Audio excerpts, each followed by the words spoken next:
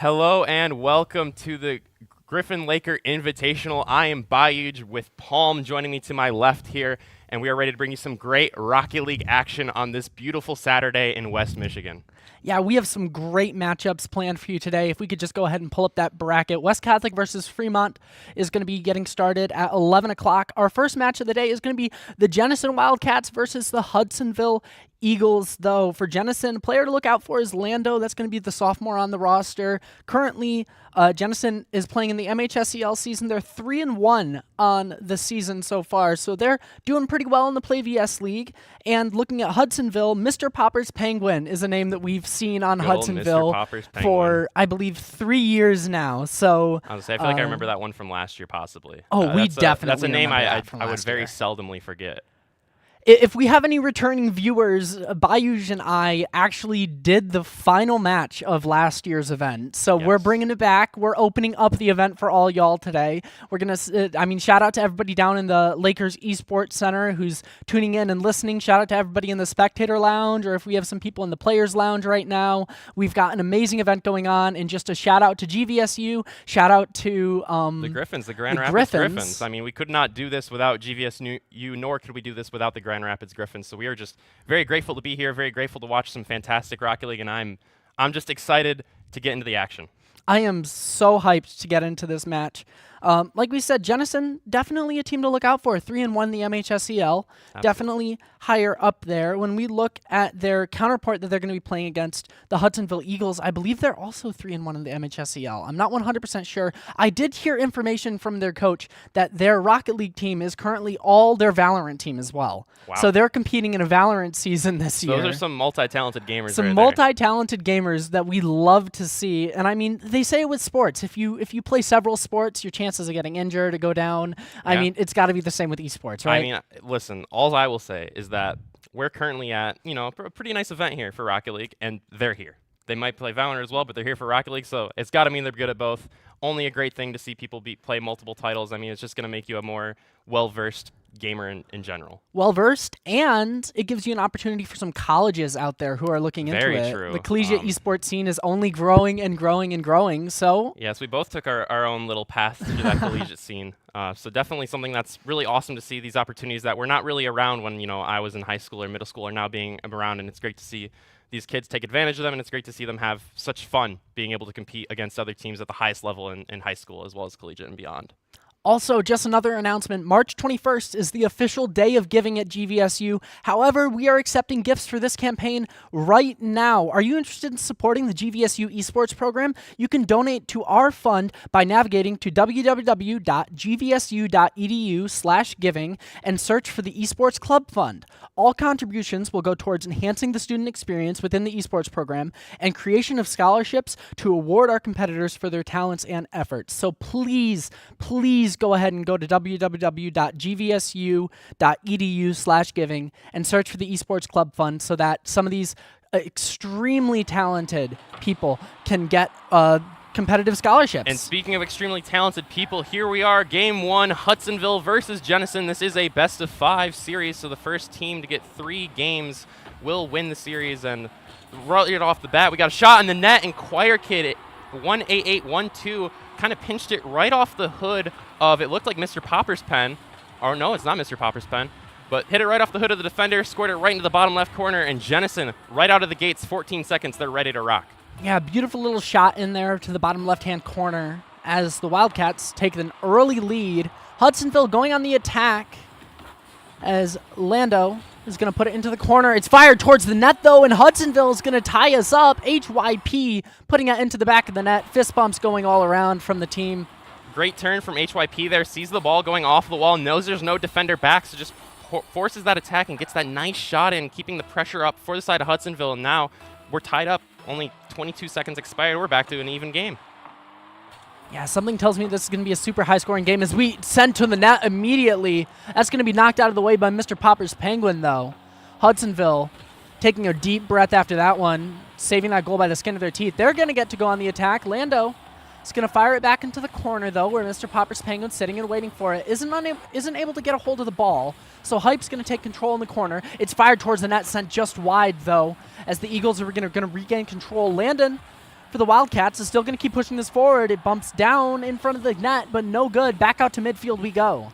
Great touch away by Goosey to get some pressure into the Jenison half. A nice bump coming through from Mr. Popper's Pen. The shot, but Hype just a little bit too eager for that shot. Going to hit it off the wall, and now we're going to see Jenison with a shot of their own. Lando with a nice little touch to the top right corner. Not too much power, just a nice little, honestly, a little pot shot over the goalie, and right like that, Jenison's going to take their lead back again, getting that one goal advantage. And when talking to the Jenison Wildcats director, Lando was the standout player that they had for today's match and for today's tournament. It just their star player on the roster, the sophomore coming into this. As we're going to see Liquid take this one out, clear away some of that pressure from Hudsonville, going up for an aerial play, trying to get the reset it looked like, but just not enough boost to make something happen for Jenison. Yeah, beautiful play off the backboard as Jenison's going to get out of the danger zone. It's fired right back in there as the touch is made from Hudsonville. They're trying to get it to the back wall to make something happen, make a play off of this backboard. It's knocked down and tries to go for the double top, unable to get it. Another touch towards the net, and the demo comes out, but second defender's already there, already ready to make the play and wait as this ball goes back out to midfield. Hudsonville is trying to keep that siege, but a great play from Jenison there to be able to clear that ball out. Now they're trying to get some pressure, but a great 50 in the midfield from Hype to be able to keep this ball in the half of Jenison. Hudsonville's really trying to push the envelope, push the pressure here, and Jenison's just having a really hard time clearing it out and getting any possession of the ball. Yeah, we see Mr. Popper's Penguin here, kind of rotates out. It looks like he's going back for boost as Hudsonville gets on the attack. Unable to make connection, Lando's going to come forward and put it back out into midfield. Hype gets a hold of that one, saved by the front of the car, the skin of the teeth, by Liquid. So that's going to stay on the Wildcat side of the pitch. Gets put back into the corner. Hype takes control, brings it around. The shot comes in, but it's no good. Just a little early from the side of the Eagles. Mr. Popper's Penguin still actively trying to make something happen for the Eagles, but that ball's going to get cleared out and put back towards Jenison's side, and Liquid is going to put that in. Another goal, fist bumps all around from the Wildcats, and I mean, they now have a 2-goal lead over the Hudsonville Eagles. Good pressure there from Jenison. They had their second attacker, Lando, come in there and almost get a hit on the ball, but he just faked it at the last second, which threw off the defender's timing, allowing them to just barely not be able to clear that ball and allowing Jenison to get another goal, giving a 2-goal advantage, and Liquid trying to make it more, but a great clear away from Hyper there, and Hudsonville going to be able to try to clear some of this pressure and try to get something started on the offensive half. Choir Kid brings it around the corner, unable to find any action. Great defense from the Hudsonville Eagles. Lando rotates back, trying to get a hold of this ball. It's going to ring around, an offensive opportunity for the Hudsonville Eagles. Hype puts it into the corner. Shot is up, no good, sent just wide and to the left. Mr. Popper's Penguin, though, still trying to make something happen off of that offensive play. Hype pushes it back forward. It's going to be cleared out by the Jenison Wildcats, though, as they push it back out into midfield. Goosey gets a touch on that one, redirects it away from the net as it gets sent high. Liquid brings it around the corner. Hudsonville trying to clear this ball out. They really need to get something started on the offensive half, as there's only just over a minute and 15 seconds remaining in this game, and they still have a 2-goal deficit. Hype with an open net. Hype, right as I say it, the caster blessing comes to fruition, and Hype just playing it along the left side of that wall, playing it into the corner, able to get an open net and just tap it right in, get both of the defenders lost in the corner. And now, with 1 minute and 12 seconds remaining, Palm, we've got ourselves a close game. Anything could happen. Hudsonville can come back. Jenison could keep their lead. We're going to get right back into it. Jenison going to end up winning the kickoff. Hudsonville going to send it right back over, though. Lando with a nice, powerful touch, able to get a 50 there as well in the midfield to try to keep the pressure for Jenison in the half of Hudsonville, try to close out this game number 1 of this best-of-5 series. Choir Kid goes up for the touch, unable to find it as Hudsonville trying to attack once again, unable to find the back of the net, though. Jenison pushes it back forward. It's sent back out into midfield. Hudsonville's going to get one more opportunity here. 40 seconds on the clock to try and push this into the back of the net. So the ball's just kind of stalled out. Not really seeing a lot of action. Not really any commitment going from both teams. Putting a shot on net. And that's going to fall in. Just the pressure from Jenison. They might not be taking the hardest shots imaginable. They might just be taking, regular shots at net. But that pressure does matter. And we're seeing here where Hudsonville doesn't have enough boost to get back in these defensive opportunities. And Jenison is just catching them out of rotation enough to get those goals and to take advantage of the situations. coming into game number 2, Hudsonville's really going to need to switch up their rotations a little bit if they want to avoid letting in so many goals like they have in this game number 1. Yeah, it's just those open net opportunities where you have someone coming just at the last second, the front fender of their car, unable to make contact with the ball, and it's just like you just need to be a second faster on the rotation, and that's what we're going to see again. Rotations, there we are. I mean, just yet again, Jenison doing a great job of seeing when these Hudsonville players are getting a little bit too bunched up, a little bit too antsy, and they're just taking advantage of those situations and taking the open nets, and they're not overthinking it. They're just taking what's given to them. And that's sometimes in Rocket League, that's what you got to do, is just take what they're given to you. Oh, yeah. 12 seconds left on the clock. Jenison leads Hudsonville 5-2 as they're going to take the victory here in game number 1 of the best of 5. And like you said, Hudsonville, the really number one thing that they need to focus on, they had too many open net opportunities where the goal was just wide open, that you had too many people pushed forward. So you see the Jenison team right there, fist pumps all around from them. Yeah, they had the net open so often, and you had the third man rotating up either for boost or to try and get that more offensive pressure going on, but you really just you can't do that anymore. You really got to keep that third man in the net, especially against Jenison, because we saw some great attacks come out from Lando. Yeah, I mean, Lando was all over the field. It felt like every 50 Lando was there for it. Where Jenison, did really well, it feels like, again, Hudsonville just kind of fell a little bit short. Especially when it came to the rotations, they were all over each other in the middle of the field, and it's not going to be very advantageous for getting clears out or for getting possession when you have two people going for the same ball. It's either going to end in a 50 that goes not where you want it, or you just have someone who's drastically out of position now. So going forward into this game number 2, I think they need to communicate a little bit more effectively, make sure that when they're going for stuff, they call it out ahead of time. There is that Discord delay if you're using Discord, or even in the in-game audio, you always want to make sure you're communicating as effectively as possible and as early as possible. But going into game number 2, I would expect to see another close game with another high score. Again, just wanting to see from Jenison just a little bit more communication, a little bit more team play, a little bit less aggressive play. A little bit more from Jenison? I'm sorry, not from Jenison, from Hudsonville. I apologize. I just saw Jenison on the screen and the name popped into my head. Yeah, no, Jenison doing an absolute great job as we're going to get right onto the field here for game number 2, the best of 5. The Jenison Wildcats leading the Hudsonville Eagles 1-0, and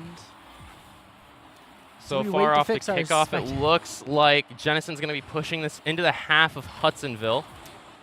Now the ball's going back towards Jenison. We're seeing Liquid in the corner trying to clear it out. Now Choir Kid going to be going off the ceiling. A little bit of an awkward touch there, but able to get a touch out past the attacker. Beautiful little touch, gets it right over top of the attacker. Goosey unable to make contact with that one. Jenison, they're pushing the throttle all the way up as they tried to go for that one. Unable to find the back of the net, though. Beautiful defense coming out from the Hudsonville Eagles. Jenison is all gas, no brakes. They do not believe in braking when it comes to the offensive pressure. They're going to come at you strong and with everything they have, and if you can stop them, good for you, but if you can't, then good luck. Their coach went through and cut the brake lines on the vehicles.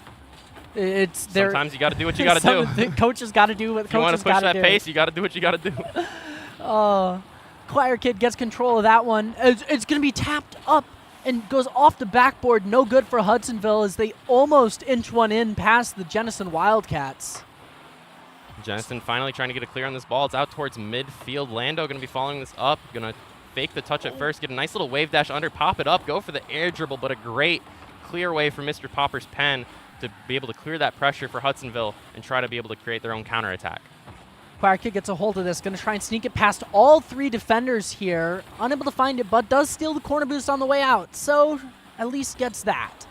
Lando in the corner. Takes the 50-50, is going to put it back into their own corner. Goosey takes a little shot. It's tapped. It rings around. It's rolling in. Goodness. And it gets saved, but Hype comes in, and Hudsonville's going to take the lead for the first time. You see smiles on the faces of those players. I saw his hands on his head. That's what I saw. You couldn't believe what happened. I mean, just the antics around the net going crazy, but eventually Hudsonville just able to keep that pressure up that Jenison initially had in game 1. And now we're seeing a little bit of a flip of the script here in game 2. Hudsonville having a lot of possession and a lot of pressure, where Jenison's been stuck on their own defensive half for the first 2 minutes. Yeah, 2 minutes down, only 3 minutes remain in this game number 2, the best of 5. Jenison up 1-0 in the series. As this ball still goes towards their net, they're going to really have to try and make a defensive play to clear this out, as it's made, but Mr. Popper Penguin is right there at midfield to challenge and put it back over. Hype isn't going to be able to make it, and Lando, the star player for the Wildcats, is going to put that one in.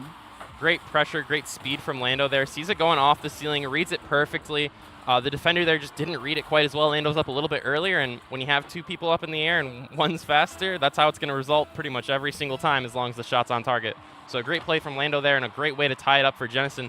2:48 remaining now in game number 2, and we are back to an even score, basically 0-0 as confusion around the net there for Hudsonville, but they're able to clear it out with no problem. Yeah, Hudsonville almost giving up another one there and losing out on their tied score right now. Goosey taking control of this ball, isn't able to maintain control for long. Mr. Popper's Penguin is going to take that one off the backboard, shutting down the backboard shot attempt. This ball just rings around the corner of the Hudsonville side. 2:15 left to go. Not going to be able to get it. Lando trying to get something out of the corner, but just does not get a touch on the ball there. Jenison's still able to keep this pressure. Liquid now trying to get something over the middle of the field, but Hudsonville doing a great job of contesting these shots and contesting these passes. Ooh, Jenison rings it around the corner, puts it right on the goal line, but nobody there to take the shot. Jenison's going to keep the ball on the Eagles' side of the pitch. It goes to the corner. We're going to see about a shot opportunity. Lando was trying to get the second touch on there, but didn't have the boost to work with. Choir Kid fires it forward. It's going to go back into the left-hand side corner. It's touched down. Great shot, but even better defense from the Hudsonville Eagles, stopping that one on the inside left-hand corner. Yeah, my heart stopped for a moment there when that ball dropped down on the goal line. I did not know it was going to happen, but great play from Hudsonville to keep that one out of the back of the net. Now they're playing in the midfield, trying to get something happen on the offensive half, but Jenison just doing great with these midfield challenges, winning these 50s and keeping the pressure in the half of Hudsonville. Hype, great challenge there, getting it right out underneath the Jenison player. This ball still rings into the corner, 1:10 on the clock. The infield pass is there from Goosey, but nobody there to follow up on it. Hype, gonna get the touch at midfield. Fired a shot down and in, but it's saved on the goal line. Absolute banger of a shot, but the goalie was ready for it. This one gonna go high in the air, gonna touch the ceiling. Choir Kid not quite able to get the read. Shot coming through, but that's gonna be wide to the left, and now we're gonna see Hudsonville yet again trying to clear this ball out, but Jenison is just on top of it. Their pressure has just been so much that Hudsonville really hasn't had much time to control the ball after letting up that initial goal to Jenison. Yeah, Lando is still trying to push the fact and push the pressure on. Jenison doesn't want this game to go to overtime. Fired a shot towards a stray ball, but is bumped out of the way at the last second. So Jenison taking a deep breath after that one. Thank goodness that they had that third man rotated back. Mr. Popper's Penguin, though, puts it down. Beautiful little pass down onto the front goal line. Nobody there to take advantage of it, though. 15 seconds left to go on the clock. We may be seeing overtime for the first, in the second game of the first series here today of the Griffin-Laker Invitational. Mr. Popper's Penguin going for the flip reset. Gets it, taking it off the back wall, but the defense is ready as it was just a little bit too telegraphed for Jenison to not be able to do anything against it. This ball's still in the air, but we are going to get extra time here at the Griffin-Laker Invitational in Series 1. In game number 2, Hudsonville and Jenison tied at 1. Who's walking home with game number 2? Hudsonville gets the touch at midfield, but Lando's going to take control. Puts it on the backboard, going for the double touch. It's tapped down. Oh my goodness, can a Hudsonville player get to it? It's sent wide just in time. Choirkin going to get a hold of that one. It's fired towards the net again. Beautiful defense from the Eagles, shutting it down on the goal line after 3 quick shots in succession from the Jenison Wildcats. This is put back out into midfield. Back in Jenison's territory we go. Mr. Popper's Penguin trying to make something happen. Ball's around the goal line, but it's sent just wide, and it's going to ring around the corner. Sent back out into midfield we go. Back to the backboard we go, excuse me. As Liquid's going to take control of that one. Hype puts it on the backboard. Looking for a teammate, but is bumped out of the time just at the last second by a Jenison Wildcat. Going to pop that one up in the air. Jenison is, but Hudsonville not going to have a hard time clearing that one out, getting it to midfield now. They're going to be able to get a counterattack out of this. The flick coming through, but just not enough height on the flick. Lando going to be able to get the save and the stop, and now Jenison, they're going to have a counterattack opportunity of their own. They're pushing it down the field on the left-hand side. Goosey going to try to clear that one out of the corner. Will get a nice little touch from his teammate. Going to follow it up here, but not quite enough boost to be able to get a touch on that ball, and Jenison's going to clear it out. That's a shot on net, but Mr. Popper's Pen going to have no problem hitting that one away. Goosey now out of the corner, trying to clear the ball for Hudsonville. Going to get a nice little 50 there. No boost to follow, so they're going to have to kind of rotate out there. But a shot coming through, that's going to be quite a bit wide, and Jenison's going to be able to clear this one out again for another counterattack opportunity. Lando tries to push that one forward, but just doesn't have the boost to work with. It's fired again towards the Jennison net. Unable to make contact, though. Mr. Popper's Penguin gets that light little touch, trying to fire it back towards the net, unable to get it. And Choir Kid's going to push it forward. Great defense and rotations from Hudsonville there. And it looks like they did have that conversation. Their rotations have been on point in this game number 2. Absolutely. I mean, they've been doing a fantastic job of keeping offensive pressure as well. Outside of, that like 1 minute period after Jennison scored their first goal, even in overtime here, we've really just seen Hudsonville put a lot more pressure. They're trying to get a shot here. They sent 3. They're not going to get the shot. Get a demo in rotation. Great demo there to be able to stop the counterattack from Jennison. And Hudsonville's really turned up the aggression in a way that they're not overcommitting, but they're still just being ready for every single 50. Hype goes to the wall, gets underneath of it, but doesn't have the boost to work with as it's rung around the corner and back out into midfield we go. Mr. Popperspen going to try to get a touch on that one to middle, but cannot get his car on the ball. Still stuck in the corner. Choir Kid trying to clear it out, but Hudsonville doing a great job of keeping the siege on the net of Jennison. A shot opportunity coming through, but a great clear from the Jennison defense. And now we will see Jennison trying to get a little bit of offensive pressure. They have not had much offensive pressure in this overtime because, yet again, Hudsonville's just finding these open spaces and these clears and finding teammates and just keeping possession of the ball. What a shot from that! Oh my goodness! Oh my goodness! I wasn't expecting that to go in at all because it looked like there was 2 up from Jennison, but Hype just found the right path to the ball. Won the 50, took the underneath, and just barely snuck it past the goalie. And Hudsonville, they're going to sneak away with game number 2 here, and they're going to tie the series up at 1 apiece. My goodness! I mean, immediately, that was not a high-scoring game. No. Like we predicted, but you saw the rotations immediately change from Hudsonville. They went from this kind of sloppy, maybe it's the first match of the day. It's the first game of the tournament, right? You got to get your nerves out of there. Yep. And so it looked like they had some nerves that first game. They let up, I think it was 4 goals during game 1. Yeah, and sounds about right. Only 1 goal during game 2. So their defensive rotations improved immensely, and they were able to get those clears. Mr. Popper's Penguin making his presence known a little more on the field, getting those clears, making some challenges against Lando. You see the conversation coming out from both teams. Both teams really just trying to figure out Jennison. I think, they can't beat themselves up after that one. No, you really can't. It was a little bit of a flip of a script, though, from game 1. I mean, we were really seeing where Jennison was pushing the pace and had a lot of the possession in game 1, and especially towards the end there in overtime with game 2, Hudsonville really had taken a lot of that possession and taken a lot of that pressure. But going into game 3 here, it's going to be interesting to see how they respond, how Jennison responds, and we're going to find out right here off the kickoff. Looks like Hudsonville, Mr. Popper's Pen, going to get a nice little kickoff there, trying to get some pressure, going to get it into the corner, trying to play it out, but Jennison's not going to really have much of an issue clearing it out of the corner as they've shown all day today.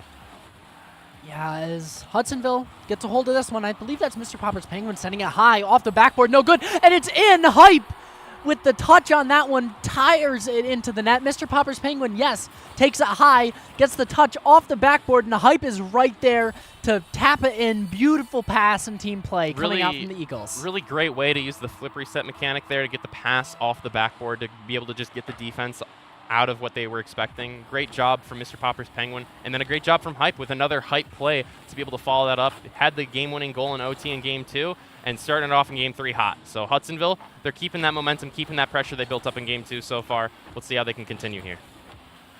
Mr. Popper's Penguin trying to get a hold of this one as it's a dangerous situation on the goal line for Hudsonville. But Hudsonville, they may have caught Jennison off of rotation. No, the rotation gets back there just in time. Shots fired, but it's sent high and wide. Hype coming back, trying to make a play in the corner here, going to bounce it off the wall, pop it towards the net, but there's just too many defenders for Jennison. And now Jennison with a great counterattack opportunity. A ball that's going to go right off the back wall. Still keeping in the half of Hudsonville. Hype looking to clear this out, looking for Mr. Popper's Pen in the corner. Does find him. Mr. Popper's Pen trying to get it out to the middle, but great defense coming through from Jennison on the back line. Jennison going to clear this ball out to midfield. Now Lando is making a great attack, and that one's going to fire towards the net. But no, on the goal line, Hype is there to make the save, to make the stop. As it's fired back towards it, Liquid is going to put that one in. You see the fist bumps around. Fantastic shot from Liquid. Bounces it off the ceiling to themselves and just shoots it right over the defenders. They were not ready for that pass off the ceiling to themselves. And Hype with, yet again, just another great play. Absolutely insane play. as the Eagles and the Wildcats now tied at 1 apiece here in game number 3 of the best-of-5 series. Both teams tied at 1 in the series score. Goosey going to take control of that one. Great 50-50 coming out from the side of Jennison. That's going to put it back into the corner. Shot fired towards the goal, and right on the goal line for the stop. I believe that's Goosey. Mr. Popper's Penguin pushes the ball forward. They may have caught Jennison off of rotation. It's rolling on the goal line. Oh no! An opportunity of gold missed from the Hudsonville Eagles as Jennison had nobody in the net, and the ball lingers on the goal line. We talk about nerves, we talk about communication. Maybe that's a little bit of a lapse in both, a little bit of a lapse in nerves and a little bit of a lapse in communication to miss that open net. Mr. Popper's Pen now trying to take a shot on net again with a great save coming through from, I believe that was Lando on the back wall there. And just a really even game so far. We're seeing each team is, being able to keep pressure and able to keep control of the ball. It's really just going to come down to who cracks first on defense because they're both getting opportunities at net.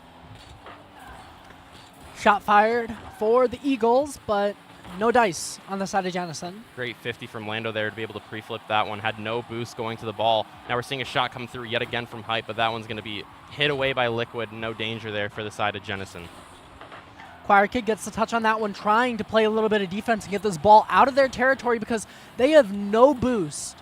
Fighting for this one on their own goal line. Look at the Jennison players, 0 boost among all of them except for just a few on Lando. And Hudsonville, they have full boost bars. They're taking full control of their rotations, full control of boost on the field. They're doing a great job of sieging the net of Jennison and starving them out from any boost that they can find on the map, whether it's pads, whether it's the full 100 boosts. They're taking all of them. But as I said, of course, Lando in transition going to be able to get this one out in the middle of the field. But yet again, Mr. Popper's Pen just ready for whatever Jennison is going to throw at the Hudsonville net.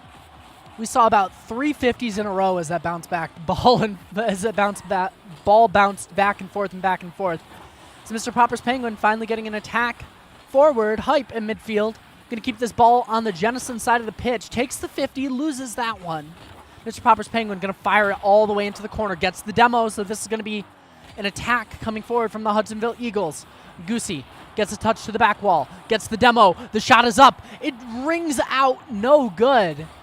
Mr. Popper's Pen keeping it in. Shot towards the net. It's off the crossbar and down and out. Still not able to take advantage of this great opportunity at the Jennison net. And now Hudsonville, they're going to have to try to come out with a counterattack as the ball's in their own half now.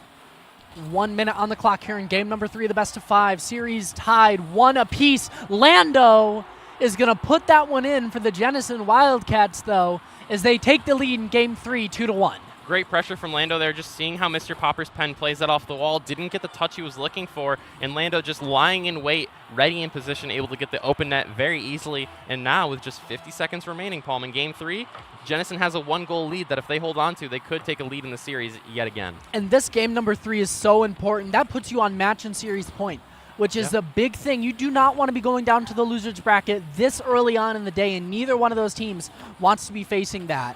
No, they do not. Losers bracket is not your friend on these tournament days. And the more you can avoid the losers bracket, the longer you can stay in winners, the better.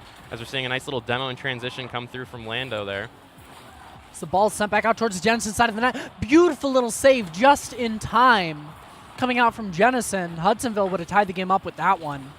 15 seconds left to go on the clock. Lando looking for the touch. Oh my goodness, a great redirect from Lando to be able to put pressure on the net. 8 seconds remaining. Hudsonville, if they want to be able to go to overtime, they need to score here. 4 seconds off the clock. Goosey can't get the touch. And with 1 second remaining, when this ball touches, it will be over. And it looks like it's going to touch right there. Jennison barely squeaks by in game number 3 here, able to just survive with a victory.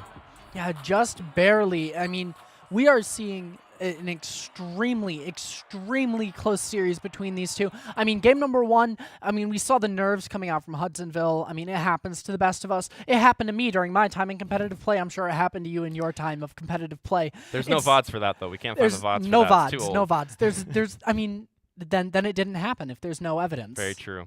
Both these teams, absolutely high-class high school talent in the state of Michigan. Hudsonville, they're on the back foot now. As Jennison takes a 2-1 lead, which means that they are on match and series point here. And, in that game, it really didn't feel like Hudsonville didn't have a chance. I mean, they had plenty of opportunities at nets that were open, nets that were contested, but they just didn't capitalize on those opportunities. I mean, we saw that one play by the net where the ball was kind of bouncing around and there was an open net and it never ended up going in. Yeah. So from Jenison, they're getting the opportunities. I'm sorry, from Hudsonville, they're getting the opportunities. They're getting the plays. They just need to capitalize on them. They just need to get the ball in the back of the net. And for Jenison, I mean, it's really just going to be winning those 50s in the middle of the field. That's what it's really felt like for these last 2 games of this series, that whatever team is winning the 50s in the middle of the field and having possession is the team that wins. I think we need to see Lando step it up like we saw him do in game number 1. Yeah. Lando just needs to make his presence known all across the field, get those 50-50s that we saw during game number 1 where Lando was just challenging every single ball that we saw. And I think that change, Jenison just takes this game number 4, like without a doubt. But they would take game 4 and the series if that was the case, but right now they are on defenses. Lando's going to have to hit this one away to the corner. Liquid now trying to get some possession, take it out, gets a nice flick to the midfield. Shot coming through from Lando, but that one's not quite on target. Gets a nice little touch back towards the middle of the field. Teammate coming through, and Choir Kid 1-8-8-1-2 coming in with the speed and the aggression to give Jenison an early start to the game, keeping that momentum and pressure from last game, and just great rotation from Choir Kid there. Full speed, able to just beat out the defender, and Jenison having a great start to game 4. yeah, only what, 37 seconds in to game number 4 of the best of 5 series. Jenison leads 2-1 over Hudsonville. As Lando takes control from the ceiling, bounces it back down to Choir Kid. Choir Kid isn't able to maintain that control as it's fired towards the net from Hudsonville. Hudsonville trying to get an attacking opportunity going here. Lando, no boost to work with. He's going to have to just rotate around this ball. It's sent high off the backboard. Lando gets the touch, shuts down the Hudsonville play. Great touch from Lando there. Choir Kid, nice 50 out in the middle of the field. Has an opportunity at the open net from Hudsonville, and they will take it. Jenison, yet again, just doing a great job in transition. Their counterattacks have really been able to catch Hudsonville out of rotation, and when you have that much speed on your counterattack, Lando, of course, coming in to take the glory away from Liquid there, or I'm sorry, Choir Kid. It's just really hard to be able to play against that. Yeah, it is. So we move on. Jenison now 2-0 lead here in game 4. 3:45 on the clock. Mr. Popper's Penguin gets a hold of this one for the Hudsonville Eagles. As they're on their back foot, they are trying to stay in the winner's side of this bracket. Remember, you lose, you are not out for the day. I mean, this is a full day event. Everybody's here. Everybody's hanging out to play. Absolutely. Vibing in the players' lounge. So you still have an opportunity to keep going if you lose this one, if you're Hudsonville, but they do not want to be sent down to that loser's bracket this early in the day. Dangerous ball over the middle of the field, but that one's going to fall quietly as no one from either team able to get any pressure on it. Goosey now trying to make something happen in the corner here, but Jenison just doing a great job of clearing this ball out and getting rid of pressure and staying out of trouble, really. I mean, Hudsonville has not had many opportunities where it felt like they had a good shot on goal because Jenison's just really not giving them anything. Mr. Popper's Penguin goes for the flip reset, doesn't get it. As it's fired back towards the net, is Hudsonville going to have to play defense once again? They really haven't been able to get anything going offensively here. Just as I say that, a push comes out, but all 3 players for Jenison on that back wall is they've realized now they just have to play defense, and they've won the series. Absolutely. Don't need to put any more goals on the board as they already have 2. A nice little cushion for Jenison here if they're able to keep this pressure and able to keep Hudsonville out of their half. But as I say that, Hudsonville having an opportunity, but again, just not able to get the car on the ball and not able to get pressure towards the net. This ball's still kept at midfield, 2:15 on the clock. Lando takes control in Hudsonville's corner. Going to try and cut across, almost cut across the Hudsonville rotation to put that one into the net, but Hudsonville pushes that out just in time. A banger sent all the way out into midfield as Jenison trying to clear this ball out of their own territory. Hudsonville trying to keep the attack on. It's sent to the back wall. Lando trying to get this one out towards the middle. Mr. Popper's Pen looking at clearing it out, but Lando going to keep it in. Going for the double off the sidewall. Does get it. Still has boost to work with, but going to let Choir Kid take that challenge instead. In the Hudsonville corner we stay as Jenison just constantly getting these shots towards the back wall, but not able to convert them into goals. This feels a lot closer to game 1 from Jenison with the amount of pressure and the amount of pace they're pushing this game. It just feels like they're getting to these challenges faster. They're getting to the balls faster. They're rotating faster, and because of that, Hudsonville is just having a hard time answering. But as I say that, Goosey with a great opportunity, but just not able to get the shot on target. And yet again, we're going to see that Jenison is just going to be on defense be hanging out and not really have any troubles or any worries here. 1 minute remaining here. Hudsonville really needs to start pushing that pace, but Liquid just does a great job of clearing in space. Lando with a shot, and no one back from Hudsonville. Yet again, we're seeing that quick counterattack, that quick transition from defense to offense from Jenison that Hudsonville just all series long has not been able to keep up with. And who do we see at the front? Who do we see that pushes the pace the hardest? None other than the man himself, Lando. Yeah, sophomore on this Jenison roster. He's going to be sticking around for 2 more years. And this good at sophomore? Oh, this is going to be in the Grand Rapids area. Nightmares to come for Grand Rapids Rocket League in the high school scene. Another shot towards net from Jenison here. That one's going to be a little bit wide, not going to get in the net there, but just able to clear that ball out and keep pressure on Hudsonville's half, which they've just done a fantastic job all game of doing. Yeah, as Jenison going on the attack once again. Only 30 seconds left in this game, and they're still pushing towards the net. They lead 3-0 here in Game 4. 20 seconds on the clock for Hudsonville to score at least 3 to force OT to stay alive in this series. Liquid plays that one over to the right wall, trying to grab that 100 boost and keep with the ball, but not going to be able to get it. Now we are seeing Hudsonville having a little bit of a chance here. 9 seconds left. If they want a chance at all in this game, they got to get something right here, right now, but it's not going to happen. 3 seconds on the clock. And just like that, when this ball touches the ground, it will be over. Jenison taking the first series of the day against Hudsonville 3-1 in round 1 of the Griffin-Laker Invitational here at Grand Valley State University at the Lakers Esports Center. Yeah, absolutely amazing game. I mean, I think it just comes down to pacing. Jenison just were able to pace themselves a lot faster. They were able to set themselves at a much faster, a much higher pace than Hudsonville was able to play at, and Hudsonville was able to go at. And Hudsonville definitely wanted to play that match a little slower. Once we saw that they were able to slow it down, they were able to, grab that one game that we saw from game number 2 and put that in an overtime. But it's all about making whatever team you're playing against play your game. And in this series, the game for Jenison was pushing the pace, making it go as fast as possible, being for every 50, transitioning from defense to offense so fast that Hudsonville couldn't keep up. And they made Hudsonville play that game. And as we could see by the series count, Hudsonville could not play that game. Hudsonville, when they played the slower game, like Palm just mentioned, they were able to take that game and able to keep close in the series. But all in all, Jenison just was able to push that pace a little bit more effective and a little bit better. And because of that, it was a tale of 2 different speeds of the game. Yeah, and I believe for the next matchup that we have Fremont, the Packers from Fremont, and the West Catholic Falcons. Okay. I believe the Falcons are coming off of a 2v2 state championship win in the Michigan High School Esports Federation and second in the national tournament after losing only to Oklahoma. So they are the number 1 seed coming into this tournament, Fremont being the 8th seed. That's going to be a great matchup. Excited to see West Catholic getting back on the field. We will be right back with Fremont and West Catholic here at the Griffin-Laker Invitational.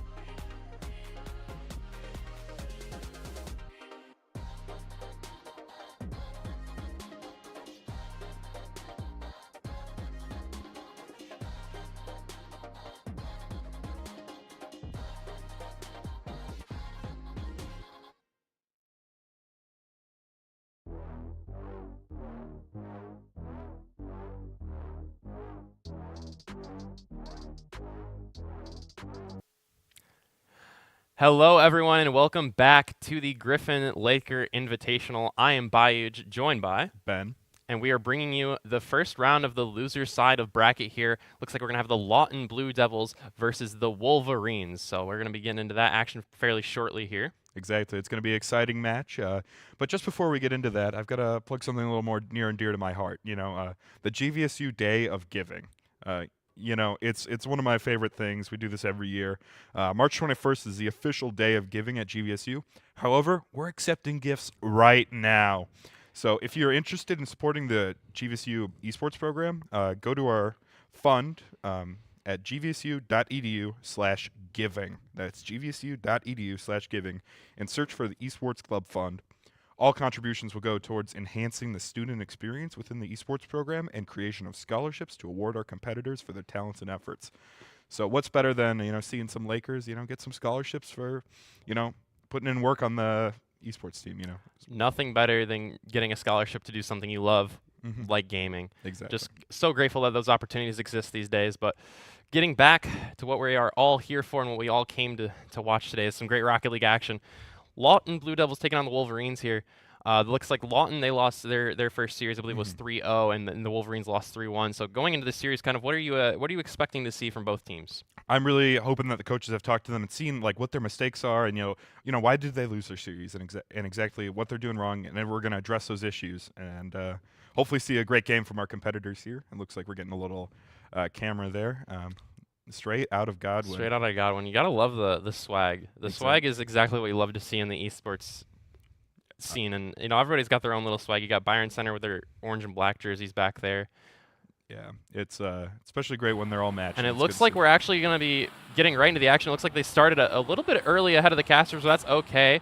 40 seconds have expired thus far. Looks like it's counting up to 5 minutes, and we are in game number 1. No goals yet, as we see Drillix from Godwin Heights get a shot towards the net, and that one's going to go in. The defender from Lawton not able to hit that away at the last second, and Drillix XD going to be able to start Godwin Heights, the Wolverines, off on the right foot. Exactly. A good offense. You get those early goals in, and you'll start leading the match. You get that confidence in you. It's all about momentum here. Rocket League is a momentum-based game. Whoever can keep it better is going to be the team that wins. That's a shot towards net right off the kickoff, and Cat Lover 22345. Wow, what going to start Lawton off with a great kickoff goal. Great job to see that. No one was committing there from the side of Godwin Heights, and Cat Lover, the lover of cats even, just going to take that ball and hit it right in the net, and now we are tied up just about 51 seconds into this first game. Yeah, that was a really quick response from Godwin. Let's see the kickoff here. Looks like Cat Lover's going to take a shot, and almost goes in, just hits the top left corner of the net. Let's see if there's some sort of response, get them off their side here. Lawton keeping good pressure on the Godwin Heights net here. Looks like Cat Lover yet again looking to hit that ball towards the back of the net. Not going to be able to make contact there. Now Yogi trying to dribble out the two defenders, but too many people in the net for Godwin Heights. And now Andrus with the counterattack. A nice little flick over the defender, trying to get it past Cat Lover in the net, but cannot get the shot on target. And Lawton will be able to clear that pressure away relatively easily there. Just barely a hit. Let's see if Cat Lover can do some more work here. A little bit of lag from the stream there, but that's all right. Drilly's going to drill it towards the net. Just barely misses it. He's going to, looks like they're going to try to rotate around for another shot here with Yogi right on net.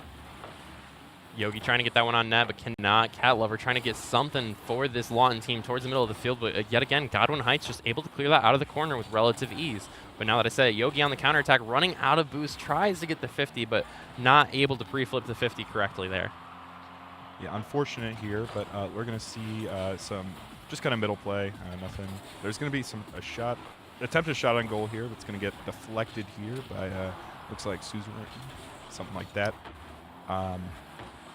Godwin Heights able to clear that one out. Now we see Drillix trying to get something towards the net of Lawton, getting the pass down, beats the defender. Shot coming through, but Yogi able to get there at the last second and clear that one away. Now we're seeing Sejuan take it up, gets a nice little touchdown, but great defense yet again coming through from the Blue Devils, and they're able to clear that pressure away from their net and get a counterattack started onto the side of the Wolverines. Yeah, this is really crucial. If you want to keep that defense, you want to keep it a tie game until you get another score, Good midfield demo there we saw in transition. Now we're going to see Lawton try to clear this one out from their own half, trying to stop this pressure from Godwin Heights in the middle of the field here. Nice little touch over by Yogi. Andres able to get that one off to the side. Yeah. We just need some more shots on goal here. It looks like Andrus is going to try to address that problem here and get it right in front of goal. Drillick's trying to get there, but just not able to read the aerial off the back wall. And yet again, we will see Lawton be able to clear this ball out. Yogi now trying to get a shot off the wall. Doesn't get there. Cat Lover with the follow-through. This one's high off the back wall of Godwin Heights. Cat Lover following up again his own shot, but still not able to get it to fall. Now Yogi coming through with another rebound. Lawton is doing a great job of keeping the siege on the net, but Godwin Heights, the brick wall, just not collapsing. Yeah, exactly. I mean, that ball was right in front of that net, and they were just keeping it steady, and eventually they got it out of there. But they won every 50 they could and cleared that pressure as best as they could. But now we're yet again seeing Lawton trying to push that pressure, trying to push the pace of this match and be able to get something on net, as we haven't really seen a shot come through on net in quite some time. Yeah.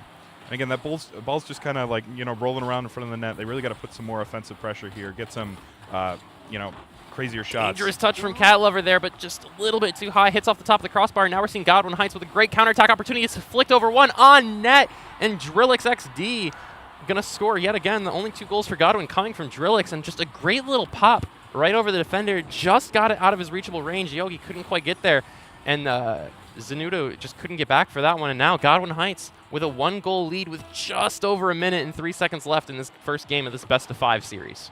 Yeah, Lawton's got to respond quick here. Only a minute left to get some sort of goal in here. If they don't do it fast, this first game is going to be Godwin. And yet again, Godwin keeping the pressure right off the kickoff. This time it's Andrus. Looks up to the camera. Got to let him know he's here for it. And they're going to be able to get a 2-goal lead here with just a minute remaining. Lawton's really going to need to try to figure out how to stop this pressure from Godwin and how to create some offensive pressure of their own, or otherwise it looks like Godwin's going to be able to steal the momentum in game number 1. Yeah, exactly. You got to... they're probably feeling a little bit down. 2 goals right in a row. They got to get themselves out of their kind of funk here that they've got going here and get a goal like that. Yogi. Well, I think Yogi is not funky at all. Oh, or maybe absolutely. he's funky fresh, because Yogi just came through and hit an absolute banger right into the top of the net there. Just too much speed on that one for the defender to be able to react in time to save the shot. And now, with just about 45, 46 seconds remaining, Lawton only down by a goal. They can definitely push this game to overtime, or perhaps even win in regulation if they just get a couple of quick scores. Yeah, exactly. We've seen quick scores. We've seen goals off kickoff. It's not, impossible. It's here to happen. Let's see it. Yogi getting a nice little dribble play, going to bring it over to Cat Lover. Cat Lover hitting it down, looking for Zenodius, but not able to find him. Now we're going to see Godwin Heights Andrus taking it into the corner, looking for a pass out to the middle, but great defense on the back wall by Lawton.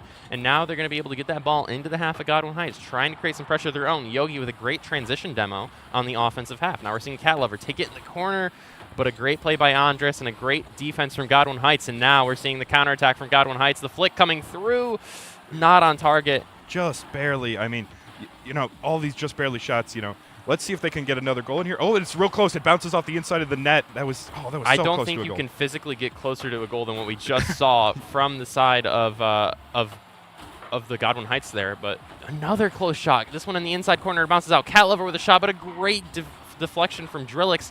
And now we're seeing Lawton get some pressure, but just the defense from Godwin Heights is just not wavering at all. Yeah, exactly. The ball goes right in front of the goal. They're setting up passes and that sort of stuff, but nobody's there. They really got to get these rotations kind of working.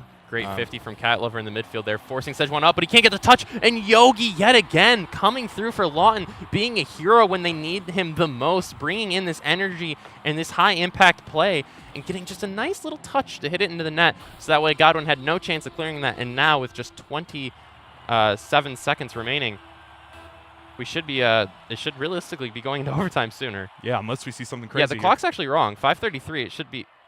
It looks like we might have some sort of technical there's looking like a technical difficulty going on with the lobby. As you may or may not know, Rocket League matches are 5 minutes of regulation, and then if it's tied, they go into overtime. It's going to be really interesting to see what they do here when that goal is scored, because depending on the time on the game, it could change things quite a bit. But it looks like we're going to have to just recreate the lobby real fast here, taking a quick little break to kind of figure out what's going on. And as soon as we have more information, we'll definitely be relaying that to you shortly and getting back to the action of this best-of-5 series with the Blue Devils and the Wolverines. Yeah. So how are these two teams matching up? What? Yeah, I mean, I think what we've seen so far is they've been matching up really evenly. I would argue that the Wolverines are pushing the pace a little bit more. They're being a little bit more aggressive, but it's kind of a coin flip at this point. I mean, we saw that the game was tied going, into 5 minutes and 30+ seconds there at 3-3. So it's really just going to come down to who wins those midfield challenges, those midfield opportunities, and who wins those kickoffs. Because I think we saw either 2 or 3 goals from this series or this game that were directly off of the kickoff. So it's going to be interesting to see how those interactions play out going on into the series. Mm-hmm.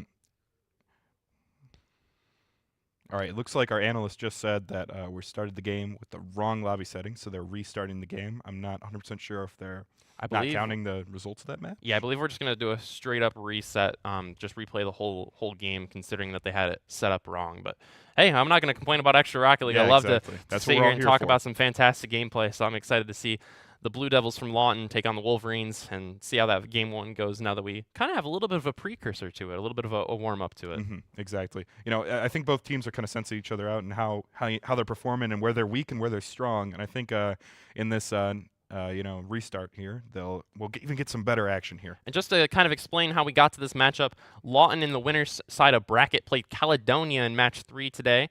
They lost 3-0, so they got sent down to the losers. Godwin Heights, the Wolverines, they played Byron Center. They lost 3-1, so that's how they ended up down here.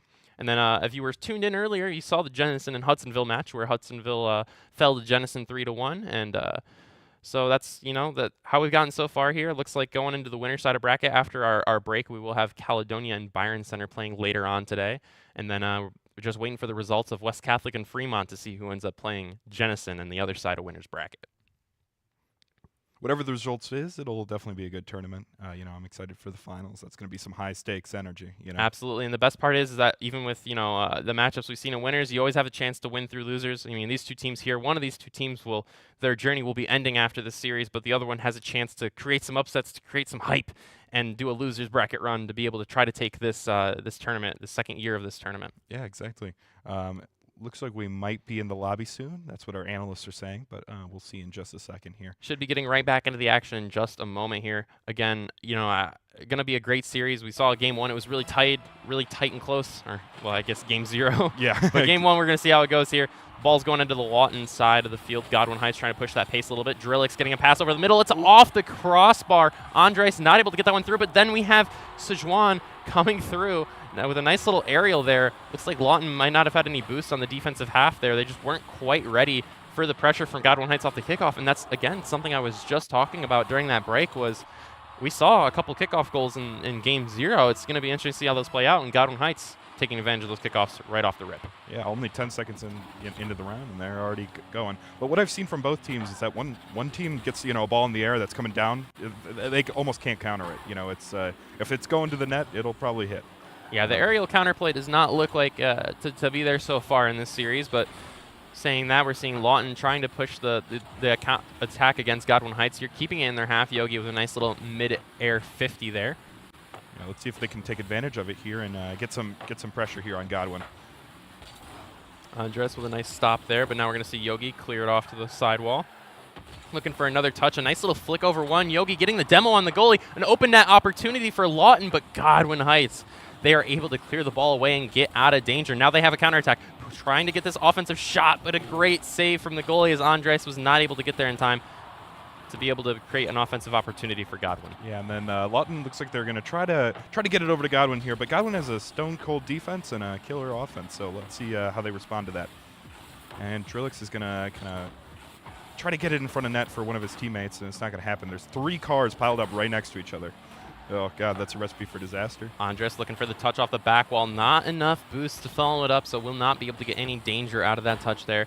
Now Drillix trying to keep the pressure in the Lawton side of things, but Godwin Heights just not are getting that pressure that they need on that. Yeah, exactly.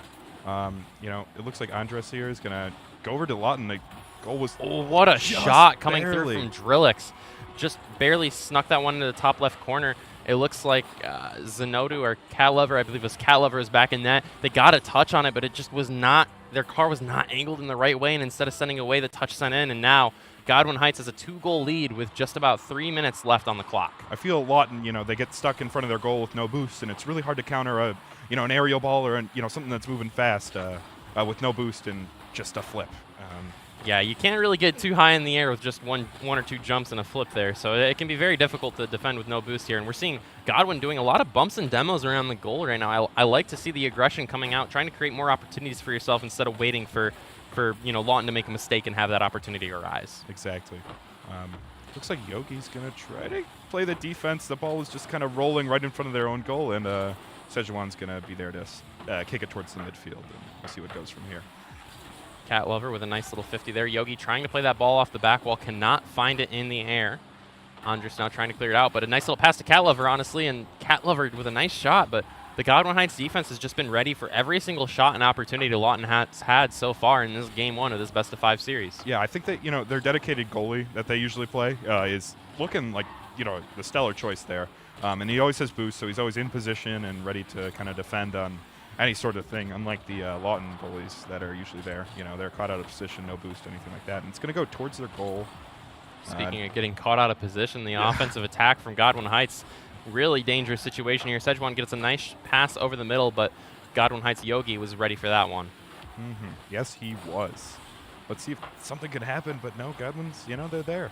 They're always there on the defense, except maybe right now. Looks like we're getting a few shots on goal. Zenodi is trying to get a touch, but just not able to read that one in the air. Now we're going to see the ball clear towards midfield. It's going to bounce down. Dangerous spot here for Lawton as Drillix is going to try to get a nice 50 on the net. Turning back, going for another shot, but Yogi able to get a touch away at the last second and clear that danger from the side of the Lawton net. I love the aggressive play from Drillix here, but his teammates just aren't there to help, get his passes or redirects, into the goal. You need more than one person to get in the goal, unless the goal's completely It's funny that unattended. you say that, because then the one time that he does have a teammate with him, they both go for the same ball there. Yep, I guess a little bit of miscommunication on the side of Lawton. This one's going into the net, and it will go into the net. The goal is credited towards Sujejan. He didn't, he got it. The last touch he got was in the corner, but just a little bit of miscommunication. Those nerves, that pressure getting to the side of Lawton and Godwin Heights looking dominant here in game 1. They got a 3-0 lead with a minute left. Wow. I mean, it was neck and neck in our, game 0, I guess. But then now it looks like Godwin Heights, they've seen what Lawton's, weak, and they're striking like a viper here. They smell the blood. They're going in for the kill as Godwin Heights is clearing this one out towards the Lawton half. They're going to take it out of the corner. Another shot coming through from Sujejuan. Then now, nice pass to Drillix, and Drillix just able to jump over the defender and keep that pressure and score again. Wow. Lawton is just not able to deal with the pressure that Godwin Heights has put on their offensive half. Exactly. 1 minute remaining. There's no response here from Lawton. We need a goal every 15 seconds or nothing's going to happen here. Yeah. We need some rapid-fire goals here from the Blue Devils. Show them why you're the Blue Devils and not the Red Devils. Yeah, exactly. One of my friends says I always root for a good game, not a close game, So Yogi's taking this one down the side. He's trying to make something happen for his team, but just not able to get past that brick wall, the iron curtain, whatever you want to call it, the defense of Godwin Heights that has just been so stellar in game number 1. Looks like Andres there fumbles a little bit with the ball. It was right in front of an open net. It's all right. Looks like Zenidius is going to try to pass it towards the Godwin net, but nobody's there. They just get the ball and then they take it right out. Yeah, it feels like Godwin Heights does a little bit better of a job of controlling the ball and getting good controlling touches, as we see Drillix just take the counter attack and take the rotations and get a nice goal there. Where it feels like Lawton is kind of playing that kickball or that ping pong mentality. I know Palm and I love to call it ping pong, where you just kind of hit the ball as hard as you can to the other half, and then they end up hitting it back to you. And you kind of do that back and forth until someone makes a mistake. So great job from Godwin Heights just controlling the pace of this game. Now we're seeing off kickoff an opportunity for Lawton, but that one's just going to fall aimlessly in the corner. And with 6 seconds left, Godwin Heights coming out with a clean sheet in game number 1, 5-0. Oof, that is rough for Lawton. Godwin takes game 1, or game 2, game 1. Game 1. Yeah. Game point 5. Yeah, exactly. And what do you think? What do you think Lawton needs to do here to take the next round? I really think that. We were just talking about like the ping pong or kickball mentality of just hitting the ball as hard as you can, trying to clear it out. When teams do that, it's typically when they're panicking. It's typically when they're under pressure, they're uncomfortable, they're not feeling comfortable, they're not in a normal situation. And I mean, this isn't a normal situation, right? We're We're at a tournament at Grand Valley State University. We're in the Lakers Esports Center. A lot of pressure, a lot of nerves. Might be their first tournament for some of the players. But what I want to see is I want to see them go for more controlling touches. They have not been controlling the pace of play. They have not been looking for infield passes with teammates. They've not been looking for open spaces. They've just been hitting the ball to try to clear the pressure. And you can't do that against good teams because good teams are going to make you pay. And that's exactly what we saw in Game 1. Godwin Heights made them pay. So going into Game number 2 of this best-of-5 series, we'll see if they can continue to make them pay or if Lawton has an answer for that. Yeah, let's hope they do. I don't want a complete stomp. I want Lawton to put up a little bit of resistance here. And I'm hoping for a Lawton Game 2. We'll see if they see these weaknesses like you were just saying. Maybe their coach is talking in their ear, seeing what's going on. But it is on Lawton's side. They're drilling it down towards Yogi trying to get a controlling touch here. Yeah. It's a nice little touch past 150 towards the middle of the field. It's a bad touch from the side of Godwin Heights. It's an open net, but Cat Lover not able to get there in time as Sujijuan was able to get back and clear that pressure away from Godwin Heights. Yeah, looks like we might be seeing a little bit of game chat interference, but it doesn't matter. Looks like Lawton's going to try to take it down center field and just gets disrupted here. That is an interesting 50 I just saw on my screen. Now we're going to see Drillix taking this one out to the corner. He's going to try to play it to the middle, looking for Andres, but Andres was a little bit too far to the left to be able to get a shot on net from that pass. Ooh, Yogi just barely deflecting it to the top of the backboard. It's down in front of the Lawton net. Shot coming through, and Drillix yet again with the killer mentality, looking for that open net, looking for that opportunity to score, and taking it. Straight out of Godwin, that's what they are. And straight into the back of the net is where the ball's going. Exactly. I really want to see a response from Lawton here. I want them to, So far, Godwin Heights has put up 6 goals in this series. Lawton has yet to put up a goal in an official game in this series. In the unofficial game, they put up 3. So, not unlikely that we see them come back and make a shot here. Speaking of that, Cat Lover coming in with a great shot. Now we're seeing Yogi trying to keep the pressure in, but they're just struggling in the air right now. They're not able to get the controlling touches, the good touches in the air that they're normally looking for. Yeah, exactly. You want to. It's difficult for a team to defend aerials, and they're just doing straight shots towards the center of the goal, on the ground. And you can pretty easily take care of that. I think they need to set up for a little bit more complex shots. Like you were talking about, that ping pong mentality there. Yeah. Just gotta remember you're playing a team game, and that you gotta look for open space in your teammates because otherwise you're just giving the ball back to the other guys, and that's not what you want. Shot coming through from Yogi there, but that one again is just gonna be too far wide, and Godwin Heights has just had not a single worry on defense. Yeah, I mean, really, they're just kind of taking it laid back. They got the lead. It's 2 minutes 40 left in the game. They're just looking to expand that. Yogi with a great pass out middle. Cat Lover looking like he's thinking about it, but just a little bit too high and a little bit too much of an aggressive touch from the Godwin Heights defense there to be able to do anything about it. Looks like we're turning off voice chat, so there's nothing there going. No more interference from the players coming through, and now we're seeing Suejon try and get a pass over to Drillix, but just not able to find him in open space. Drillix going to take this one all the way to the side of the Lawton side of the field, but Lawton does a great job of 50ing in the midfield and not allowing them to get a clean shot on net. Yeah, I think Lawton's possession game has definitely stepped up. They're definitely on Godwin's side for longer, which is definitely a step in the right direction, but it's just not enough. They're not setting up good shots, and it's like they're playing a single player game and not a team game here. Drillix looking to create some space for Godwin. A nice flick past 1. 2 defenders left. The shot coming through, but just too high. It hits the crossbar. A fantastic solo play coming through from Drillix, who has really been the MVP of this Godwin Heights squad so far in this series. I mean, I wish there was a MVP here for Lawton, if we could get some game scores. But, overall, the defense looking better. They only let up 1 goal here on this game, which is, better than the last. They've done a better job of keeping control of the ball for sure. Yeah, exactly. A lot less of that kickball, a lot less of that ping pong mentality. And as I say that, now we're seeing a little bit of a counterattack coming through from Lawton. They're able to get a little bit of pressure into the Godwin Heights side, but there's no follow through on that second touch. You have that initial touch into the Godwin half, but then it doesn't feel like there's anyone from Lawton, whether that's a first, second, or third man, that's able to get a second or third controlling touch in the half of Godwin Heights. Mm-hmm. And it feels like that's what's been the big difference thus far. Yeah, it's so crucial to get your teammate. Oh, it looks like Drillix tried to go for the reset. Didn't quite get it. Pulling out the fancy mechanics, trying to make something happen. Get some highlight level goals while you're on the on the YouTube stream. Yeah, exactly. Our GVSU Esports, we got a big reach, so let's. I mean, if I was in high school and I was on like a college's stream for Rocket League, I'd tell you I'd be pulling every trick out of the bag. I'd be going for musty flicks, flip resets. Oh yeah. Maybe even a psycho. Maybe. Maybe. But I'm not very good, so probably not. I want to see double car pinch or something like that. That would be amazing. Ooh, a nice little team pinch, team play. That'd be fun. That'd be fun. Maybe sometime down the kin in this tournament we'll see that. 15 seconds remaining on the clock. Godwin Heights still have the 1-goal lead they've held on to this entire game so far. Lawton is trying to make something happen. Cat Lover with a great flick and a great shot, and with 6 seconds left, Lawton, who looked like they were asleep all game, comes out of nowhere with one solo play from Cat Lover, and just like that, we're tied with 6 seconds remaining. We could see extra time, or we could see everyone's illustrious favorite kickoff goal. Let's find out. Let's hope not. I'm hoping for an OT here. Let's see it.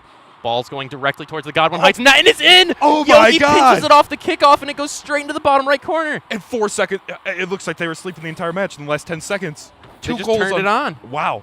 They were sleeping. Now they're just Fantastic like that away. Fantastic pinch from Yogi, Wow. just winning the 50 in the middle of the field. And now with 4 seconds remaining, the tables have turned in the last 10 seconds. Lawton now holds on to a 1-goal lead. Can Lawton keep this lead? 3 seconds on the clock, 2 seconds, 1 second. The ball drops. Wow. And Lawton, with a 10-second comeback, What is an- able to take game 2 after being down 0-1 for the first 4 minutes in 50 seconds. What an amazing recovery from the Blue Devils. That was something to watch. That's why we watch Rocket League. We talk about momentum, we talk about pressure.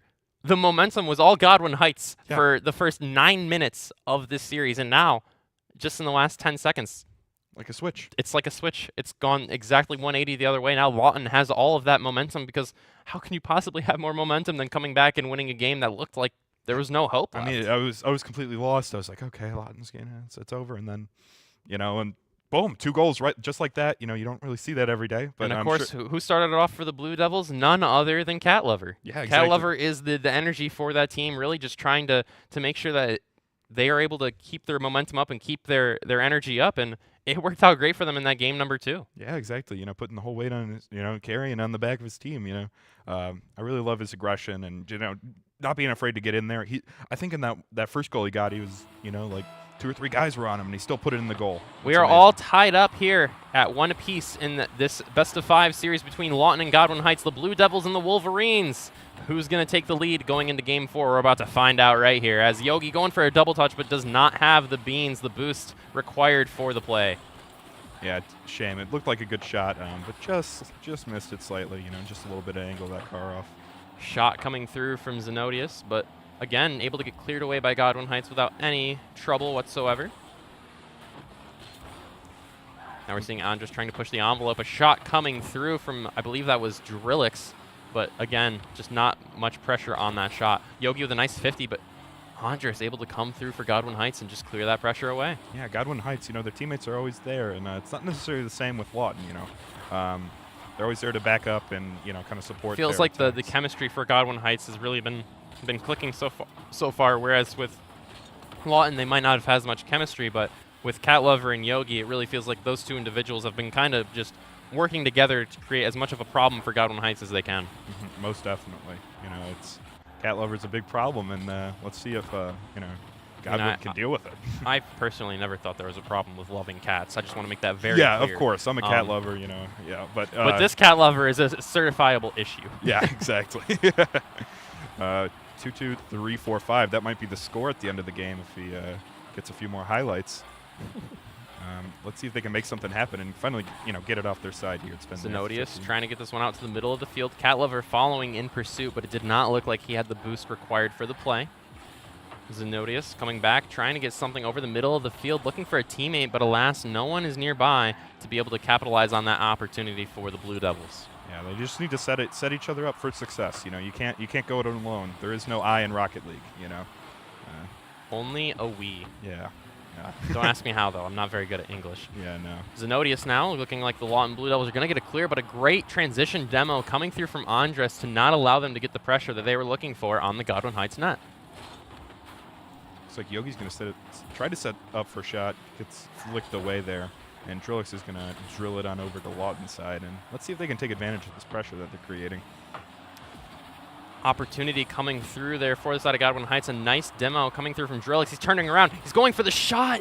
very close, but just barely hit away at the last second by the defender. And now we're going to have to see Godwin Heights play some defense. A shot coming through from the side of Lawton. That one's going to sneak in. Lawton have scored the last 3 goals without a single answer from Godwin Heights. 2 goals in the game 2 towards the end there of the last 10 seconds. And now here in game number 3, after just about 2.5 minutes of gameplay, we're seeing Lawton yet again get a goal. And so far in the last 4 minutes, we've not seen an answer from Godwin Heights. Early in the match, Godwin might have said, "Oh, we got this in the bag," and now they might be reconsidering. Maybe Lawton can, scratch and bite, like a Cats can. Correct me if I'm wrong, but Godwin Heights hasn't scored a goal since the very beginning of game 2. They scored early on in game 2, and since then it's been very quiet from the Wolverines. All quiet. I mean, they got a great defense, but they're just not putting in any offensive work here. I mean, they're trying, but we say that team plays there, but is it really? I mean, they're not getting much going here. Andres looking for an opportunity, and net gets it over one, but again, it's just wide to the right, and the ball is just not going to be dangerous. But now Drillix with a nice solo play is able to pop it up and get a shot in the top left corner. And Godwin Heights, they're still here. What an amazing response here. I don't know how they score like goal after goal and then just sit there blank staring at the screen. I mean, yeah. When I was playing, I'd be popping off every time I did anything. I hit the ball and didn't miss. Okay, let's go. I'm happy. I'm fist bumping the guy right next to me. I'm getting hyped, But I guess sometimes you gotta have that game face to lock in. Like they just got the Mamba mentality. They're locked in. They're ready to rock and roll. Exactly. And as we say that, Drillix coming through with another shot. This one's gonna barely be getting saved on the goal line by Cat Lover. And oh my goodness. Again, I'm voting Cat Lover for MVP there. That ball was about a millimeter before to go in the goal. And speaking of which, it's gonna go right in. Nobody's there. Surjawan is gonna score the goal. And again, he's so excited. He is popping off right now, absolutely losing his mind in the LEC. Cat Lover was just rotating forward a little bit too much, and Sejuan did a great job of catching out the rotations of the Blue Devils. And now, with a minute 28 remaining in game number 3, we are seeing the Wolverines take back that lead they had for so long in game 2. The match is now in Godwin hands. Can they keep it? Ooh, tried to go for the double touch, couldn't quite make it. That would have a promising goal. Gonna get a demo on from Andres there. See if he can make something happen here and get on the offensive. Looks like him and Drillix were both going for that one. Oh yeah, they were. I think a little more communication is needed. But speaking of that, hey, they set each other we talked up. about their chemistry. We talked about them playing as a team. I was going to give them a little bit of grief for doubling for that, but then they just make a great passing play out of it. I mean, they know what they're doing. They set them up and boom, right there in the goal. Who needs reactions? Who needs smiles when you're locked in and winning the game? Exactly. 2 goals from Lawton here. They are needed to tie it up. They stand on business here. Let's see if they can do something left. 1 minute remaining. Great little pop-up from Sejuan doing a solo play. Gets it past every defender from Lawton, and that's an open net for Andres. Can he get the flick over? He does, but it's just too far to the right. Honestly, gave it a little bit too much power on that flick and not able to get another goal, but they do still have that 2-goal lead to work with. Yeah. They got 40 seconds left. If they play the good defense, maybe you can expand it, that goal lead just by a little bit. It'll be almost impossible for Lawton to get something going here. But, I've been proven wrong in the past. And yet again, they're doing – so I was just going to bring this up, but another goal from Andres here. It's very similar to what we saw with the last goal where this time it's Sejuan passing and Andres scoring, but they just play it in the corner. They play really close to each other, and the second one of the defenders misses, you see the second man from Godwin Heights fly in at full speed to score there and get it right in that corner. And Lawton's going to have to find an answer for that. They're going to have to do a better job of getting the ball away from their goal when Godwin is pushing, because as of right now, they don't have an answer for that play. Exactly.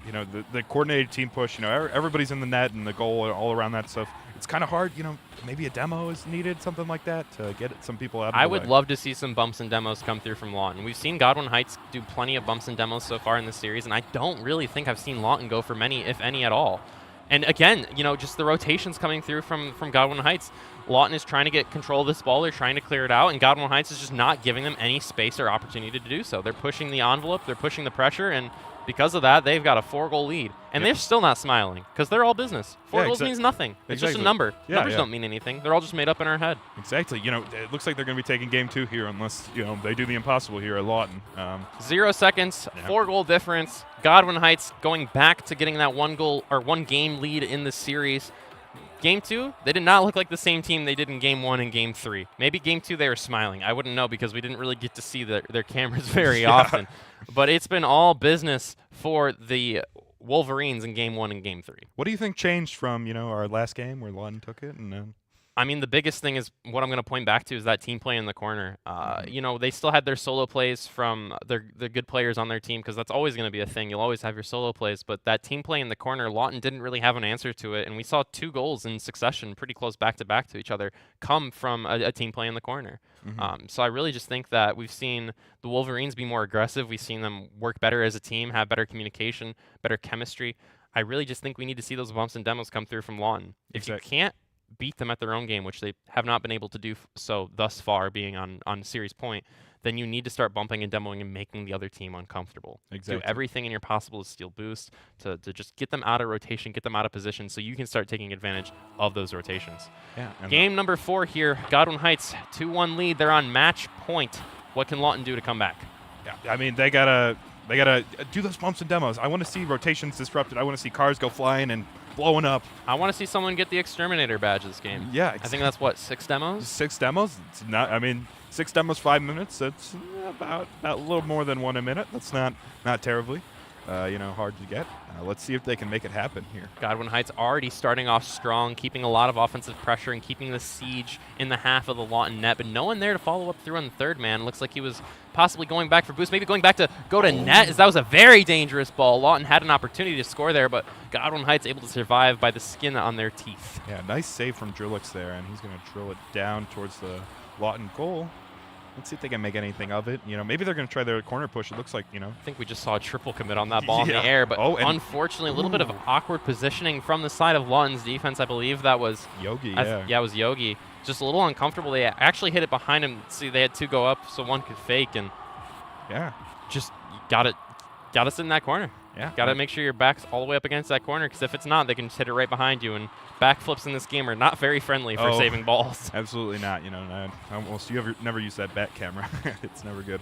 But Cat Lover looking for Yogi in open space. Yogi with a shot. It's off the backboard. Anyone there to follow up from Lawton? No Blue Devils around.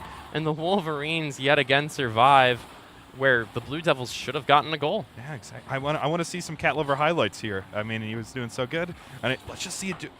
Let's see another solo goal or something like that. But he's playing the defense. That's all good, and he's gonna kind of ping pong it over to Drillix here. Drillix with a nice pass to Cat Lover. Cat Lover gets a shot off and gets his own rebound. You asked for it, and you shall receive. The lover of cats himself gonna make a solo play there for the Blue Devils and tie things up with 3:32 remaining on the clock. 3 cars all around him, and he just goes right through them all. That's ice in his veins, or maybe ice in his gas line. Boost line? Maybe. I should have said boost line. Boost line. Yeah, it's all right. But Yogi's here. He's gonna try to get the ball here from Andrus and Drillix, but not gonna happen. They're gonna overcommit. Cat Lover trying to buy his teammates some time, but not a great touch as Andres is there to be able to contest it. But Zenodius able to get that one away from him, and the boost steal coming through. Again, 3 people make a pass at that ball, and not one hit it. Just kind of sitting there. Unfortunate for both teams, but Cat Lover's going to be there to try to hit it center and maybe set up his teammate. Lawton trying to create pressure on the Godwin Heights side of the field, but they're just not really able to get any dangerous touches towards net. It feels like every time they're close to getting that touch, Godwin is just there to be able to respond, and the Wolverines are not letting them get any shots on net. Yeah, Yogi's kind of playing like a he's always in goal or always on the defense, even when his team needs him on the offense. And I think having that extra player is super critical, especially when Cat Lover keeps trying to set people up. And back to the MVP, the man himself, Drillix, the offensive and defensive machine for the Wolverines, coming through yet again, just waiting for that touch from Andres, waiting for the defense to get a little bit uncomfortable, seeing there's only one back in net, and he takes a ripper where the defender's not. Great play from the Wolverines and great play from Drillix. He's been just absolutely phenomenal with his striking all series long. Exactly. I mean, he's my match MVP. I love Cat Lover, but he's been drilling. I mean, who wouldn't love someone that's name is Cat Lover 22345? I mean, exactly. It's just a beautiful name. It's such a charming username. But it is charming. Lawton is down 1 goal, 2 minutes remaining in this series, and if they lose this, nice demo coming through from Yogi. It's exactly what we were looking to see, and the defense was not able to respond well. The pressure caused them to let a goal in, and this is exactly what I was talking about during the break. If they can create some demos, if they can make Godwin Heights uncomfortable, they can have some more opportunities to score at net. And Yogi didn't even have to hit that one in for it to go in. Yeah. Great play from the Blue Devils. Can they keep that up? let's see another goal. I'm loving this action. I keep saying, oh, I'll doubt a team, and then instantly, caster curse. They're immediately on it. So maybe I should just start talking about all the time. Somebody's not doing something right, and they'll score. Yogi trying to make a solo play on net. Open net, cannot get the rebound off the back wall, doesn't read it properly, and misses out on that opportunity for Lawton to take their first lead. Just barely, but Zenity has tried to set it up, got touched out, and Cat Lover's there trying to play the defense, and just barely off the side of the net. He does it. One of the few misses we've seen come through from Drillix. He's been so money today, but that one just going wide of the net and not falling for what a the save Wolverines. by Yogi. Oh my god, that was so close. It was going super fast too. Andres kind of misses the dodge there.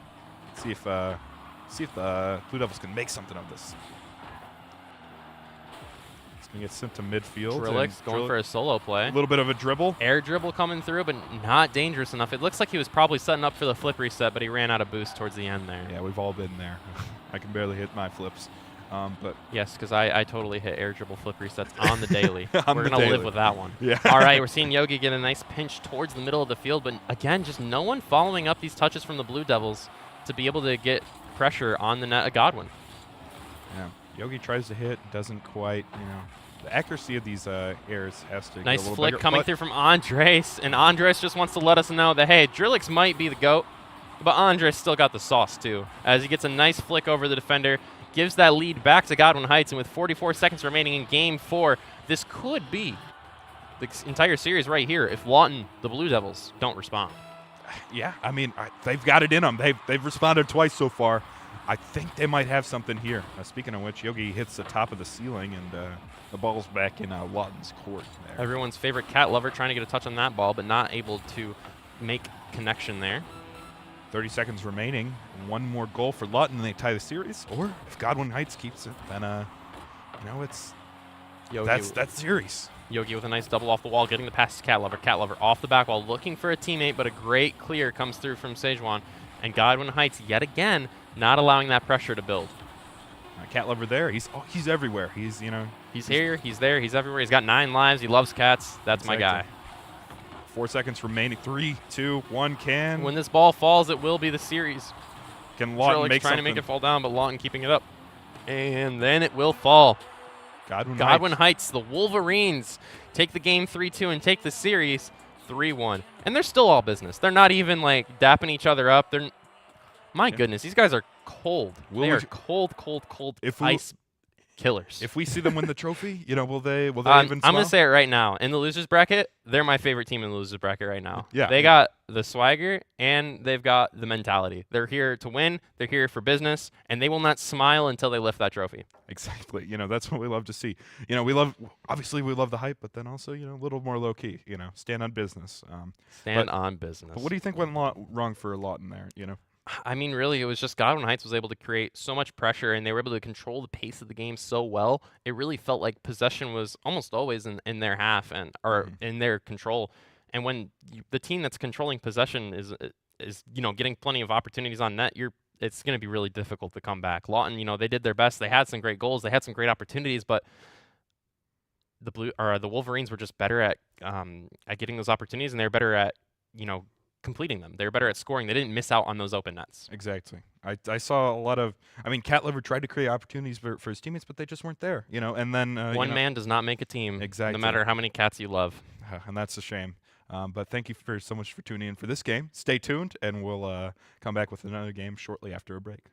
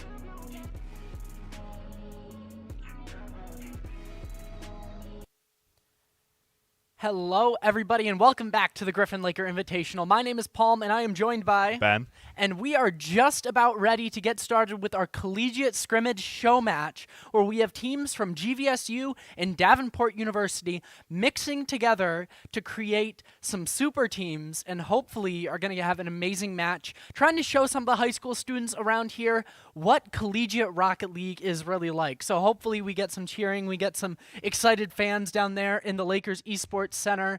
But we are back here, and we actually have a bracket update for you because we had a couple off-stream matches going on. Ben, why don't you get us into those? Yeah, so it looks like Caledonia and West Catholic, they are advancing to the winners final, and then we have Jenison and Goodwin Heights in the losers bracket, and we're waiting on the winner of 5 for Byron Center. So yeah, it looks like overall it looks like a pretty interesting bracket. I'm excited to see who wins the losers and who's our final there. Really I'm personally excited to see that winners final. I heard that Caledonia 3-0'd in their winners semifinal, and then West Catholic, who was the winner of the 2v2 state championship this past fall, ended up 3-2ing Jenison. So extremely good match there off stream. You know, that's what I hate about these events sometimes, is that we can have some banger matches off stream, unfortunately, but And because that's of how crunched the day is we can only get one match on stream, and then we have a match like that off stream. So, I mean, hopefully as esports advances, we're able to get a little more technological capability to stream those kind of matches. But we are getting ready and into the server to get ready and start this scrimmage match up. Yeah, I'm excited. We're almost there. It's definitely going to be super exciting. And actually, we're already in the game. 10 seconds off the clock. It's going to be Grand Rapids versus Griffins. This is going to be some high. We got some SSLs and some GCs. Super high ranks. This is going to be some interesting matches, and definitely a little different than what we usually see here. I believe everyone in this lobby is GC1 or higher, and I believe we do have SSL players in this lobby. So this is an extremely high-level lobby.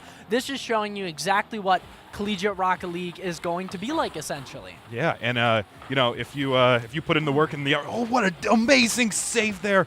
Wow. So I can't even talk. I gotta focus on casting the match. Let's see what their Rapids is doing here.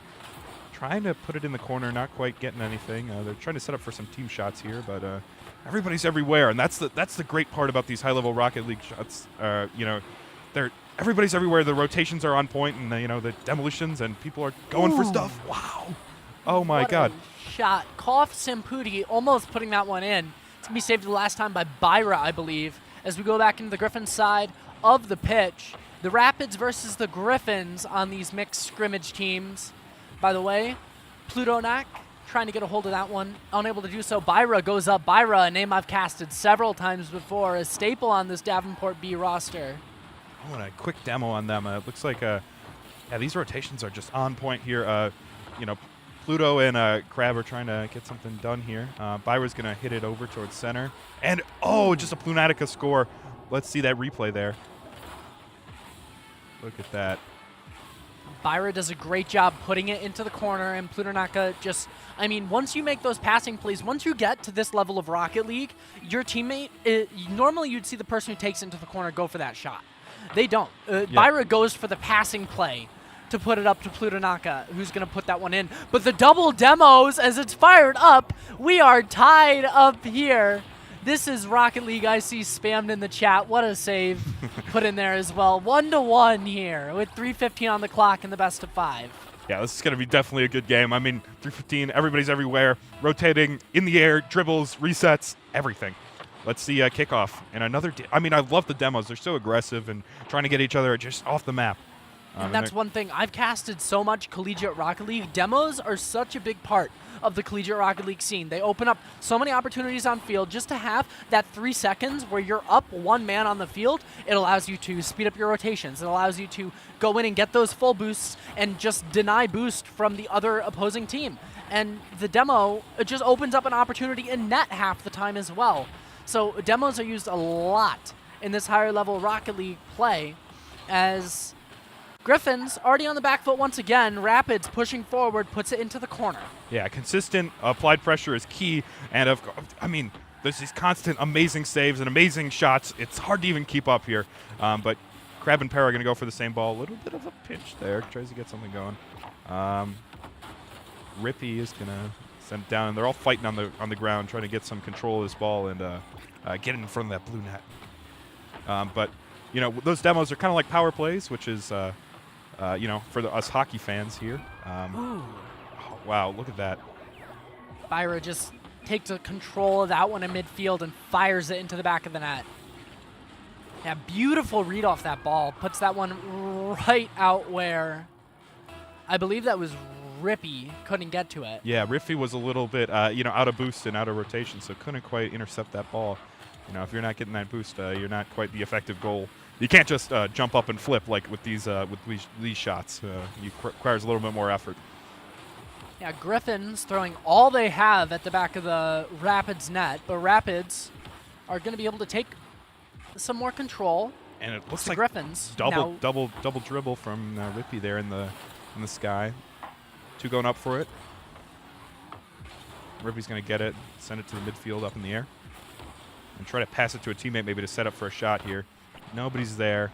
Tries to get the double tap. Doesn't have quite enough boost for it. Into the middle of the pitch we go. Byra takes control of this one, puts it onto the back wall. Tries to go up and get another touch on it, but ends up getting the demo. Another demo. Wow. Samputi puts it right back and says, put her there. Firm handshakes. We'll trade the demos. So everybody's back on field. Sir Crab comes up, a name that we have not said yet in this match. Sir Crab comes up. Threads the needle there. Set up from Byra. You know, they tried to take it. The Griffins tried to take it out. Not quite. You know, Sir Crab's just there. It's amazing. Let's see this kickoff and see who gets possession of the ball. I think, you know, possession here is really key. And controlling this ball is, you know, at a level unprecedented in, you know, maybe high school. These collegiate players, you know, they're one with the car here. They know exactly where it's going and what angles to really hit that thing at. Their thumbs are the direct brake line of these cars. Of these cars. Para takes control, puts it all the way into the Rapids corner of the field. Samputi goes up for the shot, bottom right-hand corner, no dice. What a save, oh my God. Rippy's going to dribble it up for a teammate and almost in, just barely hits the top of the net. And Samputi's going to go for a second one, just misses, gets intercepted by a Rapids player. It's 3-1, first game of the series, 30 seconds left. Griffin's really got to pull something out here, another few goals in 20 seconds here. It's looking unlikely, but it's possible. Ooh, Byra is just going to fire that one in as the Rapids extend their lead to 3 now with 17 seconds on the clock. Yeah, 3 goals, 17 seconds. Ooh, unless they get a few kickoffs, it's highly unlikely in this kind of skill bracket, but it's possible. It's normally unheard of, especially when you have all of GC SSL players in a lobby. Yeah. It's going to be really difficult for them to for them to come back in this one, as the Griffins are just going to have to take the loss on game number 1 in the best of 5. Byra again, I believe that's a hat trick. Yeah, that's 3 in a row. It looks like, and yeah, they're just extending their lead. They don't even need to, but you know, they're just putting in the net because why not? Yeah, Byra just wanted the 3 goals. Wanted to say, hey, I got my hat trick, team. Those are my goals for the series. Yeah. You can go ahead and not count on me for any other ones because I got my 3. Exactly. A little bit of a flip reset there in the last seconds of the game from Para. See if they can keep the ball up in the air and maybe get something. Ooh, ball still staying up. Yeah, this is quite. Oh, and it hits the ground. That means Rapids take the first game. Well, some GGs in the chat there. Well played, all that sort of stuff. But yeah, what do we think of that match? What do you think sets apart collegiate and high school the most? Collegiate and high school, I think it's the pace of play, really. Collegiate speeds up the game so much faster than high school plays it at. High school, let's say you could be playing at like 100% speed. If you step it up into collegiate, you're at 150 now, or you're at 175. The pace of the game speeds up so much because you need to be focused on those rotations. You need to be focused on where the ball is at all times. You need to be focused on things like boost management as well, making sure that you can get from one spot in the field to the other. And look at them, smiles on their faces from both sides. They're just happy to be here. I mean, yeah, I mean, this is the show match. It's all for the fun of it. We got Lakers and Davenport on the side of each other. They're loving it, and we're loving this game too. Kick off game 2. So for the Rapids, they have, I believe I saw 2 Davenport sweatshirts and then a Lakers sweatshirt. So 2 Davenport players sitting on Rapids, then 1 Davenport player and 2 Lakers players on the Griffin side. So other way around. Or other way around. You know, it's all right. It's fine. Our analysts informed us of that. But it looks like we're going to get back right into it. This pumping action here. Something that I see differently is that ball is in the air almost 90% of the match. It's almost never touched the ground. I think that ball control is kind of really key here. Aerial play and ball control is so big in Collegiate Rocket League. Yeah. It's very hard to find a goal in Collegiate Rocket League that is not an aerial shot. Yeah. Ooh, just beautiful barely. little shot there. Bounces off the crossbar, the goal line, back to the crossbar, and no good. Yeah, I mean, the Griffins are going to be stressing over that one. That was so close, just a little bit forward, and it would have gone in. But Rippy's going to try to make something. Doesn't hit it. Para trying to dribble here. Maybe get a reset. Not quite. Double touch. And Para gets the second touch on it. Able to get the full boost in the corner as well. As the ball's fired back out into midfield. Byra's going to try to set something up, maybe. No, Platonica misses the ball just slightly. Didn't use their boost quite yet. Let's see the Rapids play defense. Maybe, get some offense going here. They need a goal. They've been left unanswered here. I think it was 4 goals by the Griffins. So they need to put something in and try to get game 2 here. Para underneath this ball. Taps it to the sidewall. Able to get the second touch on it as well. Going for the third, I believe. Actually, just going to defer it to their teammate, who's going to get a light tap. Fired 2 shots on goal. Neither one of them good. Both sent just wide. Rippy Poo gets underneath this ball, puts it off the ceiling, tries to get it down to their teammate, and that's going to be fired out of the way by, I believe that was Plutonaka. Yeah, Got a hold of that one. I mean, just stonewall defense there, shutting anything out. I mean, getting that what a save over and over again. Back out into midfield we go. Rippy gets control of this on the back wall, has no boost to work with here.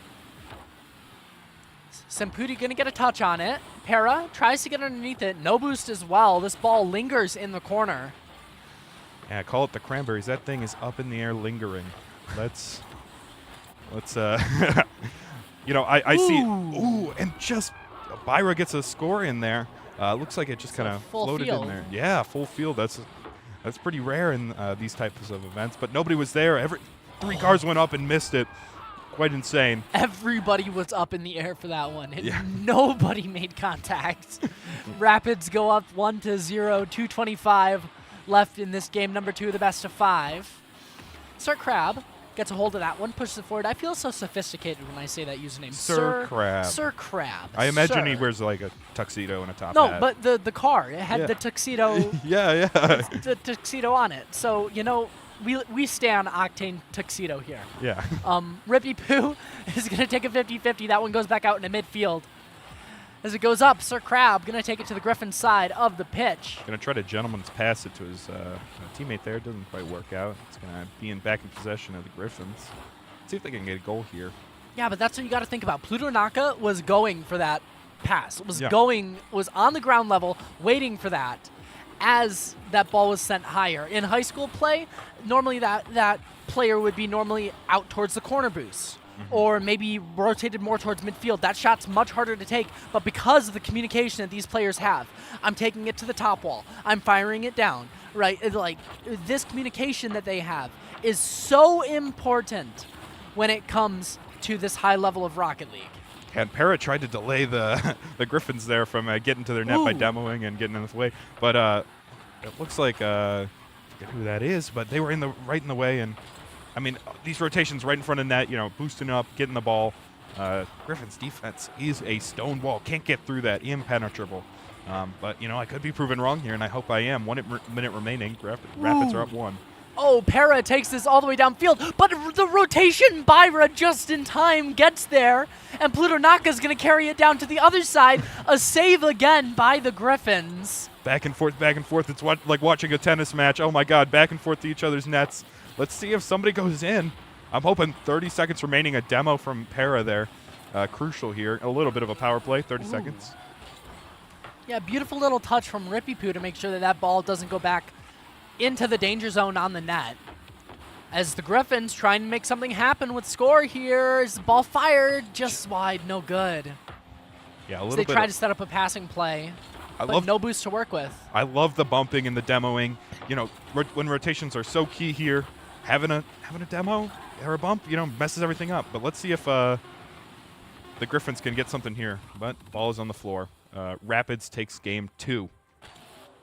Yeah, Rapids takes game 2. We see Byra taking the MVP of that match as well with 4 shots on goal in that game. I mean, Byra pop it off. Exactly. You know, I mean, MVP there. But yeah, oh my God, it's just so amazing to watch collegiate Rocket League. You know, I just casted this the other night. You know, great efforts from our player here, and look at they're having fun, they're laughing, they're joking. Something pretty funny was just said. But yeah, we should be getting into game 3, potentially the final game. It's match point. It'll definitely be exciting here to watch. Listen, and it wouldn't be a Grand Rapids Esports event without one of the Antor brothers. There's Noah Antor, the head of Davenport University. We see him on camera right there pointing up at us. Wave high. Yeah. Wave high. The players are waving at the casters. We're having a great time here. So we are moving into game number 3. It looks like players are just about to load into the lobby. Oh, they're all waving high. Look at them. They're having fun. We love you too. Having a great time. Thank y'all. All right, we're loading into the server, it looks like, for game number 3 here, the best of 5 series.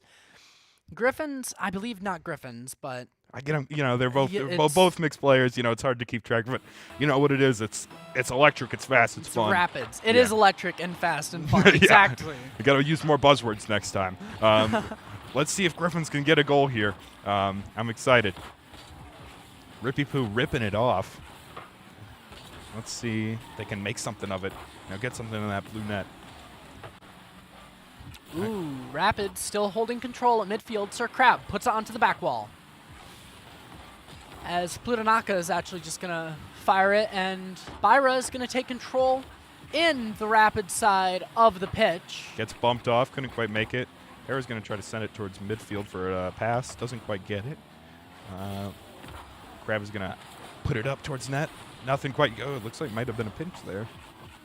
Knocked all the way back towards the Rapids net. But, you know, 3 there, they're going to easily push it back towards the net. Fire a shot. Oh, beautiful save there. I believe that was Para on the back line. Not back line, on the goal line, excuse me. Sir Crab gets a touch, puts it into the corner as they try to regain some defensive control. Para's going to try to hit for a touch here, maybe pass it to a teammate. Maybe go in on it solo. Passing it towards center. Nobody's there, not quite. Crab is going to hit it to Sam. There are Cop there. Yeah, just a little bit of positional play here. Not necessarily a bunch of shots on goal, but, you know, you play enough positional play, and then eventually somebody makes a mistake, and you can capitalize on it, and that's where the real action begins, you know, in front of somebody's goal. That's exactly right. That's almost what all of these high-level matches are. You're just waiting for somebody to screw up, for somebody to decide, I'm going to take a shortcut on my rotation. For somebody to decide, instead of rotating for that full boost past my goal line, I'm going to rotate forward for the midfield boost. And waiting for those mistakes and just capitalizing on them. Noticing that and then firing it forward and taking a quick attack while that person's rotated up. That's what you're waiting for in these kind of matches, because we've got 2 minutes here, no scoring, no real shots on goal either, just kind of both teams giving possession back and forth, back and forth. You know, as the minutes tick down, you know, start to get a little weird at the control. You know, you might mess up a little bit, and then boom, that's where the Viper strikes. Either team, you know, they can get a goal there, and I'm hoping we're going to see that soon. You know, not many shots on goal, but you know, sometime they're going to mess up. And what a save there from God, I can't even see those names. It's Para. Para, yeah. Para did a great job on the goal line. Ooh. Para, I believe. Air dribbling it towards the Rapids net, setting it up. If you're going to set it center, nobody's there, though. That would have been a great shot if teammates were there. All 3 Rapids players, though.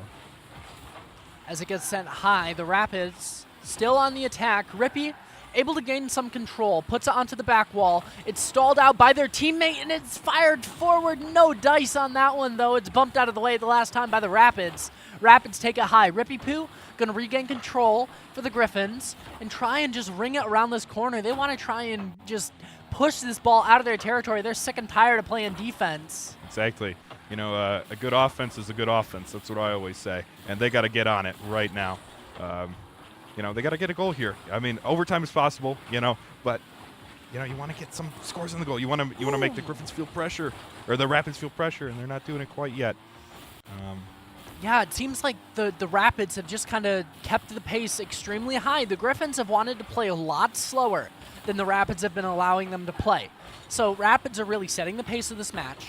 They're really speeding it up. They're just knocking the ball back and forth. They're not allowing the Griffins to get their plays set up, to like try and work their way around their own corners, and they can't even do that. Like, they're stuck in their own territory. Yeah, and, you know, if you get stuck and your rotations get messed up, you know, a lot of this is muscle memory. I mean, these players have played for thousands of hours. I interviewed one on our A team who had 5,600 hours on Rocket League, you know, since it came out, which is, you know, some people have more, some people have less, but still an amazing feat. They're going to keep playing. See if we can get something going. 45 seconds left in the round. Let's see a goal. Yeah, game number 3 here, the best of 5. Rapids lead the Griffins 2-0 in this collegiate scrimmage show match. Para rings it around the corner as it's fired down on the goal line. No good again. 30 seconds. Rapids can't make anything happen on the offense as Byra goes forward to take it. Looked like Plutonaka was going to be the person to receive that one, but comes in just a little early on the pass. Rippy Poo fires it forward.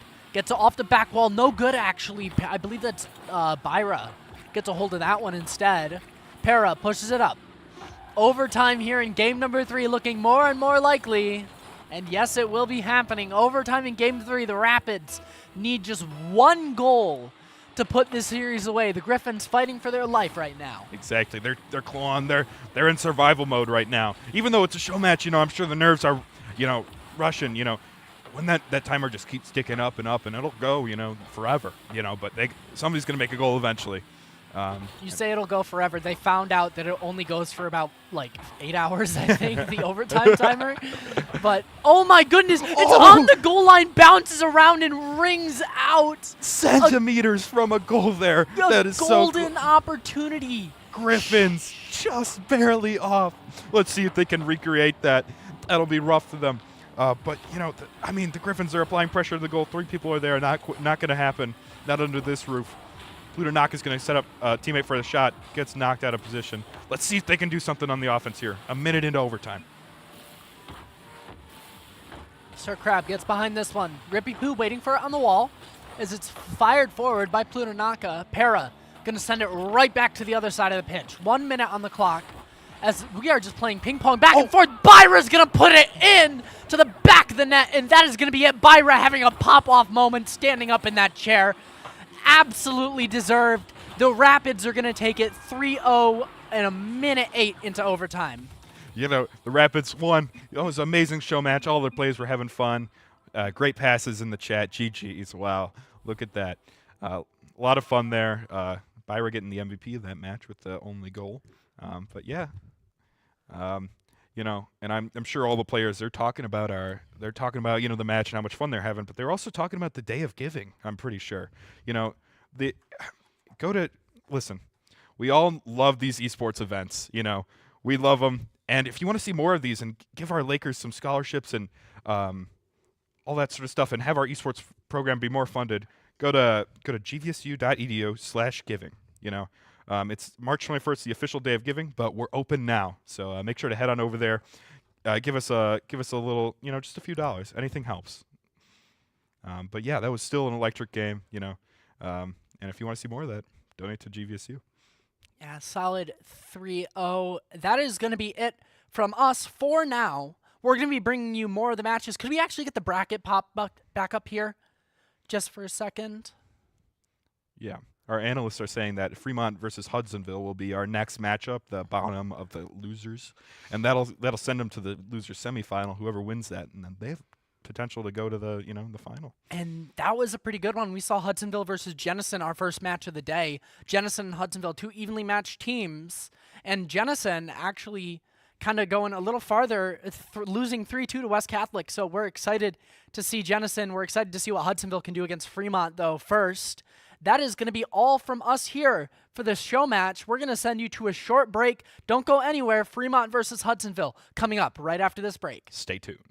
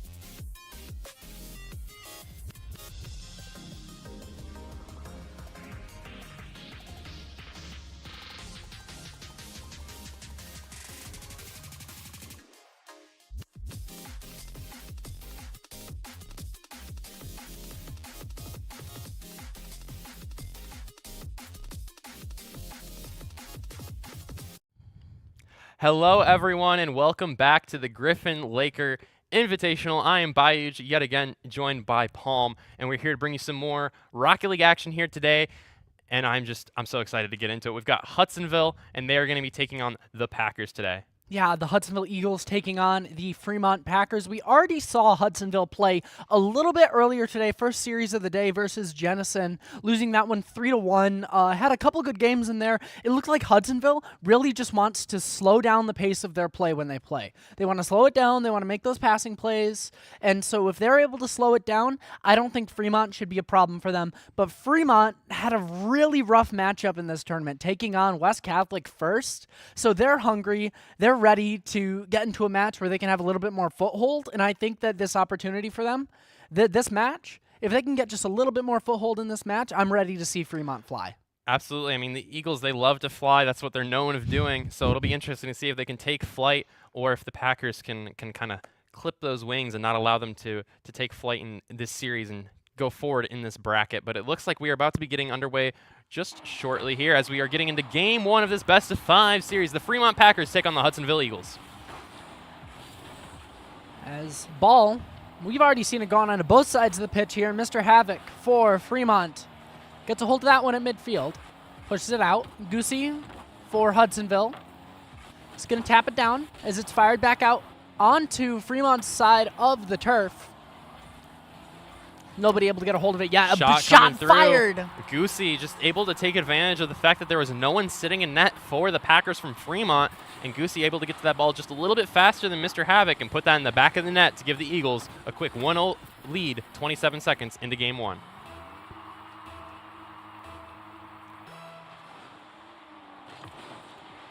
Middle kickoff here as Hudsonville's trying to keep this pressure in the half of Fremont. We're seeing them just keep pushing it towards the net. Hyper looking for a pass out middle. The shot coming through, but it will be blocked away by the Packers defense. Ball lingers at midfield. It's going to be tapped up by Mr. Havoc. Saved out by two defenders for the Hudsonville Eagles. As Hudsonville still pushes it forward. Chance couldn't get a hold of that one. This is rung around the corner by Mr. Havoc. Mr. Havoc getting demoed out of there. Go respawn. Wait your 3-second timer. Do not pass go. Do not collect $200. This ball still sits in Fremont's territory. Fremont trying to clear it out, but the pressure from the Eagles is just proving to be too much as a solo shot coming through from the Eagles. Not falling, though, as the defense from the Packers is able to come through at the last moment. Now we're seeing Chance trying to make an air dribble play with his ball, but he will get bumped off by Mr. Popper's pen. Back out to midfield we go. It's just going to be tapped forward by Goosey. Goosey and Hyper trying to get around this one. So they're just waiting. It rolls out to midfield. CRX takes control. Isn't able to push it forward. That 50-50 is going to be won out by Mr. Popper's Penguin. Midfield pass, the shot, but it's a little bit too high off the backboard. Mr. Popper's Pen follows it up, but that's off the backboard as well. It's an open net for the Eagles, but the Packers cannot take advantage of the transition and cannot get a counterattack started as Hudsonville was able to 50 that ball in the midfield. That's when you call that third man up. Is what you need to do in that situation. You call that third man coming out from midfield. You say, hey, come here and get ready to get this because this ball is going to hit the backboard twice. Little do you know. Golden opportunity for the Eagles. They were not able to capitalize now as the Packers are still trying to clear this ball out of their half, not having much success doing so. They're working with low boost as the most boost they have on their team is 56 at the moment. A pass coming through from Mr. Popper's Pen over the middle of the net, but no one there from the Eagles to be able to answer that pass. The ball still lingers in the Packers' corner. We're going to get sent right back into the corner where we've been for the last 15 seconds. Shot up, rings out of the corner, no good. Mr. Havoc still has a little bit of control on this one. CRX going to send it back downfield. Into Hudsonville territory we go. So the attack is on. Shot sent wide. Is Mr. Popper's Pen going to be able to get underneath this one? Chance takes a 50-50. Mr. Poppers wins that one out as it's fired towards the back wall. Hudsonville trying to fire this one in. Hype gets the shot. It's going to be blocked at the last second. Beautiful defensive play from Fremont. The Packers holding on here, trying to get an offensive opportunity started, but the pressure and the control from the Eagles has just been so great this game so far. A shot off the backboard. Mr. Popper's Pen trying to get something on target towards the net, but just going to have to hit that one away and buy some time for his teammates to come push the ball. Back into the Fremont territory we go as they're able to just get it out of the way. The Packers are trying to go on the attack, but Goosey is there for the save. As it's sent back out into midfield, we're going to see the Eagles go back on their attack. If they can get one started, they've got quite a bit of boost to work with. Mr. Popper's Penguin goes down for the touch. Unable to find it, the shot is fired up and in, and Mr. Popper's Penguin's going to secure it on the pass. And look at those. Look at that. Look at the pop-off. Everyone's the coach behind favorite him. Arctic mammal, the penguin, Mr. Popper himself with a shh as he just follows up the shot from his teammate, getting a little bit of that garbage goal, as they like to call it in hockey, and giving the Eagles a 2-goal cushion in game one here with just over 1 minute and 15 seconds left on the clock to expire. Chance in the corner. Tries to make a play off this one. Is this going to get tapped out into midfield? Beautiful shot opportunity as it's tapped up, but it's knocked out of there by Mr. Popper's Penguin. Great save from Mr. Popper's Penguin, and a great demo coming through from Goosey in the midfield to make sure that third man couldn't go and shoot on net. And now we're seeing Mr. Popper's Penguin get it past the defense. Goosey looking for a pass middle, hits it off the back wall. We are going to see Hyper up, but he is not able to get a hit on the ball. In Fremont, the Packers will have a chance to clear this pressure and be able to get a little bit of pressure of their own. Yeah, an opportunity to clear that pressure immediately shut down by Goosey and Hyper, who are just staying here, just keeping the ball on Fremont turf. Is finally an opportunity to fire one towards the net. Mr. Popper's Penguin didn't even have to move for that one, could just front roll forward and get it out. It's back into Fremont's territory we go. Mr. Popper's Penguin takes control. Beautiful 50, wins that one out, but is sent right back the other way. Hyper taps it over. Hudsonville only has to hold on to this 2-goal lead for 5 more seconds, and they're going to take game one, and it looks like they're going to do that. That they will. 1 second left on the clock. The ball just needs to hit the ground. And there it is. Hudsonville, the Eagles, take game one of this best-of-5 series 2-0 against the Packers from Fremont. Yeah, beautiful, beautiful play there by the Hudsonville Eagles. I mean, you could see Fremont just wasn't really able to get into their groove there. They weren't able to find their opportunities on the offense. They kept on getting shut down at midfield and on the backboard. Mr. Popper's Penguin was always there to stop their goal That penguin shots. was popping. That's what I will say. That popping. penguin was popping. I'm sorry, you called the penguin a mammal. Yeah, you know, we didn't have to talk about it. It's a bird or a flightless bird or whatever. Listen, I'm not a scientist. I'm not a biologist. I am but a simple, humble Rocket League caster who does not know anything about animal life. So what I do know about, though, is this series. And Fremont definitely didn't get as many offensive opportunities as they would have been hoping that game. So I think, again, you know, we talk back about bumping and demoing and how meta that is and how that can create pressure and create opportunities and create space. And we didn't really see that from Fremont this past game. So I would love to see them, you know, go for some demos, go for some bumps, create some opportunities for themselves that they weren't getting, because Hudsonville, the Eagles, they weren't making those mistakes. So Hudsonville going to get an early start here in game number one. Goosey tries to go for that one, unable to find it. Hyper takes it high, has no boost to work with. The shot is fired, and it's sent just wide, no good. Just wide of the goalpost. Mr. Popper's Pen, no boost to work with, but he does snag that 100. Hyper with a nice 50 in the midfield, but no one there to answer up from the Eagles. Out into Hudsonville territory we go. The bang downfield is there. Mr. Havoc gets demoed, but is able to 50 that ball to keep it at midfield. Mr. Popper's Penguin tries to get it to their teammate. They go for the pinch play, but that's just going to send it back to the other side of the pitch.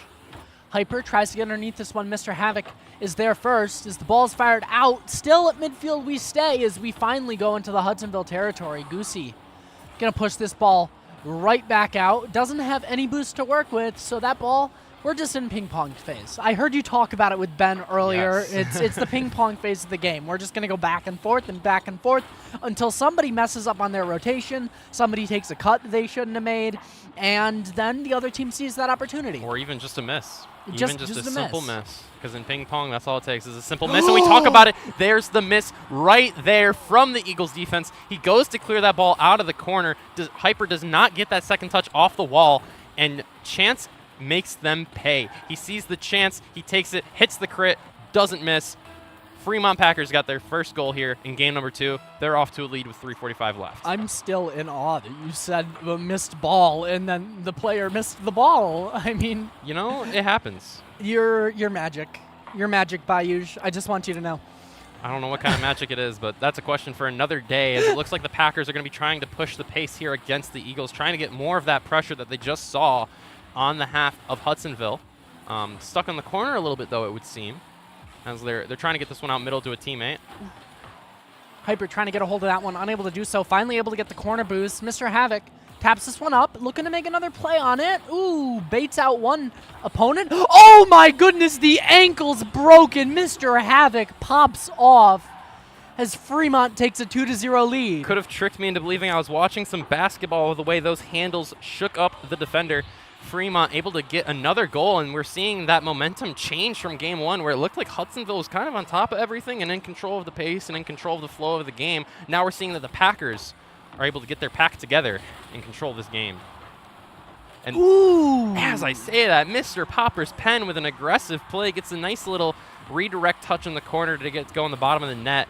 And just a great play from him to be up on the field and be aggressive. We see he had a teammate rotating out, so just good rotations from Hudsonville, starting to get back that pressure that they've been missing so far in this game. 3:02 remaining here in game number 2 of the best of 5. Hudsonville leads the series 1-0 here in the losers bracket. Mr. Popper's pen trying to pass one out to the middle. No teammates are going to be able to follow that one up, though. And now we're seeing the Packers having a little bit of a pressure, but Goosey gets a huge 50 in the middle of the field and manages to get that pressure right back onto the net of Fremont. Mr. Popper's Penguin takes a good 50, and that's going to stay on Fremont's side of the pitch. Goosey tries to pinch that one towards the net, unable to do so. This is sent just wide. Hyper gets a touch on that one. So Hyper and Mr. Popper's Penguin here in the corner trying to make something happen. Unable to do so as they're going to fall back and play a little bit of defense. Goosey pinches it forward with Hyper. Hyper getting underneath that, tries to do a little speed flip there, unable to do so. Ball's stuck in the corner, but a 50 in the midfield is going to send that to the opposite corner on the Fremont side of things. We're seeing Goosey with a shot, but that's going to hit off the crossbar and be denied. Just not the accuracy coming through from the Eagles that we saw in game number 1. They are not capitalizing on these opportunities thus far in this game. And as I say that, of course, Goosey gets a great pre-flip 50 in the middle of the field. Chance gets a hold of this one. Rings it around. Mr. Popper's Penguin going to take it from midfield. Oh my goodness, Beautiful what a air dribble. The shot coming through from his teammate. He's not able to follow it up, but another teammate in tow as the rotations are in full fluidity here for the Hudsonville Eagles. Just waiting for that to bounce off the corner. Doesn't go for it, even though Mr. Popper's pen is right there. Lets his teammate Hyper get it, and just like that, Palm, it's basically like we're 0-0 with 1:35 remaining. It's all tied up here in game number 2. Yeah, great play there, and that's what I was talking about earlier in the series. We mentioned something about calling the third man up. That is what Hudsonville did. They called the third man up with that rotation, and were able to fire that one in, tie this game number 2 up. Hyper coming through. Ooh. Close shot, but it's just off wide to the left there. Not quite able to make an opportunity out of that. Yeah, CRX gets a touch of that one as it rings around the corner. Oh, Dangerous it's up, touch, Goosey! and Goosey's there. What a great fast aerial from Goosey there. Just got up real fast, used all their boosts that they could, and managed to get to that ball just in time to tap it into the net. And now Hudsonville has completely flipped the momentum of this game.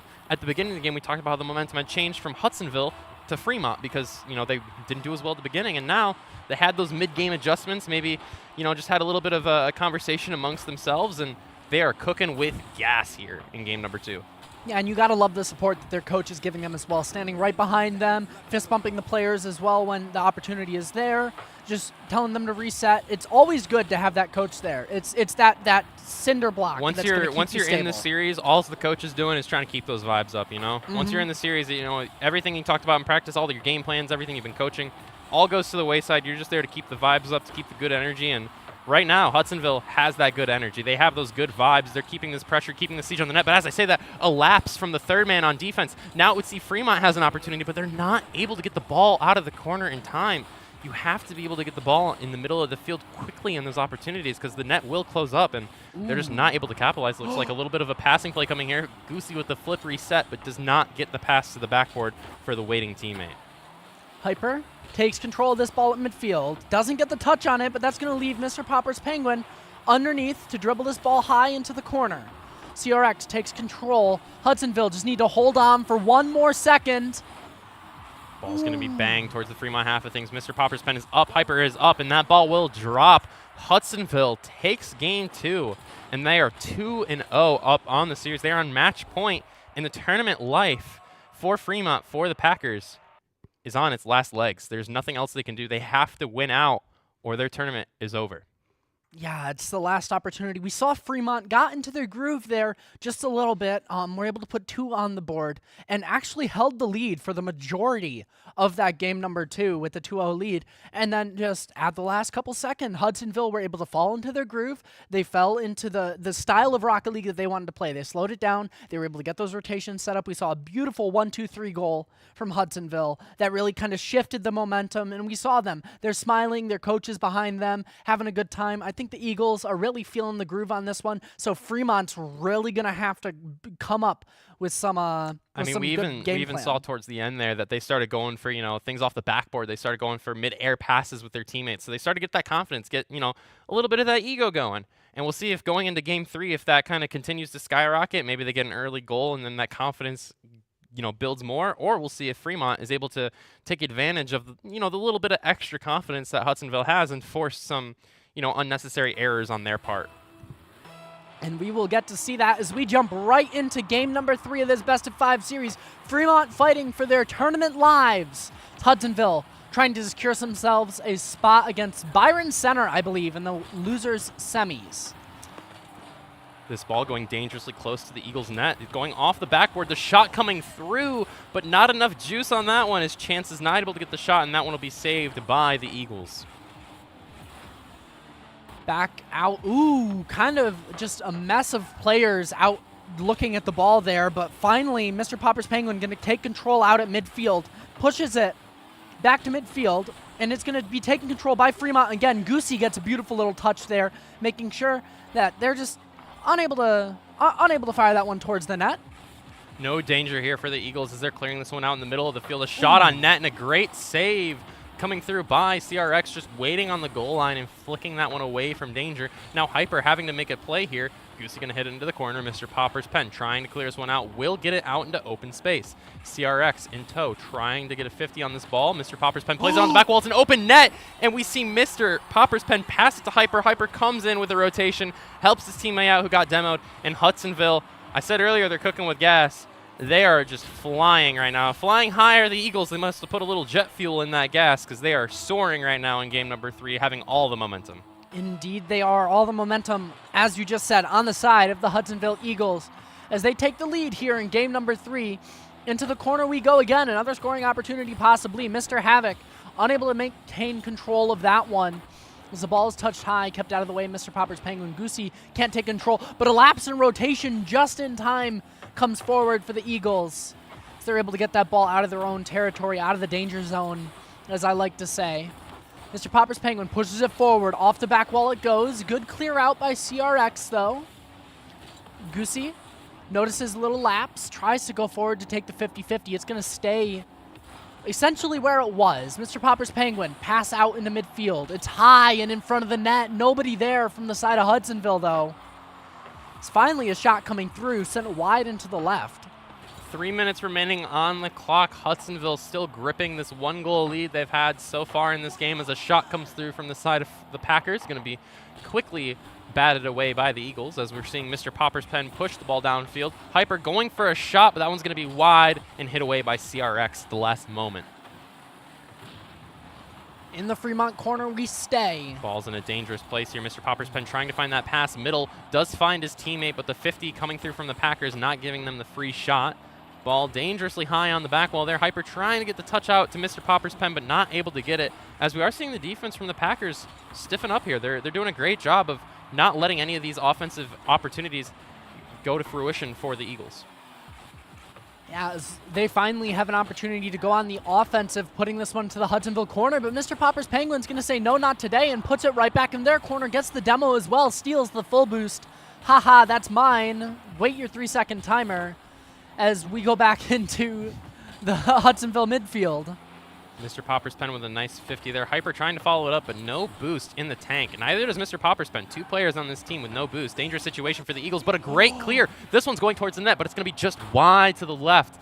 And that's going to give everyone on the time of Hudsonville time to go get boost and relax and get their rotations set again. Yeah, that was a dangerous shot from Hudsonville. Mr. Havoc wasn't even there, didn't have boost, but it was sent just wide. Goosey gets a nice clear into the Packer half. We're seeing a midair 50 come through, but nothing going to result from it, as Fremont is going to have no problem getting that into the half of Hudsonville. CRX trying to keep the siege underway, but again, Hudsonville is just finding the space, finding the opportunities on defense to clear this ball and to buy their teammates time to just stay back, get boost, get in rotation, and keep this game at a 1-0 lead, as we see a beautiful save and clear there from the side of the Eagles. Yeah, a beautiful little save from Goosey. I mean, oh my goodness, fired again, sent just wide. As Chance tries to get underneath of this one, back into Hudsonville's territory we go. Fremont only trailing by 1 with a minute left.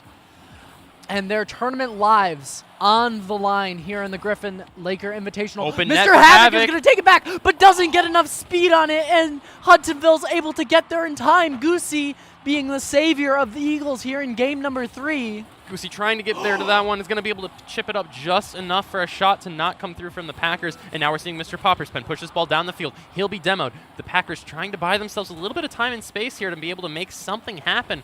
But Hudsonville is just lying in wait like sharks when they sense blood. They're ready for it. Ooh, CRX getting a shot on goal. Beautiful save coming out from, I believe that was Mr. Popper's Penguin. Mr. Havoc there for the follow-up. Unable to find anything. Beautiful defense coming out from the Eagles. And that may have just won What them. a redirect! Oh, my goodness. Oh, Mr. Popperspen with a beautiful redirect. Now he's going to play it off the backboard. He's looking for the double touch, and he'll get it! It's in! Mr. Popperspen with a double touch for the Hudsonville Eagles. And they are soaring high as it's all but said and done with 2 seconds left on the clock in Game 3. It's looking like a sweep for the Eagles from Hudsonville over the Packers from Fremont. Well, that's why Mr. Popper's Penguin is the highlight player from Hudsonville. Yeah, and you know, penguins are mammals, as we so learned today. We Because they learned that definitely are, and today. they're not birds. Yep. Penguins are mammals. That's what we've learned. Hudsonville, the Eagles, taking the victory here in the losers bracket. Going to play against Byron Center, I believe. Ooh, that's going to be a great matchup, as I know Byron Center, they've been excited to play on stream all day. During our lunch break, I had a couple of the guys from Byron Center come up to me and tell me, they're like, hey, we're excited to play on stream. You're going to be able to watch us today. You're going to see some great gameplay. So it'll definitely be interesting to see, you know, given that they've been waiting a little bit for this series to see how they play and how they come out. But Hudsonville having a lot of momentum right now. They're looking really strong. They're looking like they can make a really great losers bracket run. I mean, no better way to start it out than 3-0ing the team you play in the first round of losers bracket. Yeah, and 3-0ing them in a pretty dominant way in game 1 and 3 at least. Yeah, I think they let up maybe 3 goals the entire series. 3 or goals 4 in the goals, series, yeah. which is not very many. I mean, they really controlled the pace of game, and they controlled the ball every time that they had it on the pitch. I mean, it was just a great team play from Hudsonville there. Great rotations, great speed, but that was the series. I mean, what a fantastic series. I'm really looking forward to the next series between Byron Center and Hudsonville. Yeah, I'm excited, as I believe that is our next one on stream, and it is beautiful work from Andrew, our production person, letting us know in our ears we love him. We wouldn't be able to do this for all of you without all the work that he's doing behind the scenes in a little room tucked away in the corner. Nobody's going to be able to see him today. Yeah, he doesn't have a camera in there. Riley, if you can hear me, let's get him a camera in there. We need a camera in there to show some love to production, but he's been doing a fantastic job, so big shout out to Andrew. Thank you for keeping us alive and well here in the broadcast studio at Grand Valley. Yeah, and I mean, that's going to be it from us for right now. We will be right back with Hudsonville versus Byron Center. Please don't go anywhere. You're watching the Griffin-Laker Invitational.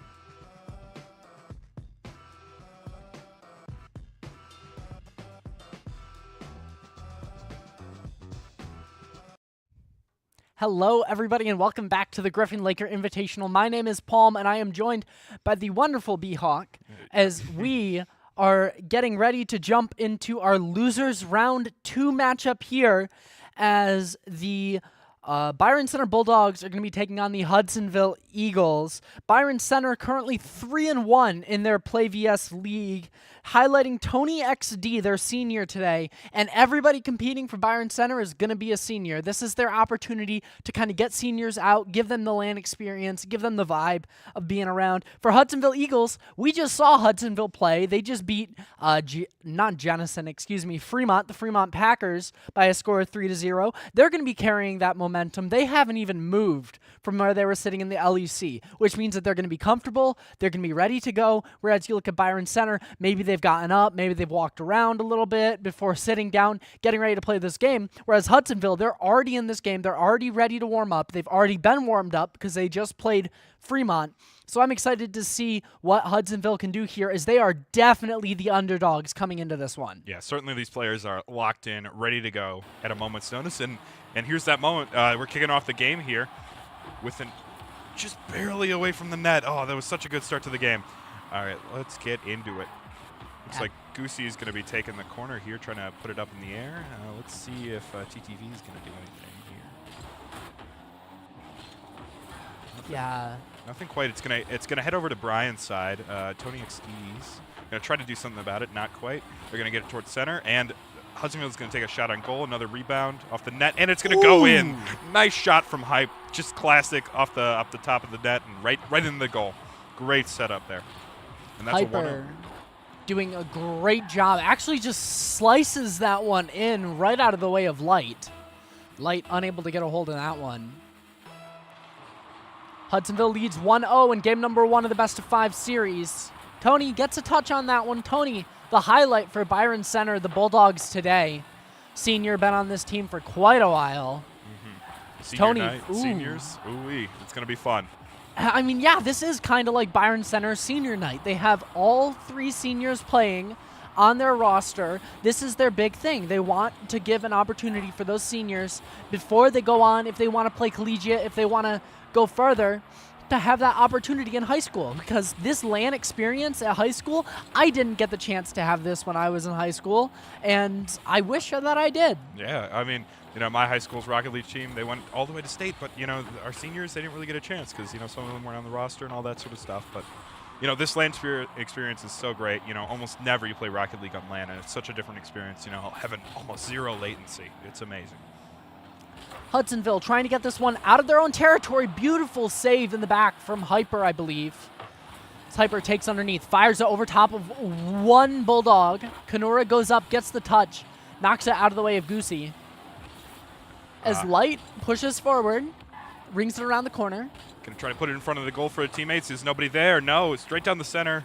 Tony XT is going to avert that goal and it's going to go. Just barely. What a save from whoever that was. Oh, my God, I didn't catch their name. They were moving so fast. That was Light. Light comes over, gets the touch on that ball at the last second. Ooh, beautiful shot opportunity again coming in from Hudson, but sent just wide. Light came in, got the touch on that one. It rings around for a little bit before going out. Ooh, Light's just trying to slowly carry that one in, but Mr. Popper's Penguin notices what's happening and comes in, swoops in, takes the 50-50 and wins that challenge out.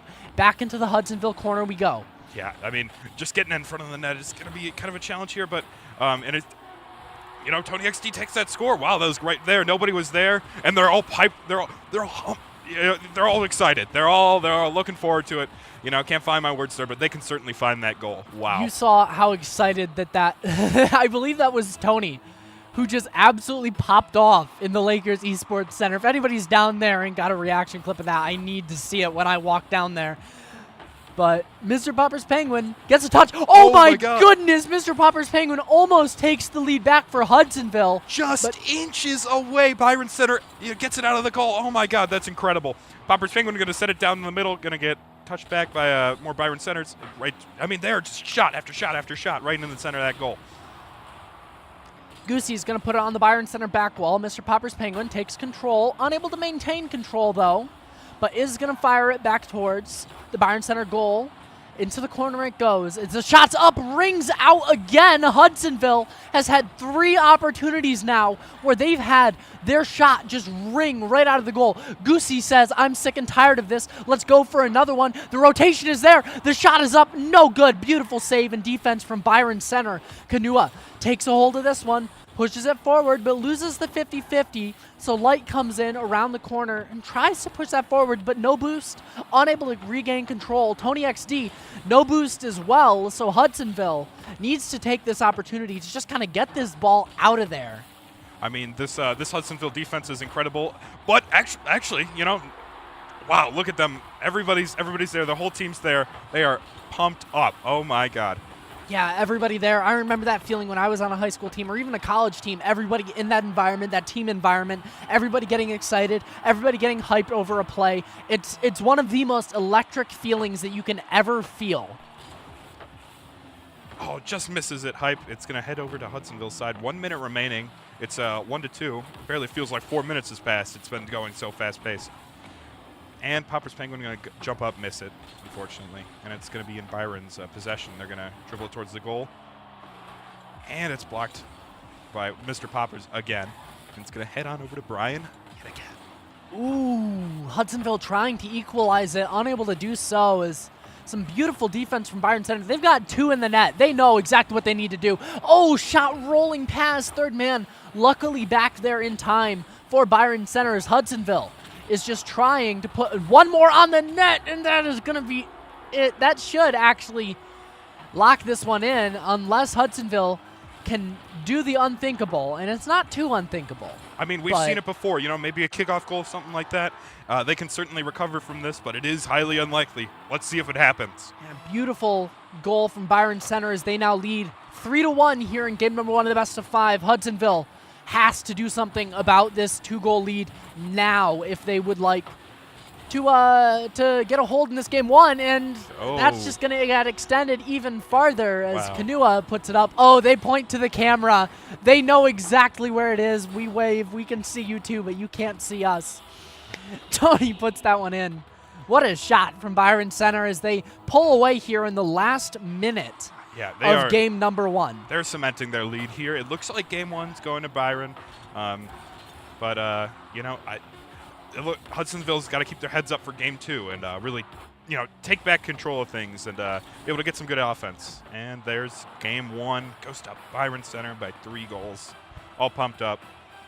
Look at them. No, they're hyped. They're excited to be here. They're excited to be playing. And Hudsonville, I mean, you can't get your head knocked down after that one. Yeah. They are not the favorites in this one. Byron Center is definitely the favorite. So Hudsonville is going to be playing on the back foot for most of this series. Yeah. And, I mean, they have these opportunities. They had several, I counted 3 opportunities where the ball went forward into the net and it wrung itself out. And you just weren't able to secure that goal. And there were a lot more of those opportunities. So Byron Center is giving Hudsonville those opportunities. It's just capitalizing on them is the big thing. If you can't if you create something, you don't take advantage of it, it might as well not be there. You know, inches from the goal, you know, getting another point on that board would have completely turned the tide of the match. But you know, these things happen, and hopefully they can improve on it in the next match. We should be getting the lobby just very shortly. You know, what do you think they got to improve on to, you know? What do I think Hudsonville has to improve on? I think that they need to speed up the pace of their play just a little bit. They like to play slow. They like to play a very methodical, very passing-like game where they call up their second man, they call up their third man to take the shot. They can't do that against Byron Center because Byron Center's all over the field taking control. They need to speed up the pace of their play just a little bit to try and outpace the Bulldogs, and I think that is really going to be the key to success here for the Eagles. Yeah, I think, you know, taking control in any situation, you know, the momentum-wise is going to be advantageous here. And hopefully they can dictate the course of play. They're already taking shots on Byron's goal, which is a good start. But it's heading over to Hudsonville's side. Almost an empty net there, and if nobody rotated over. Ooh, Tony XD is going to fire that one in as the entire Byron Center team behind them popping off, just... Everybody's getting excited, and that is one of the most electric feelings.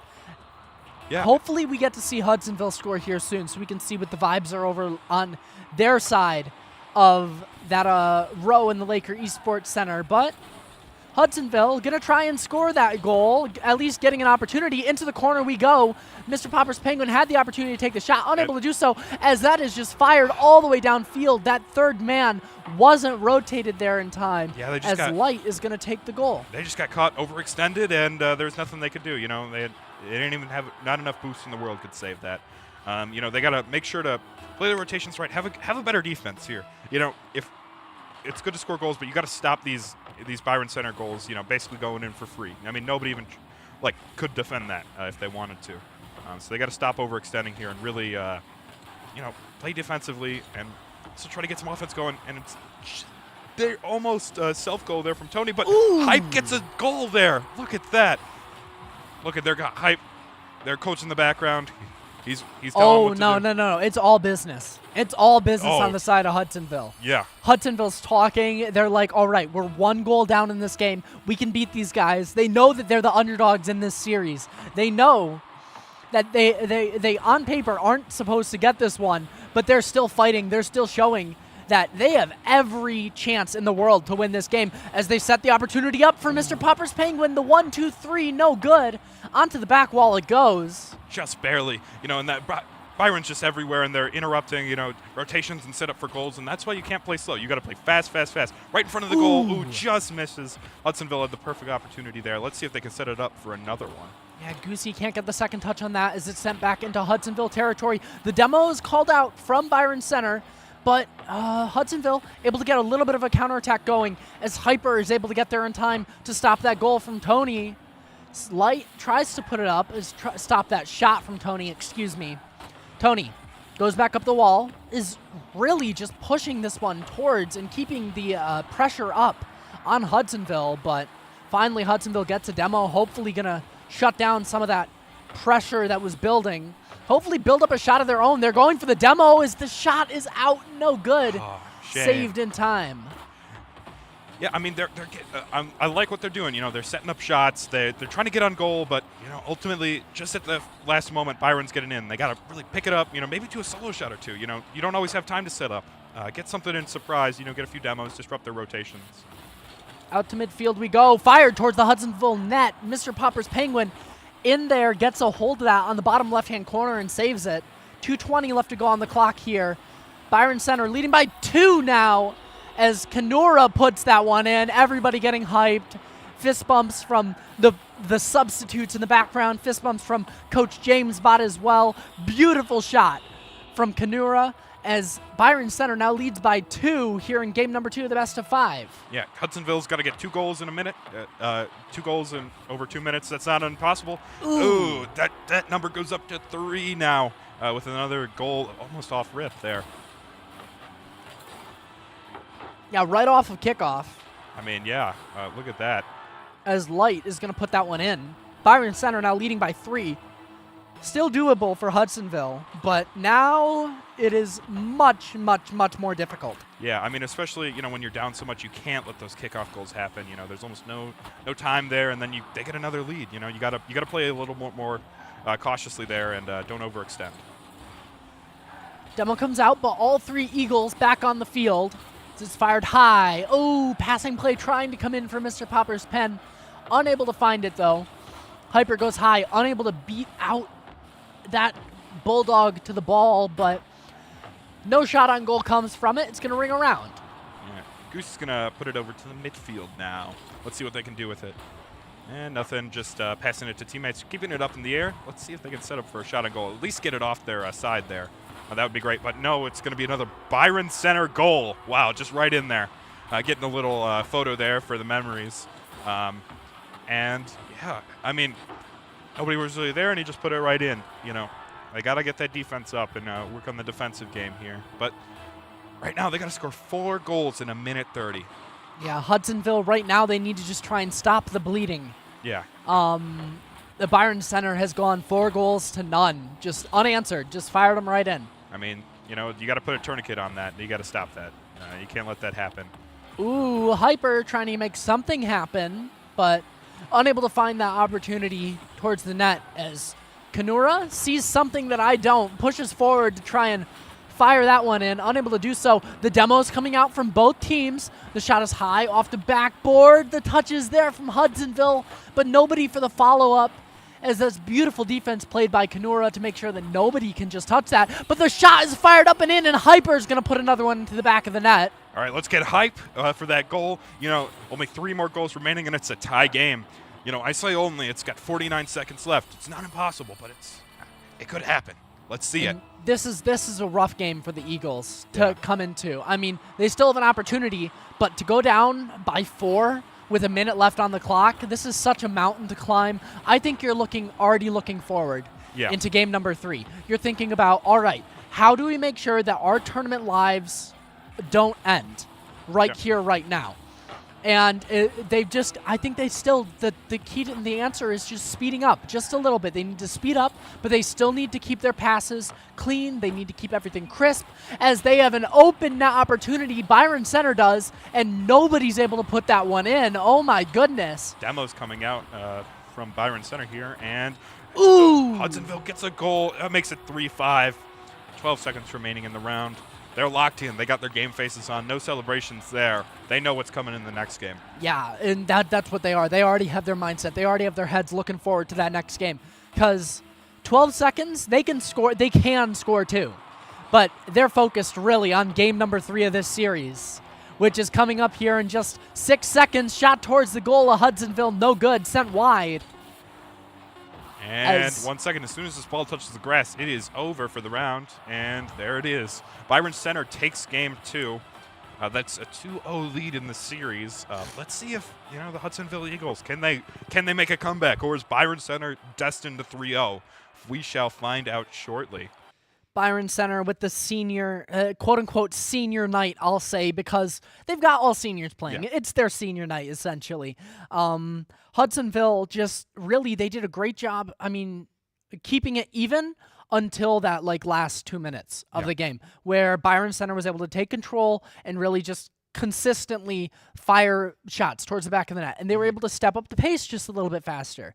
So that, I mean, Hudsonville really just couldn't gain any traction until the last 30 seconds there, where they were able to put 2 on the board. Yeah. But they're really looking forward to this game number 3, and I'm really thinking that they just speed it up just a little bit. Yeah, or they try and force Byron Center to slow down. Yeah, I mean, I'm always rooting for the underdog. I hope they maybe clinch a match or something, or maybe even the series. Who knows? But we'll find out shortly. We should be getting in the lobby just very shortly. We'll find out in just a second here.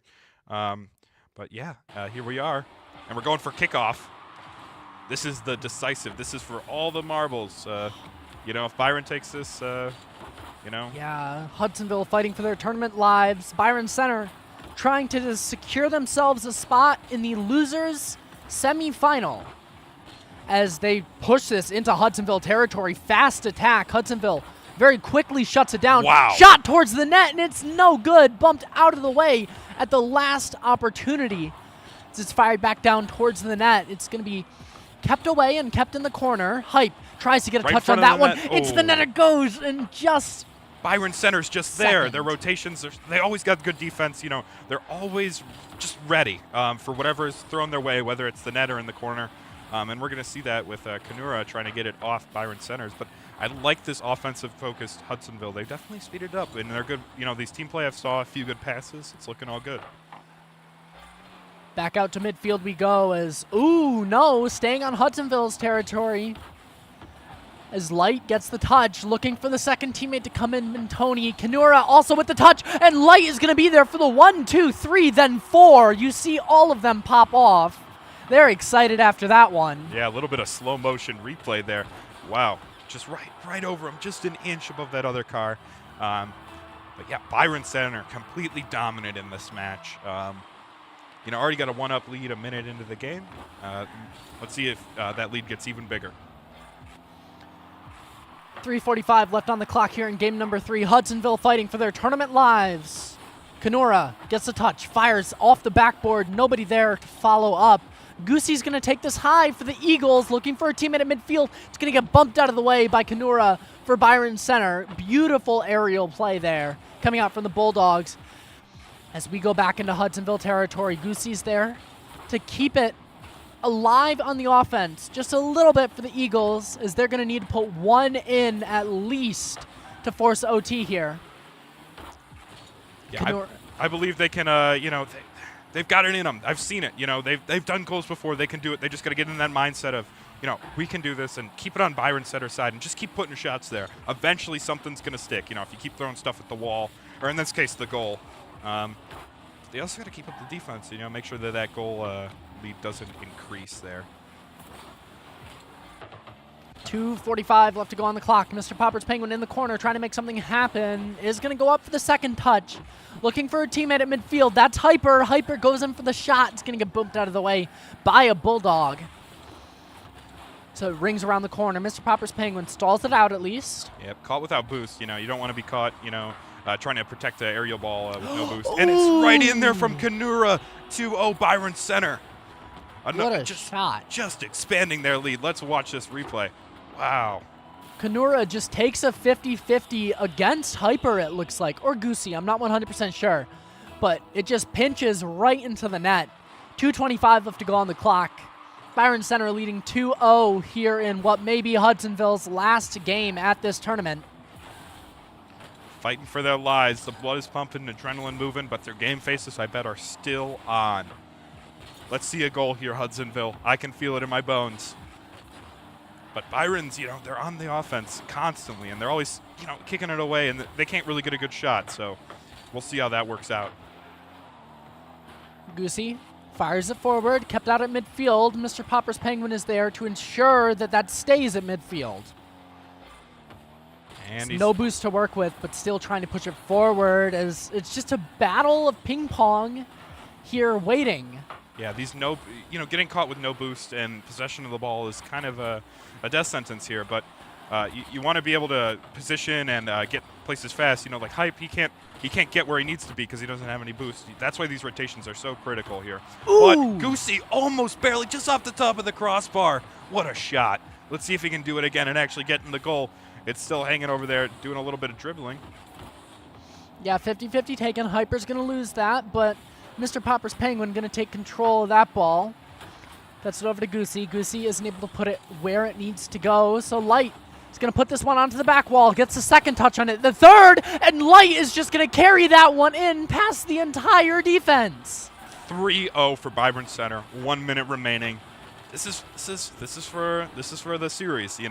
Last game on Byron Center. Can they clutch out the win? Looking likely, but our Eagles are still fighting. Let's see. 1 minute left on the clock. Byron Center holding this 3-0 lead in what may be Hudsonville's very last game at the Griffin-Laker Invitational. Oh, but Mr. Popper's Penguin trying to change that narrative, firing it off the crossbar, no good. Another quick follow-up shot, also no good. Hudsonville, 2 quick shots, very quickly shut down by the Bulldogs from Byron Center. Yeah, that defense is just dominant. They can't get anywhere near that net. They're trying, but it's always near misses, or Byron's just there. They always have somebody in the goal with boost, ready to take action. Back into Byron Center's side of the pitch we go. Never mind, we're on Hudsonville's now. Yeah, Popper's Penguin tried to do a fancy flip reset, got it, but then was taken out. Playing a little too slowly in the air is bound to get you, the ball tapped away from you. 10 seconds remaining. It looks like that's the series for Hudsonville.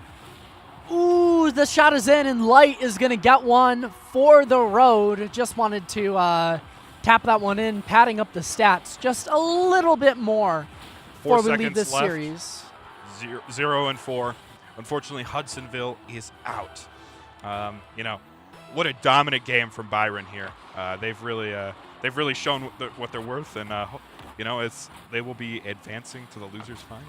Yeah, Byron Center showing that they really are able to compete with some of the best here. As Hudsonville, that is going to be all that we are seeing from them, as I believe our next match is going to be Byron Center versus Jennison? Mm-hmm. Yes, I believe so.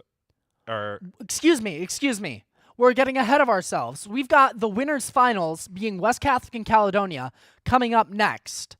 and then we're taking you to the losers bracket. We'll take a look at the bracket right here. Jennison beating Godwin Heights while that match was going on, and Byron Center just finishing off Hudsonville. So we've got Jennison and Byron Center, Caledonia, and West Catholic for the final 4 teams here at the Griffin-Laker Invitational. And oh my goodness, all the talent on these teams. There is so much talent. There's so much just energy. I'm ready. I'm so ready to see this next match. But we are going to take you to a short break.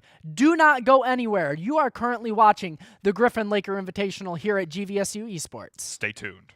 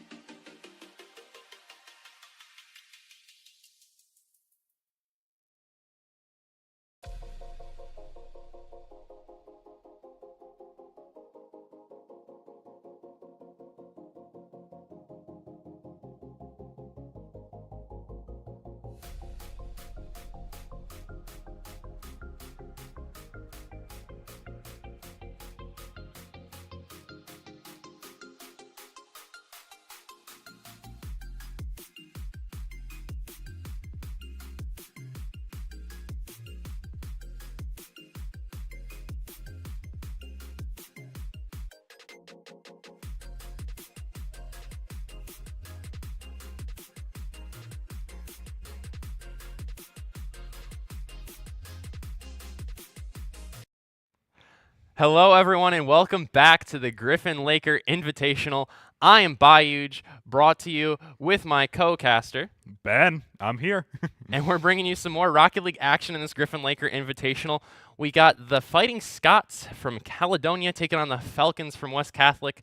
Both of these teams are the 1 and 2 seeds, so theoretically the best two teams here, so we should see a great matchup. I know Caledonia, they're a little bit more geared towards the 2v2 play style. That's what their players mostly play in ranked, and that's where their highest ranks are, whereas with West Catholic, they're a little bit more favored towards the 3v3. I believe in the fall in MySef, they won the 2v2 league this fall, so still have plenty of skill there as well, but it's going to be interesting to see how the play style of Caledonia, which is mainly twos, plays against the little bit more threes focused play style of Byron Center. I'm sorry, not Byron Center, West Catholic. We just saw Byron Center. Yeah, it's all right. We all get confused, but everybody's all locked in. They're getting loaded into the game. Look at that. They're laughing. They're enjoying life. And so are we here. We're excited for some. Who are you going for? Are you going for the Scots? Here we are at Grand Valley State University. We're at the Griffin-Laker Invitational, brought to you by good old MHSEL. Wrong side. MHSEL, the Griffins in Grand Valley. So just no better place to be today on this beautiful Saturday in West Michigan. Ready to watch some fantastic Rocket League gameplay of just great high school talent that we have in West Michigan. I mean, we're so lucky here to just have all these talented schools with these teams and be able to do this. Is awesome. Exactly. Thank you so much to Grand Valley for supporting this, and Riley Long for putting this together. Yes, we love Coach Long. This would not happen without him. So please, if you see him walking around, as he will frantically be walking around today, tell him he's doing a great job, because he's doing a fantastic job, and we appreciate him very much. Always running back and forth from the studio back to the LAN. It's really something. Getting those steps in today for sure. Exactly. I hope he's got an Apple Watch to track that. But yeah, who do you got favored for here? Who do you think? It's a rough one. I mean, they're 1 and 2. Listen, I used to coach high school Rocket League. I did for a few years. I've seen some of these teams. A lot of the players have changed since then, but I'm gonna go with West Catholic. I'm gonna say that the 3v3 mentality, the more you focus on that, especially in this kind of 3v3 setting, I think they're just gonna have that slight edge. But ultimately, I think we're going to have a great series on our hands. I wouldn't be surprised if this series went to Game 5. I wouldn't be surprised if we had multiple overtime games in this series, because these two teams are the 1 and 2 seed. It's going to be close. It's going to be one of the best series, if not, the best series we've seen so far today. So I'm really excited to get into this action and see, what these teams are able to bring to the table and what they're able to accomplish on the pitch. Yeah, exactly. They're both, evenly matched, and let's look at the bracket here. It's right now Jenison versus Byron Center. That will be. I believe that match is happening off stream presently right now as we speak. The winner of that match will go on to losers finals, which is where the loser of the winners finals match we're about to watch right now between West Catholic and Caledonia, the loser of this match will go to there. So that'll be the next match we see on stream after this winners finals match, is losers finals between whatever teams manage to end up there. Yeah. It'll be a great final. Make sure to stay tuned. It'll be a lot of fun. Absolutely. But yeah, we should be getting into the lobby shortly. But first we got to talk about something very near and dear to your heart. I know. And you're going to be very excited to talk about I love this topic. It's one of my the Grand Valley State University Day of Giving, ladies and gentlemen. Yeah. Listen. We all love this esports event, but without your generosity, we wouldn't have this happen. True. True. March 21st is the official day of giving at GVSU. However, we're accepting gifts for the campaign right now. That is true. Are you interested in supporting GVSU esports program? You can donate to our fund by navigating to gvsu.edu/giving. That's gvsu.edu/giving. And search for the Esports Club Fund. All contributions will go towards our esports program and the creation of scholarships to award our competitors for their talents and efforts. So really, it's something super positive. If you have a few spare dollars, you feel like being generous. Writing it off for charity. Who knows? Give a few dollars to our esports fund. Reward our players for, really. Let's keep growing the great state of esports and collegiate, as well as academic and beyond, in the great state of Michigan and in West Michigan locally as well. We have a lot of programs here. There's Davenport, who you all saw play in the mixed scrimmage earlier. We have Grand Valley State.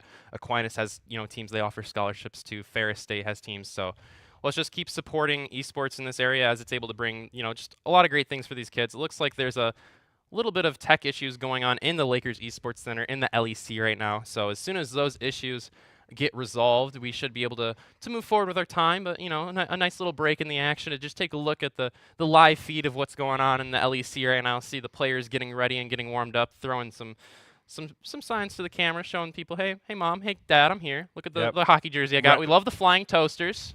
Yeah, we Didn't know love those toasters could guys. fly, but I'm all about it. Yeah, Really all about exactly. it. We're glad everybody's repping in the merch and all that sort of stuff.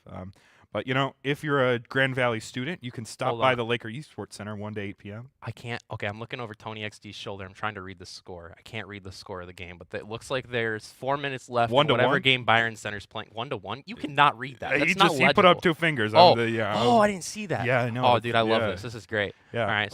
So we're gonna get a Tony's zoom in back here. in the corner. He's zooming towards the ball. Doesn't get the touch. Thank you so much, production. We love you. You're the best, Andrew.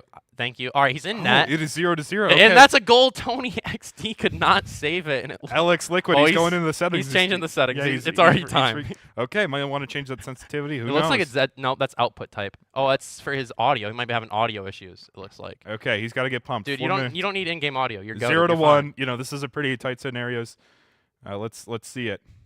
All right, kickoff. Not doing too great for the Byron Center team here. He's going back to net. Looks like a hit in the corner. Tony really doesn't have to do anything here.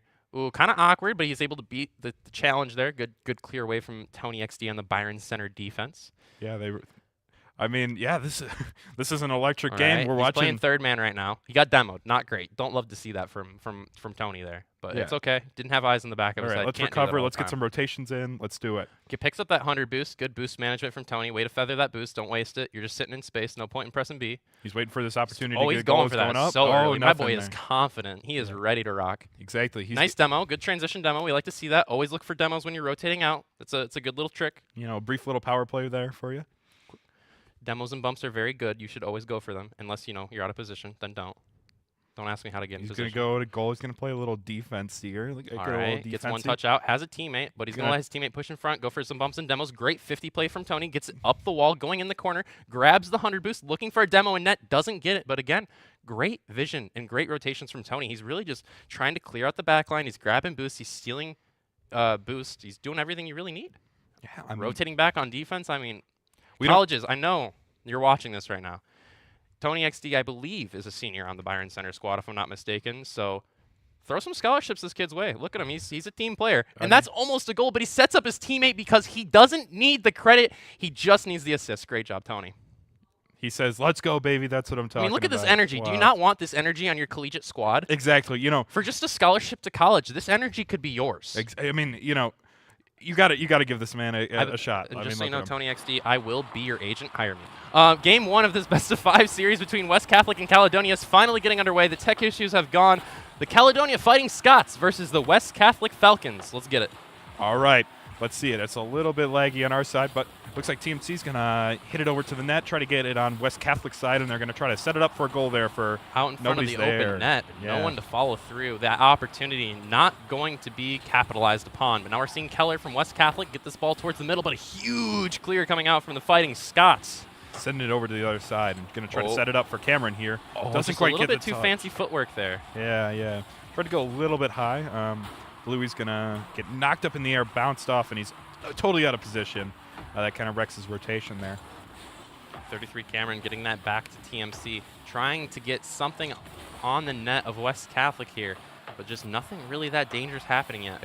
A shot towards net there, but just very easily pushed away by the Falcons defense. Okay. Put another shot right in front of net. They're setting each other up, but nobody's taking advantage of it. Let's see if we can do that here with Cameron. Looks like we're having a little bit of technical difficulties at the moment. That's okay, though. Nothing too crazy happened. Shot on net here, and that will go in. Just Bluey. Looks like he took advantage of the poor rotations there on the side of the Falcons and was able to just get that one in. Just a banger from the other half. No one was back in net, and sometimes that's all it takes is to catch the defense sleeping just a little bit. Exactly. If you see they're overextending, a nice big shot towards goal, it might just work.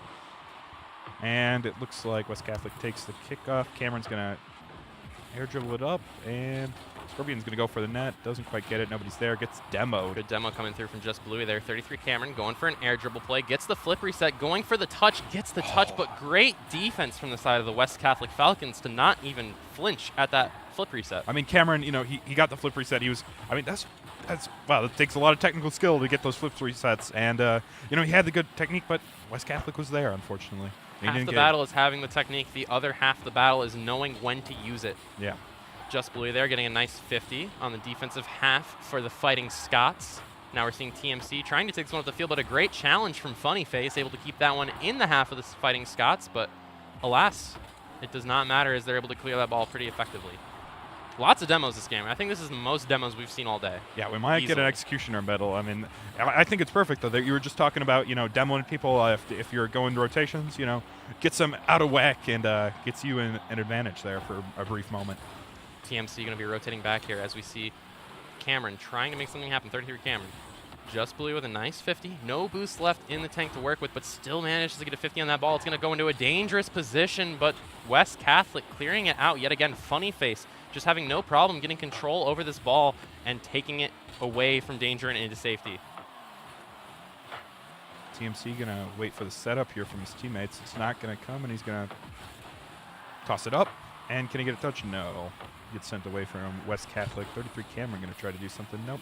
2 minutes remaining on the clock in Game 1 of this best-of-5 series in this winners finals matchup. Caledonia still leading 1-0, holding on to that 1-goal lead they've had since the beginning. And 33 Cameron is looking to add on to it. Gets a demo in transition. Gets the 50 towards the middle, but no one there from the Fighting Scots to answer up. But as I say that, a pass to TMC over the middle, but just not enough juice on that attempt at net. Yeah, I mean, I really love Caledonia and West Catholic here. I mean, they're both having great plays here, and they're setting each other up. But not always everybody's there, and everybody gets out of rotation just a little bit. Just Bluey, a nice little stop on the back wall there to not let any danger come through. But as I say that, Funny Face with a great redirect in the middle of the field, not quite able to get it on target, but a great way of keeping the siege of the Fighting Scots net underway. A huge demo coming through, and that opens up the net. And just as we talked about pre-game, how demos and bumps can open up and create opportunities that you otherwise wouldn't have, we see West Catholic Scorpion go for a demo on the goal line, blows up the goalie, Cameron's not back in time, and West Catholic tie it up with 1:12 left to play because of that aggressive play on offense. 1-on-1, 1:12. Let's see it. Who can take the edge out here, or are we going to overtime? Let's see. Solo play, pops it over one. It's on target, but 33 Cameron is able to get there at the last second to hit it away. And we are still tied with 1 minute remaining here in this first game in this best-of-5 series. Funny Face looking for someone over the middle, finds a teammate, Scorpion, not on the demo this time, but on the finishing, gets the goal for the Falcons. And now with 54 seconds remaining for the first time in this game and series, West Catholic has the lead. Wow, 2-1, 54 seconds. That's gonna be rough.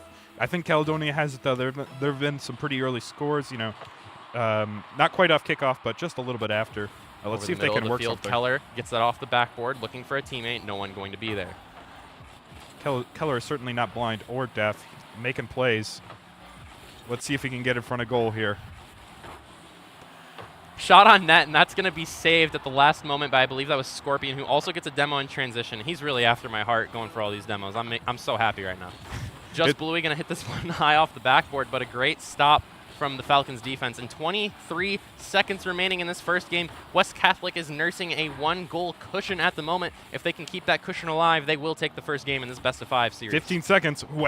This is, Caledonia's got to do something or West Catholic takes it. Shot, but it's just wide. Just Bluey couldn't get it on target. Hits it off the wall to keep it in the corner, but it's a great catch from Scorpion. Scorpion bringing it out. Has a 50 in the middle of the field. 2 seconds. 1 second remaining. It's up the wall. Caledonia has one last chance. 33 Cameron going for the air dribble, but Scorpion with a challenge, and that will be the game. The ball hits the ground, and West Catholic in a comeback Game 1 victory.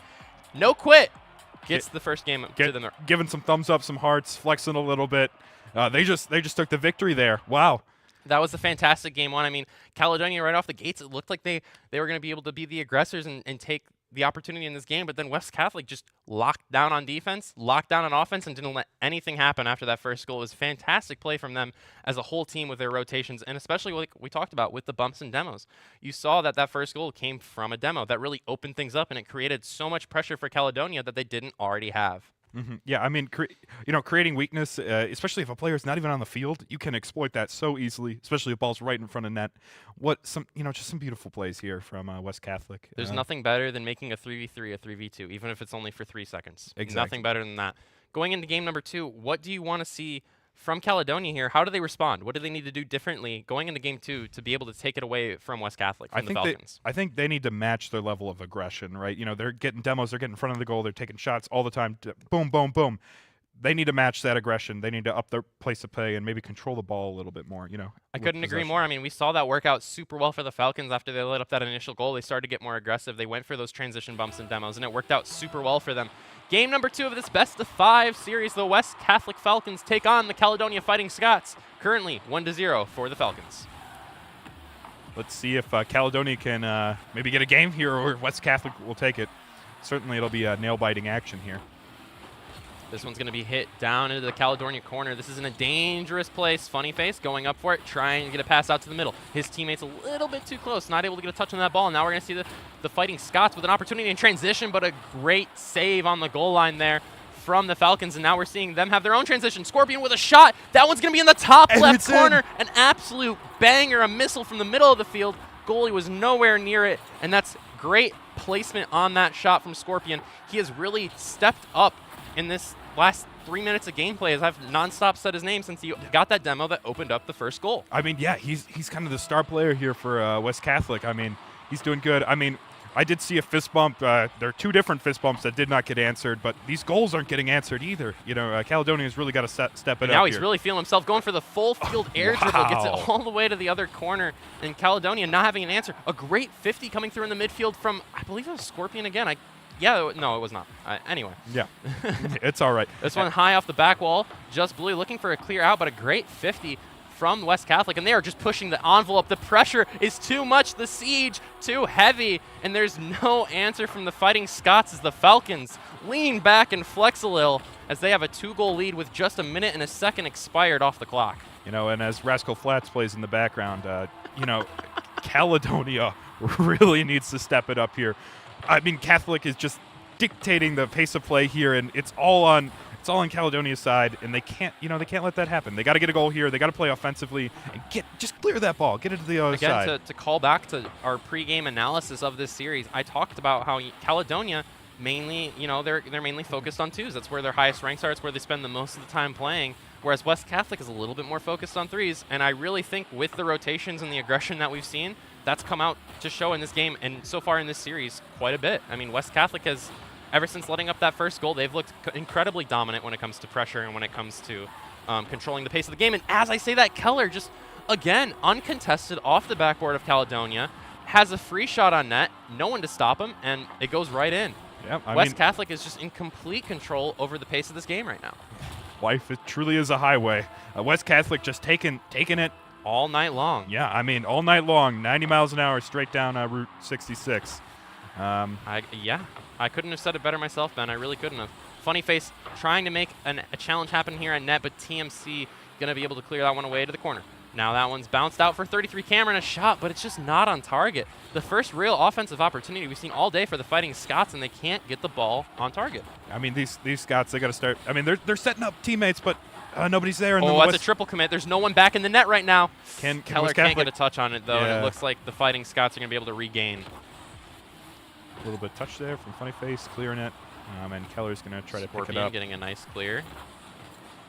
What I love about this West Catholic team is you'll see someone go out in front of whoever's holding the ball. That's a beautiful double touch from Funny Face, but he can't get it to go in, and I guarantee you the face he's making right now is not very funny. Exactly.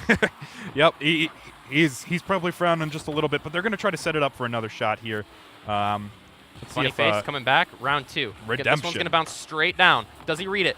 He does, but he does not get the touch yet again. Just can't get that finish on target and not able to get that goal. However, West Catholic, they don't necessarily need another goal right now. They do have a 3-goal cushion as there's about 2 minutes and 9 seconds left.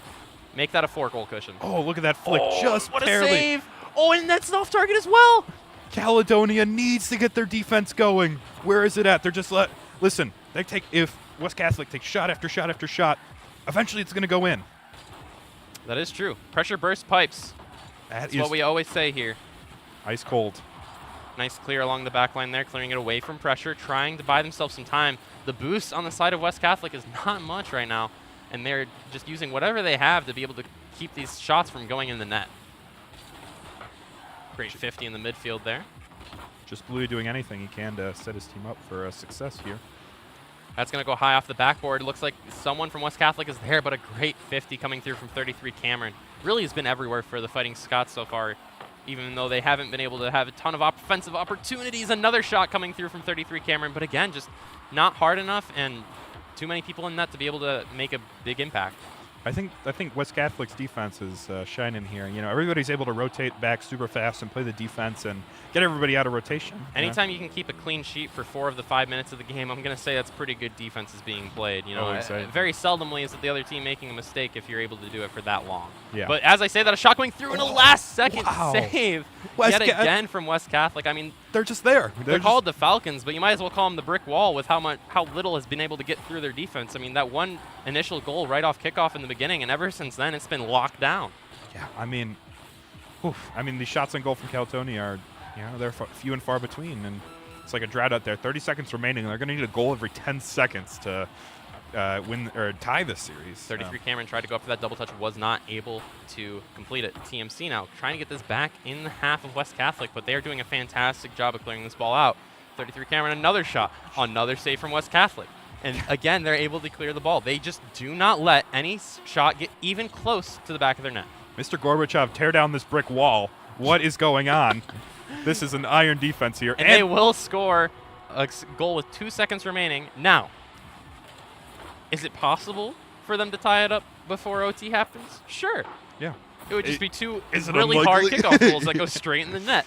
Yeah. Is it likely? No. That's a different question. Listen, I think West Catholic, they've got the skill to avoid a kickoff goal, but let's see. I'm always rooting for the underdog. Let's see what happens to West And that's going to do it. Ball drops. 3-1. West Catholic takes game number 2, and they are now on match point for the series, and they are looking real comfortable in those Herman Miller Logitech and Body gaming chairs. You know, if you're a Grand Valley student, head on down there. You know, you get to sit in a Herman Miller chair. Not often you get to do that, but no. Let's talk about the game. Oh my Yes, God! That again, iron defense. The defense from West Catholic was just impregnable. It was fantastic. They had one goal that they let up because of bad rotations towards the end, but everything before that was just getting blocked, getting saved, getting cleared out. They really weren't letting anything happen, and they were still keeping that aggression, those bumps, those demos that they had in game 1. Yeah. Really, Caledonia, again, I'm going to say they really need to go for more of those bumps and demos if they want to see something change in game number 3. I mean, their backs are against the wall. This is winner's bracket, so they're not out of the tournament if they lose here. However, they got to fight more for it. This is a big important match. There's a lot of momentum. Do you want to, sit in winner's side of Grands looking pretty, or do you want to have to fight through the losers bracket tooth and nail to get your way back to grand finals? You know, why go to the trenches if you don't have to? That's what I always say. Game number 3 of this best-of-5 series, the Fighting Scots taking on the Falcons from West Catholic, as West Catholic currently leads 2-0. And again, you were talking about early demo there from Just Bluey. Well, let's see if they can keep that up and keep disrupting West Catholic's iron wall here. And they do. Wow, Just Bluey look at that. coming through with a great shot there in transition. Good pressure from the side of the Falcons. Or I'm sorry, not the Falcons, the Fighting Scots. Yeah. And Caledonia, right off the rip, going to get a goal just like they did in game 1. Now, hopefully the rest of this game for them doesn't go like game 1, but we are yet to see that. Exactly. Let's hope they can keep this up and keep the series going in another few games, because these are exciting matches. We want to see more of TMC in an these. awkward spot there, gets bumped off, but a great play from his teammate to be able to clear that one out. This one's in a dangerous place. Scorpion almost had that redirect. Nice top down there from the side of Funny Face. See what TMC trying to get it to his can do. teammate, but so far Caledonia's doing a great job of keeping this ball away. I mean, they're trying to set it. Catholic's trying to set it up in front of the goal. Caledonia's, their defense is, it looks like gotten a little better. It's a little early, 45 seconds, but they're definitely keeping it away. 33 Cameron, lots of boost to work with here. Going to take this one up the wall, looking for a flip reset. Runs out of boost, but passes it down to his teammate. Wow. I don't know if you guys noticed that, but he used the very bottom of his car to basically just set the ball down a little bit lower at a faster momentum so that the defender couldn't get to it, and so it got to his teammate for the pass. We were talking about Fantastic scholarships. vision from 33 Cameron there. I mean, Fantastic vision. Yeah, we were talking about scholarships earlier. Wow, maybe get in touch with 33 Cameron scouts. Clearly a team player, even if they mainly play twos. Clearly a team player. Yeah, exactly. Just Bluey now in the corner, trying to make something happen for the Fighting Scots. They do have a 2-0 lead, a little bit more of momentum, but as I say that, West Catholic with the transition, they have a bump, they have an open net, they have a shot, and Scorpion, the man we have been talking about all day, gets this one, but not without some help from Keller on the offensive side there, really just bumping the goalie and not letting him play. It became a 2v1, and you don't have to be very good at math to understand a 2v1 is not good for the one. Exactly. Now it's a 2 versus 1 goal-wise, too. West Catholic, they weren't looking as comfortable. They were arched forward in their Herman Miller chairs, They weren't, there were smiles, but They got their were game faces making on. Some funny faces in the bad way, not Yeah, in a good way. not Now the they're good making way. some funny faces in a good way. Yeah. Let's see if they can get some goals here. Tie it up with Caledonia. They're going to try. Right now Scorpion. it's on their side. They kind of got to get it out of here and clear it without that one ping-ponging out. into the enemy team. It's a good opportunity for West Catholic here, but Just Blue with a great touch. Going for the redirect, just barely gets beat out by a Falcon there, a West Catholic Falcon, but great idea. Good demo coming through from Funny Face in the transition, but TMC able to clear that one out and relieve the pressure. Scorpion putting it up. Trying to just get some. Good Get shot it open coming through for from some Scorpion. teammates. And it's 33 in! Cameron couldn't get the touch, and neither could the other defender, Just Bluey. And just like that, we have a game on our hands. 3 minutes remaining. We are all tied up. The Fighting Scots and the Falcons at 2 apiece each.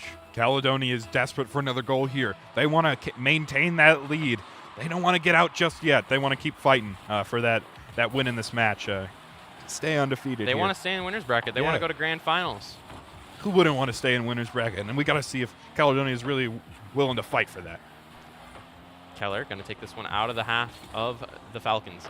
Scorpion looking to follow this up, trying to go for the 50, but a great play from the defense there. Keller with another shot on net. This one's going to go high off the wall. Funny Face not quite able to get that touch, and now we're going to see the Fighting Scots have a chance at a counterattack.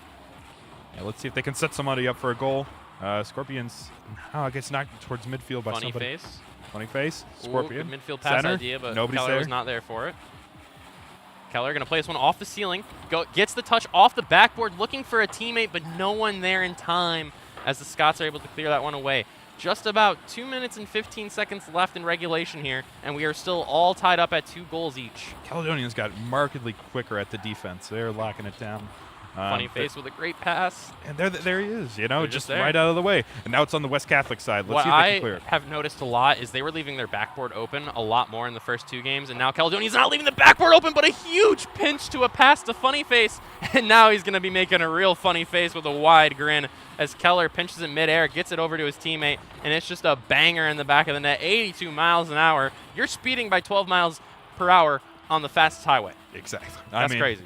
Yeah. That's That one ball fast ball. needs a speeding ticket. Thank Exactly. you so much. We'll get Grand Rapids PD over here shortly, but looks like Cameron's gonna try to get it Where's out the of campus here. police when you need them? Yeah, exactly. They're only there to give me parking tickets. So true.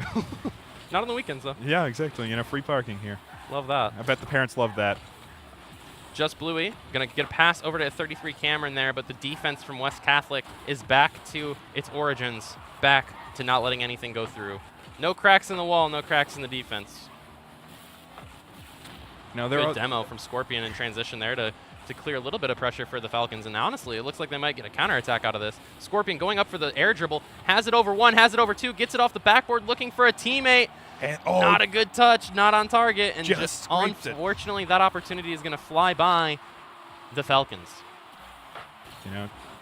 TMZ is going to TMZ after this. This is going to be a rough one. But 1 minute remaining, 1 goal is needed to tie it up for Caledonia, or 1 more goal to cement West Catholic's lead and the win for the series. If they keep it like this, it's over for our Good Caledonians. bump on the goal line there from Keller, trying to make some more opportunities for his Falcons. Not enough boost from Funny Face to follow that one up. He's going to have to get back in rotation now, but no worries as Scorpion with 0 boost is able to clear that one. Pops it up high for his teammate, Keller. Looks like he might have a flip reset. I believe he did, but nothing going to come of that one. 30 seconds remaining. 1 goal for Caledonia. They got to make something happen or it's over. Again, fighting 2-on-1 for a ball. Funny Face gonna really get that grin going wide now. The knuckle bumps coming through as West Catholic is trying to solidify their lead with a 2-goal cushion. 2 goals, 10 seconds each. It's possible. It's unlikely, but it's possible. Let's see if Caledonia can do a miracle here. Caledonia is going to need to turn up the temperature here if they want to be able to stay in the winner's side of bracket and they want to go to grand finals. Otherwise, they will have to push their way through losers. Right now, we see Funny Face trying to make something happen. Fakes out 1, passes to a teammate. That's off the top of the crossbar and down and out. Not in, but with 5 seconds remaining, it doesn't matter if it's in, as your Falcons from West Catholic in a 3-0 somewhat dominant fashion are going to grand finals. They win winners finals, and they stay in the winners bracket throughout the entire tournament. West Catholic takes the series. Look at them getting up. They're all happy. All business right there. Yeah, exactly. They're up so fast. No quit. Absolutely no quit, as They're in stone lobby. they're you know. not in losers bracket. Yeah, so. exactly. Fist bumps all around. Love to see that sportsmanship here. Honestly, a great series from both teams, but again, it just goes to show that the rotations, the bumps, the demos of West Catholic, they're just better 3v3 play, really gave them that edge. And even though Caledonia had their scoring opportunities and they had goals and they were doing the right things and they're very mechanical players, when you have that chemistry and you have that great communication like West Catholic did and you're going for those bumps and demos, it's really difficult to be able to overcome that. Even, if you have the high level mechanics, overcoming just overcoming that is really difficult. Yeah, of course. That teamwork, that strong bond. When you're playing 3v3s, you're three all solid. But if you go 2v2s and then 3v3, you add another player that you potentially never played before, and you don't know how they play or how they do call-outs, all that sort of stuff. So it's really hard to transition. I believe coming up next, we have the losers finals match, which is Jenison versus Caledonia. We just saw Caledonia. In the losers semifinals match, Jenison 3-0'd Caledonia. So that's how they are not the Caledonia. I'm sorry, Byron Center. My apologies. So that's how they ended up here in the losers finals. So we will be, after a little moment here for the teams to get ready, we'll be coming back to Caledonia versus Jenison in the losers finals of the Griffin-Laker Invitational. Stay tuned.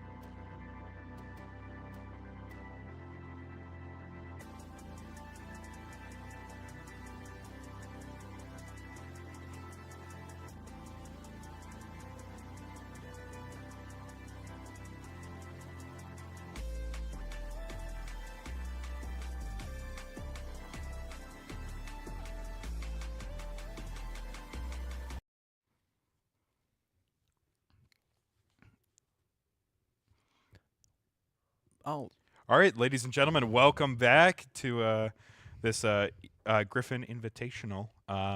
Today we are going to be doing Caledonia versus Jennison in the this bracket here. We might be able to get a look at that bracket in just a second here.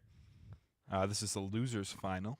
yeah, this is the losers final of the Griffin-Laker Invitational that has been going on all day. Teams arrived here at 9 o'clock this morning, and we're just coming around to this losers final between the Caledonia Fighting Scots and the Jennison Wildcats. Once again, everybody, my name is Palm. I am joined by the wonderful Ben. Thank you. As we are getting ready to kick off this losers final. We just saw in the upper bracket Caledonia losing to West Catholic by a score of 3-0.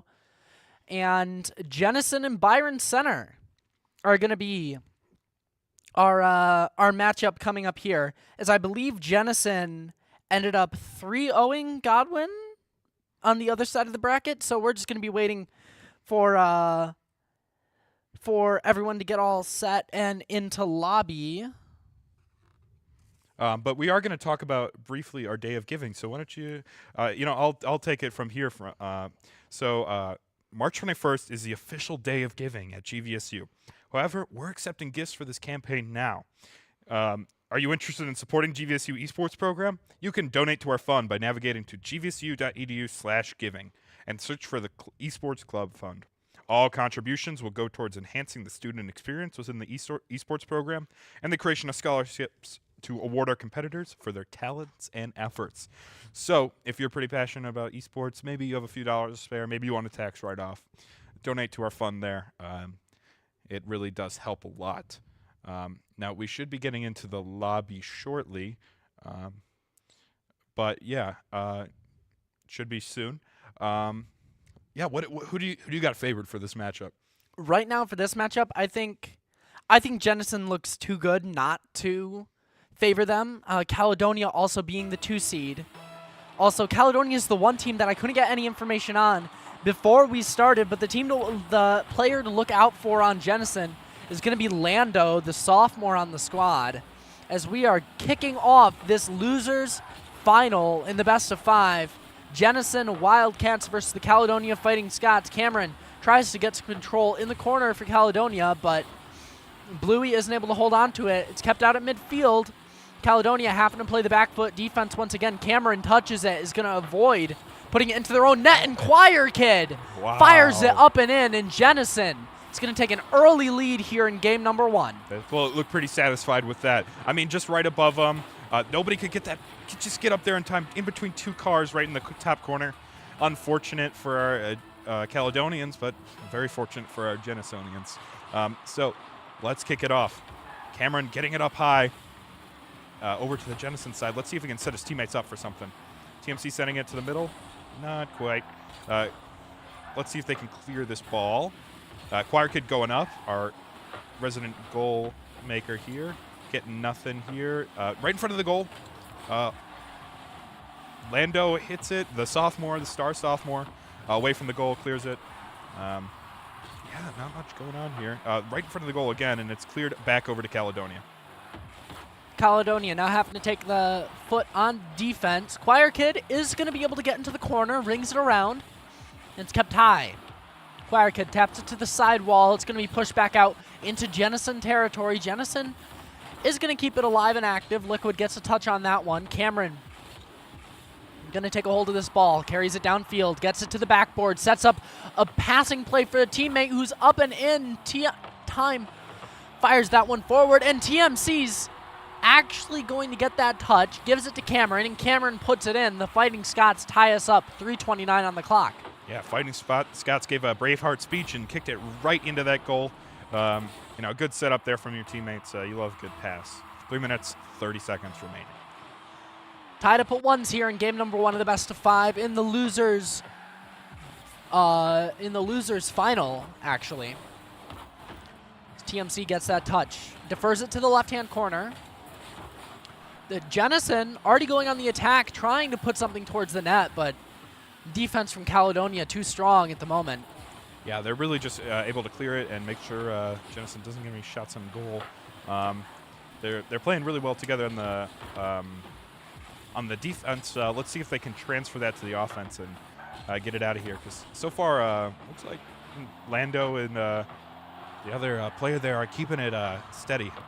Lando and Choir Kid are really holding on to a lot of this control. Just forcing it into Caledonia's back turf, keeping it there, making sure that they can't get anything happening, stealing their back boost pads. Yeah, when you're caught out of position with no boost, you can't really do much. That was a nice shot from JST Bluey there, almost in the goal. Lando's going to dribble it up to his teammate Choir Kid. Let's see if they can make something happen here. I'm excited. And nothing quite yet. Going to midfield. Cameron's going to try to dribble it over to Jennison. Up in the air, like on his nose, and in between two Jennison players right in front of the goal. Too fast for any of his teammates to take advantage of. Bluey rings it around the corner. TMC gets a touch on that one as it's sent back out into midfield. Cameron fires some control forward. 2 minutes on the clock here in game number 1 of this best of 5 losers final. The great Griffin-Laker Invitational.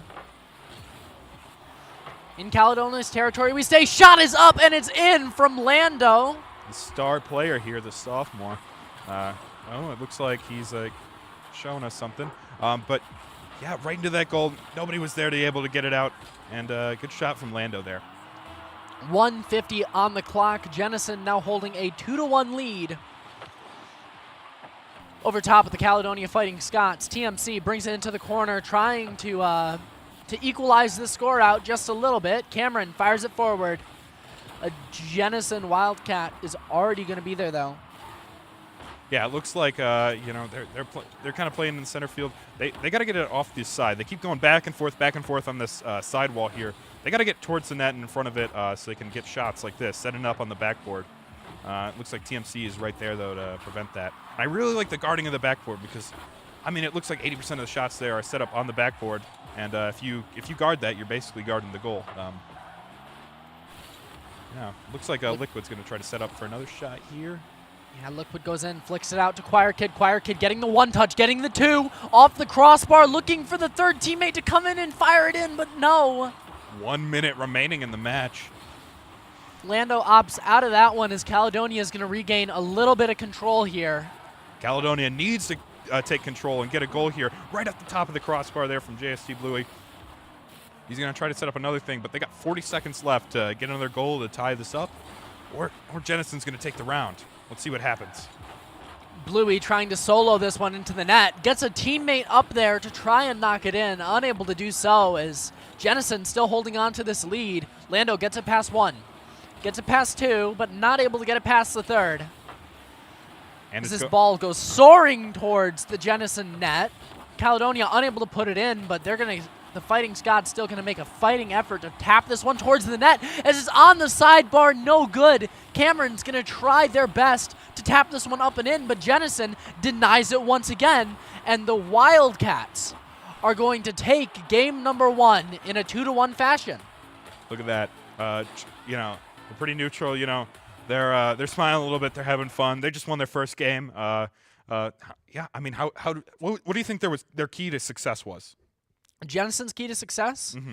Jennison was they were able to optimize their opportunities and minimize their mistakes. Mm-hmm. As they optimized their opportunities, they were just able to create opportunities on the backboards for their teammates. I didn't really spot a rotation mistake there where Caledonia really could have punished it, where Caledonia really just didn't have an opportunity near the net. It was just the defense from Jennison was so good that Caledonia was just constantly having to play defense, constantly having to just full clear the ball out when they really just wanted to kind of slow it down and set up their shots, because we saw Just Bluey going for a couple crazy shots. So their talent is on this Fighting Scots roster. It's just I remember them saying that they are normally a 2v2 team, and so when you introduce that third player onto the field, it creates a lot of different opportunities. It creates a lot of different strategy that moves into it. And so Caledonia, I think they just need a match or two to kind of settle in, and Jennison needs to just keep the pace up. They need to keep on going for those opportunities that they see, and they need to keep it clean, Rocket League. Cameron going to fire that one in, goes for the flip reset, shot off the backboard again, no good. Cameron gets a third shot on goal. Wow. Look at that dominant display from Cameron. doing flip resets in the air, taking 3 different shots on goal, uncontested. People were just walking around him. They weren't doing much. They really got to, Cameron did that almost all on his own without any teammate support.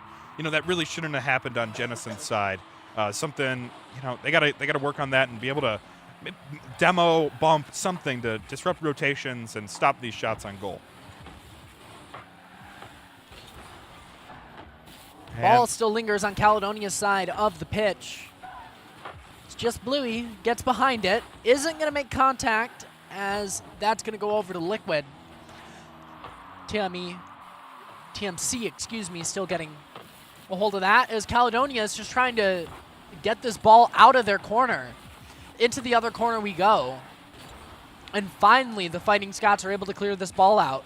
Lando rings it around the backboard. Demo coming out for Jennison. And again, we talked about those demos. Those are so crucial. They give you a little 3-second power play where you have more advantage and the goal's a little bit clearer. You really got to take advantage of those and punish the opponents and take shots. And it's only a brief window you can take advantage of it, but it's crucial. Ooh, little passing play happening from Jennison. Gets shut down by Cameron. Cameron going for the shot into the corner. No good. Caledonia still holding on to a 1-0 lead here with 3:20 left to go in game number 2 of this best-of-5 series. TMC gets a hold of it, but sent right back to Jennison. Jennison's going to put it into the corner. A lot of corner action here. They're getting it in front of the goal. They're setting each other up, but it's just kind of a waiting game here. Who can set it up right first for their teammates and who's in position. A lot of these, a lot of Jennison is getting caught out of rotation with no boost, and they're not able to do a whole lot on the offense. But Caledonia seems to be topped up almost all the time, which provides a lot, greater mobility and able to strike. Bluey fires one towards the net, no good. This ball's going to go just wide of the goalpost. Choir Kid rings it around. A lot of power on that ball. Liquid sends it up, has no boost to work with. Gets the second touch. Oh my goodness, what a shot from Liquid. Wow. Let's get a replay of that. That is amazing. Gets one, gets another. That was actually a triple. Oh my God. He was there and he took it. That's why we love Rocket League. Liquid equalizes it for Jennison as we're tied up at 1s now with 2:22 left to go here in game number 2. Wow. A lot of 2s in that sentence. Yeah. Out in the midfield we go. Just Bluey gets a hold of it. TMC trying to get the touch on it, but doesn't have enough boost to work up to it. Oh, and this could be dangerous. Liquid goes on the attack. No dice, though, as the ball is pinched out to the corner. I feel like Jennison, they gotta take a little bit more lead here. They gotta control how Caledonia is playing and the speed at which they do in order to get their lead back. And they don't want this tie game. Neither team wants this to be a tie game, but it might. It is looking close here. Both of the offenses and defenses are looking pretty similar, although that's almost an open net. Choir Kid, how do you even save that? How do you get there in time? The Caledonia player pulled off because they thought that they had secured the goal, but that is why you constantly push forward and you follow that shot into the net because Jennison saves that ball and Caledonia is denied the lead. Choir Kid just became Choir Man. Wow, look at that. That is something. You don't see that every day. That's some star defensive play here. He's going to pick it up for his teammate Liquid so they can clear it back over to Lando. Lando gets underneath this one. Caledonia is able to regain control, sends it right back out into Jennison territory. 1 minute remaining. Oh, beautiful defensive play coming out from Choir Kid, I believe that was. Knocks that ball down, shuts down any offensive play getting started from Caledonia. And Jennison playing absolutely amazing on the defense. The moment that Caledonia sets these balls up on that backboard, Jennison is there. Jennison is clearing them out. The Wildcats are doing such a good job of making sure that this ball is not falling into their back net. They're fighting for the finals. They want that trophy. And not everybody can get it. They're fighting. Both of these teams are fighting for their lives here. Whoever wins this makes it to the finals. And that's something worth fighting for, and that's why I think this match is so close. But Blue is going to hit it over. It gets hit back. A little bit of ping pong action going on here. 8 seconds left. We might go into overtime here unless something drastic happens right at the end. Oh my goodness, open net opportunity. Nobody there to capitalize for Jennison. The ball is kept up. Caledonia sends it downfield. TMC is there. It's up, no good. Overtime. Now overtime goes as long as we need until another goal is scored. So this could be 1 second. This could be 8 hours. Let's see. Hopefully not. JST Bluey is going over. Let's see if he sets something up. Lando doing a little in-air dribbling. Maybe got the flip reset there. That's pretty good. Setting something up here for his teammates, and it's right in front of the net. It is standing there. Lando takes control. Fires it up. Nobody in net. Lando has an opportunity, but unable to get the second touch on it. It's booped out of the way by TMC just in time. Caledonia takes a deep breath in this overtime as they just shut down an opportunity that Jennison had, the golden opportunity, if you will. 44 seconds on the clock in this overtime. Into extra time we are. Excuse me. I mean, yeah, that could have been their ticket, but you know, in this overtime, you miss one of those, and that might be your chances gone. Another, a few more shots going against Jennison's goal. Wow. What a play from Caledonia. Jennison is making some dangerous plays, clearing it across their goal line. Ooh, LF Liquid gets it out of there just in time. Liquid actually sends it downfield. It's sent just wide. No good. As Lando tries to get underneath this one, it's pinched down. Into the corner we go as Caledonia trying to set it up on the backboard to try and get an offensive play going. Liquid takes a good 50-50, but that's just going to be sent right back over to the Jennison Wildcats side of the pitch. I mean, these Caledonians, they really know how to just send it over and keep it over there for a little bit. You know, and I think that's key. The longer, you know, Jennison is put under stress, they're going to start cracking. Back out to midfield we go as Caledonia pushes this ball forward. TMC gets a hold of it, puts it onto the backboard. High up the back wall we go. Bumped out of there by Lando. So Jennison should shut down this offensive play for just a second. Can we get something here? I'm looking for some action. 2 minutes, no goal scored yet. Next one to do it takes this match. Jennison already has one game under their belt. See if they can get another, or Caledonia can even it out. Jennison on the attack. Now we're back out to midfield. Caledonia going on the counterattack. Fires it off of the crossbar, and the second person is there. TMC fires it into the net, and we're even. That's a 1-1 in the series. Wow, Caledonia takes that match almost 3 minutes into overtime. That is pretty insane there. But, you know, well played from both of our teams there. And boy, do we have a series here today. 1-1, and Jennison looks so good. Caledonia looks so good. A 3-minute overtime there, an overall 8-minute game of Rocket League. I don't know about y'all. A regular game of Rocket League is 5 minutes. Adding an extra 3 minutes onto that, my thumbs are getting tired. My brain is getting a little woozy. I don't know what's going on. Exactly. You know, that mental game is, you know, so crucial. You got to stay locked in the whole time. And if you fumble, if you're out of position, if you do a bad rotate, it's over. You know, the other team takes advantage and capitalizes. And you got to stop that. So we will be jumping into game number 3 just in a second here shortly. Beautiful play coming out from both teams as the series is tied up at 1-1. I'm really excited to see what both teams come out swinging in game number 3. Are they going to slow things down? Are they going to pick the pace up maybe a little bit? I think Caledonia, once they started picking that pace up in overtime, they really were able to edge out Jennison. Oh, as the W was shown, Caledonia shows the W. They point up at the camera. They're excited to get into this game number 3, and as are we. Game 3 of the Losers Finals happening now. Let's see it. That ball goes up over Jennison's side. It looks like Caledonia won that kickoff. Let's see if they can do something with it. 33 Cameron, just always dribbling the ball. Ooh, just barely. JST Bluey takes it all the way, and it's, just barely. What a save from Jennison. Jennison making some big plays on the goal line already. We're not even 30 seconds into this game number 3. Both these teams fighting to see who will be on match in series point first as it's fired off the crossbar again. All of these shots from Caledonia all super close to being on target and all just an inch away. Oh my goodness, just Bluey with the double tap off the backboard. Wow. And Caledonia takes the lead 1-0.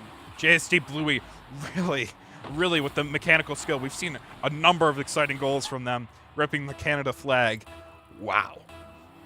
Caledonia, a 1-0 lead here, just under a minute done of game number 3.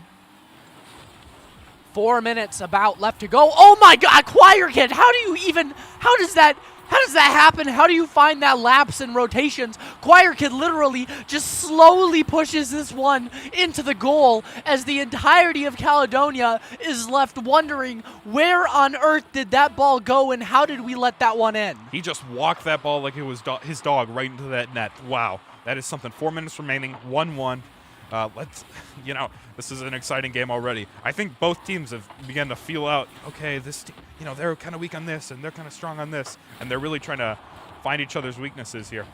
Again, a crucial demo there from Jennison. Liquid gets the touch. It's touched high. Not exactly the play that they wanted to make on that one as it's tapped in front of the net. Oh my goodness, Lando gets the save, but Lando can't get there for the second, and that is what's so dangerous about knocking the ball down in front of your own net is that you have an opportunity like that. Yes, you have a star player like your sophomore Lando going up to get the first save, but when you have a player who's the caliber that TMC is, they're able to get that second touch. They have the boost to go for that second touch. And, I mean, Lando expelled all their boosts going for the first one. They can't even get to it. I mean, that really just expresses the importance of clearing that anywhere near in front of the net. These players are so skilled. They can get rebounds and all that sort of stuff off the side of the net and all that sort of stuff. It's quite easy. So if you're letting it sit in front of net, slow ball, it's like putting an MLB player at T-ball. It's a death sentence. But let's see if they can try to do something similar here. Jennison needs another goal to tie it up. 3 minutes remaining. Completely doable. As Caledonia keeps up the offense, Cameron tries to fire that one towards the Jennison back wall. Isn't able to find it. Bluey tries to ring this one around the corner as Jennison cannot get this ball out of their own corner. Into the other corner we go. This ball finally gets a sense of being cleared out. It's sent right back up into midfield. Lando is finally going to be able to put up some offensive play for Jennison, but they may have to turn right back around here unless Liquid can get something started. Liquid puts it down in front of one. Choir Kid is there for the follow-up, but ends up going a little higher off the wall, tries to get a pass. Pass over to Lando. Lando tries to take it in. No good. 2 are there for the Fighting Scots from Caledonia. Just barely. Wow, these Scots, they got some defense here, but, wow, it's just something. Choir Kid is kind of like the unsung hero here. He's setting it up for everybody, including that. Liquid takes the goal off of Choir Kid's pass. What a shot. Let's see that replay. And Choir Kid gets the little touch on it backwards, stalls out the ball enough, and Liquid fires it in. Beautiful play coming out from the Jennison Wildcats. And we love to see that sort of teamwork. Solo goals are very impressive, but it's even more impressive when you can coordinate with your team and make sure something is cold and calculated. Like that. Oh, goal. What on earth did you just do, Bluey? Bluey absolutely tearing apart the Jennison defense with that one. Nobody knew where it was coming from, and nobody can get to it. Bluey doing an amazing job taking the lead back for Caledonia. Wow. I mean, Jennison, 3 cars on one ball. Really should have got it, but they did. And again, another backboard shot. Caledonia putting up an impressive offense here. Caledonia holding on to the lead, 3-2. Just under 2 minutes left to play here in game number 3. Both teams battling to see who can take series point first, or get it to series point first. As it's sent back into Caledonia's territory, TMC gets underneath of it. It's going to be fired back out by Choir Kid. Liquid goes up for the touch, is going to get it off the backboard, so shot opportunity is going to get shut down for Caledonia. Back out to midfield we go. Choir Kid gets the pinch, takes a 50-50 as it gets sent all the way to the other side.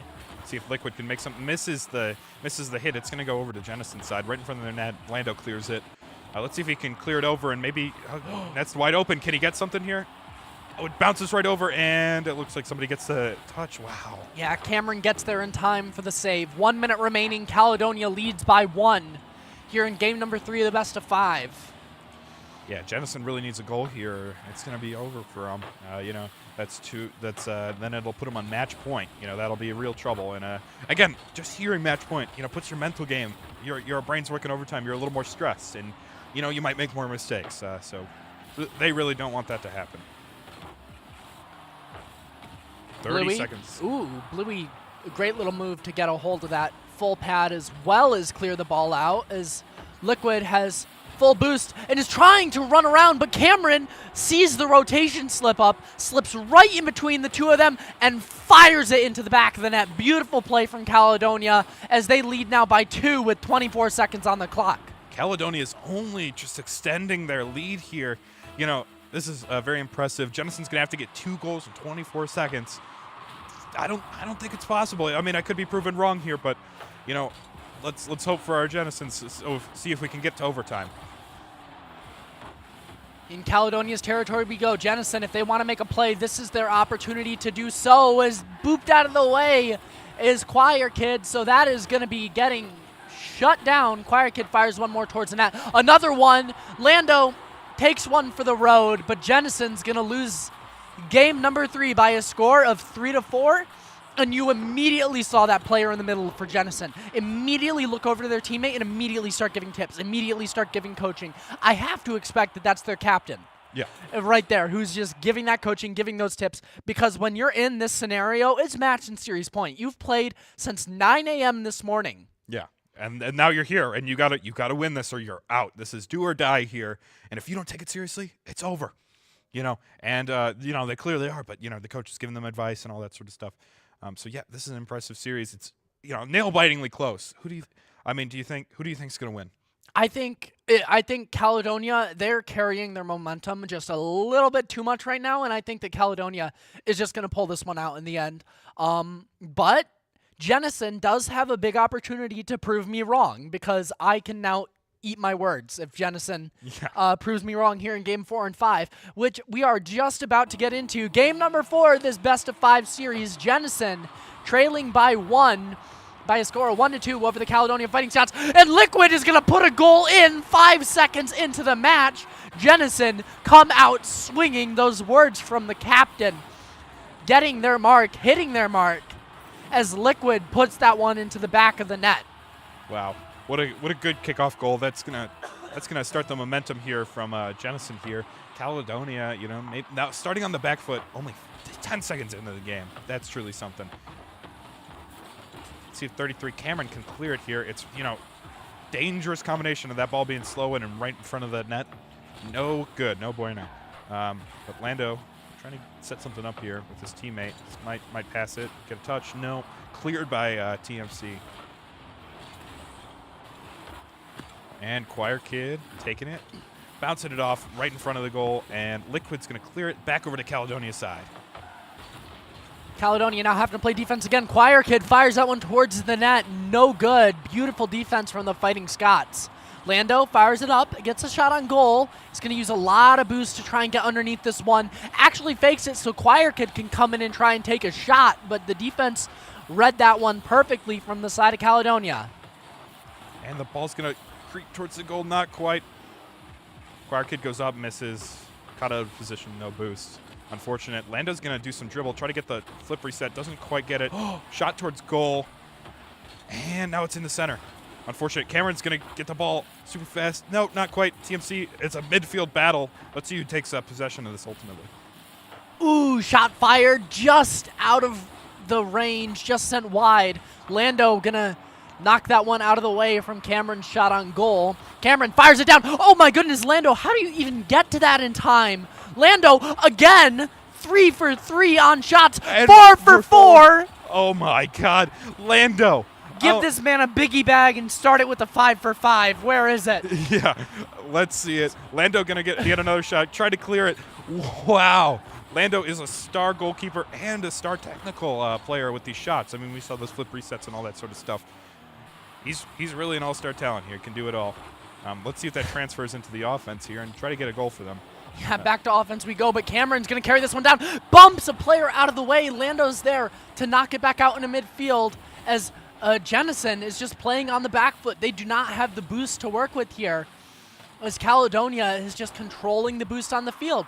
Choir Kid goes up for the touch. TMC is able to get there. Lando is there for the touch high, and Liquid boops it out to the corner.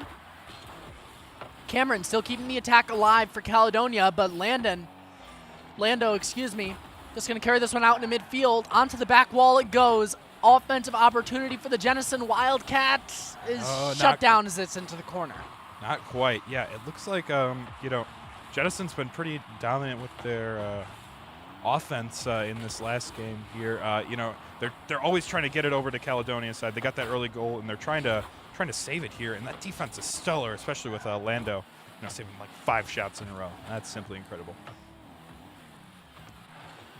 Lando gets behind this one, unable to maintain control as it goes to Choir Kid. Just Bluey gets a hold of it, puts it onto the backboard, calls for a teammate, but nobody is there to take a shot. Liquid's This ball goes out into midfield. Liquid fires one up, and it's in! Jennison now take a 2-0 lead as Liquid puts that one into the same place they put their last shot, the top left-hand corner. Yeah, I mean, this is some good shot placement. I mean, they're shooting it exactly where Caledonia isn't. Cementing a 2-0 lead, a minute 37 for Caledonia. Definitely possible, certainly possible to recover. But will Jennison take game 4, and then we'll go into game number 5, double match point. Lando gets the touch high. Caledonia able to make the play on their own defense. This is rung around the corner. Just Bluey gets a hold of this one. It's fired down and in. TMC is going to equalize it a little bit. You see fist bumps coming out from the team captain there, but Caledonia now puts one on the board. Beautiful little touch from TMC. Lando just couldn't get there in time.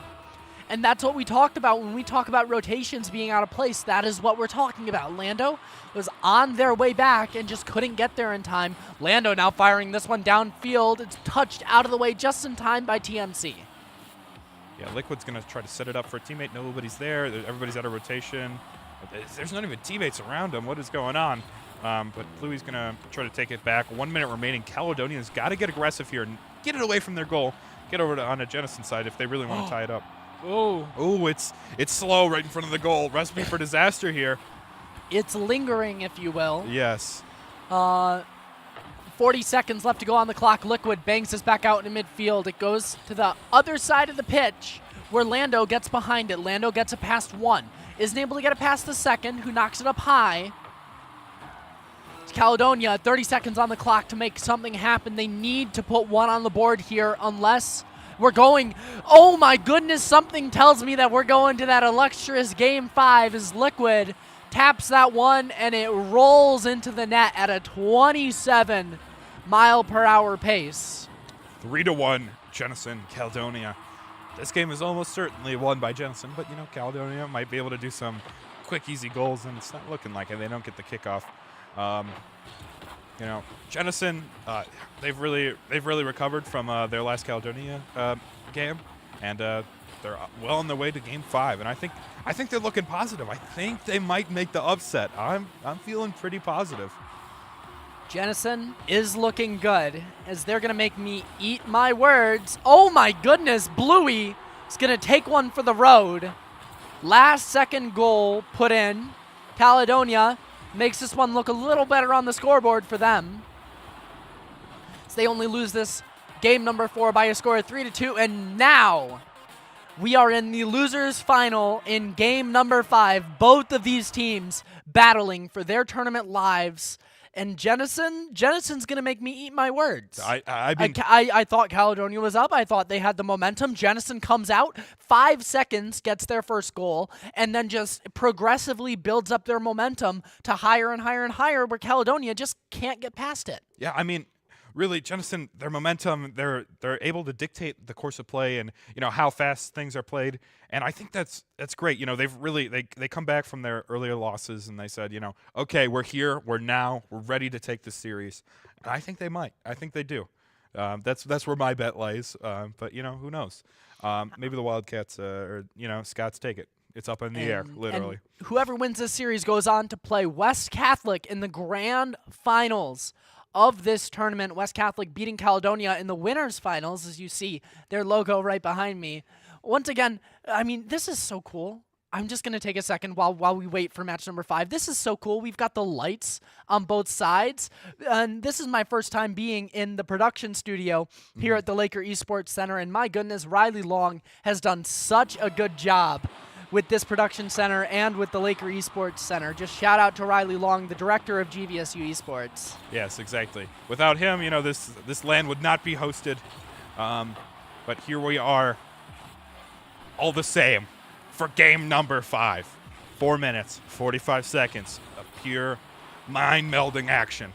Let's see it. This is when you start to feel your hands sweat on your controller. This is when you start to hear every single noise in game. This is when every single second feels like 1,000 because you're in game 5, baby. Your tournament line is on the life. Every decision that you make is going to be replaying through your head. If you lose this one, this is replaying through your head for at least the rest of the day. Yeah, I mean, this is kind of crucial for both teams here. I mean, you have the potential to win that beautiful trophy that I'm sure every team walked in and said, maybe I'll get that today. But only one can have it. We can't all share, unfortunately. And let's see if something goes on here as it goes over to Caledonia's goal and back to the midfield. Cameron takes control, fires a shot down. It bounces off the top, and Cameron secures that one, taps it in. Caledonia leading 1-0, 3:46 on the clock. Cameron, beautiful read here in game 5. Yeah, almost no reaction there from the Caledonians. They had their game faces on. They don't even have time to celebrate for a goal. It is do or die. Let's see it. We're starting on the Jenison side. Let's see if they can, these Caledonians can wrap it around back in the goal in a crucial demo to get people out of place. Not a good idea to get demoed, because you have to get back into your rotation and coordinate back with your team. Cameron sets up TMC for the shot. Doesn't quite hit it. Hits it to the side. TMC is going to try to set up Bluey for something. Ooh, just barely. Ooh.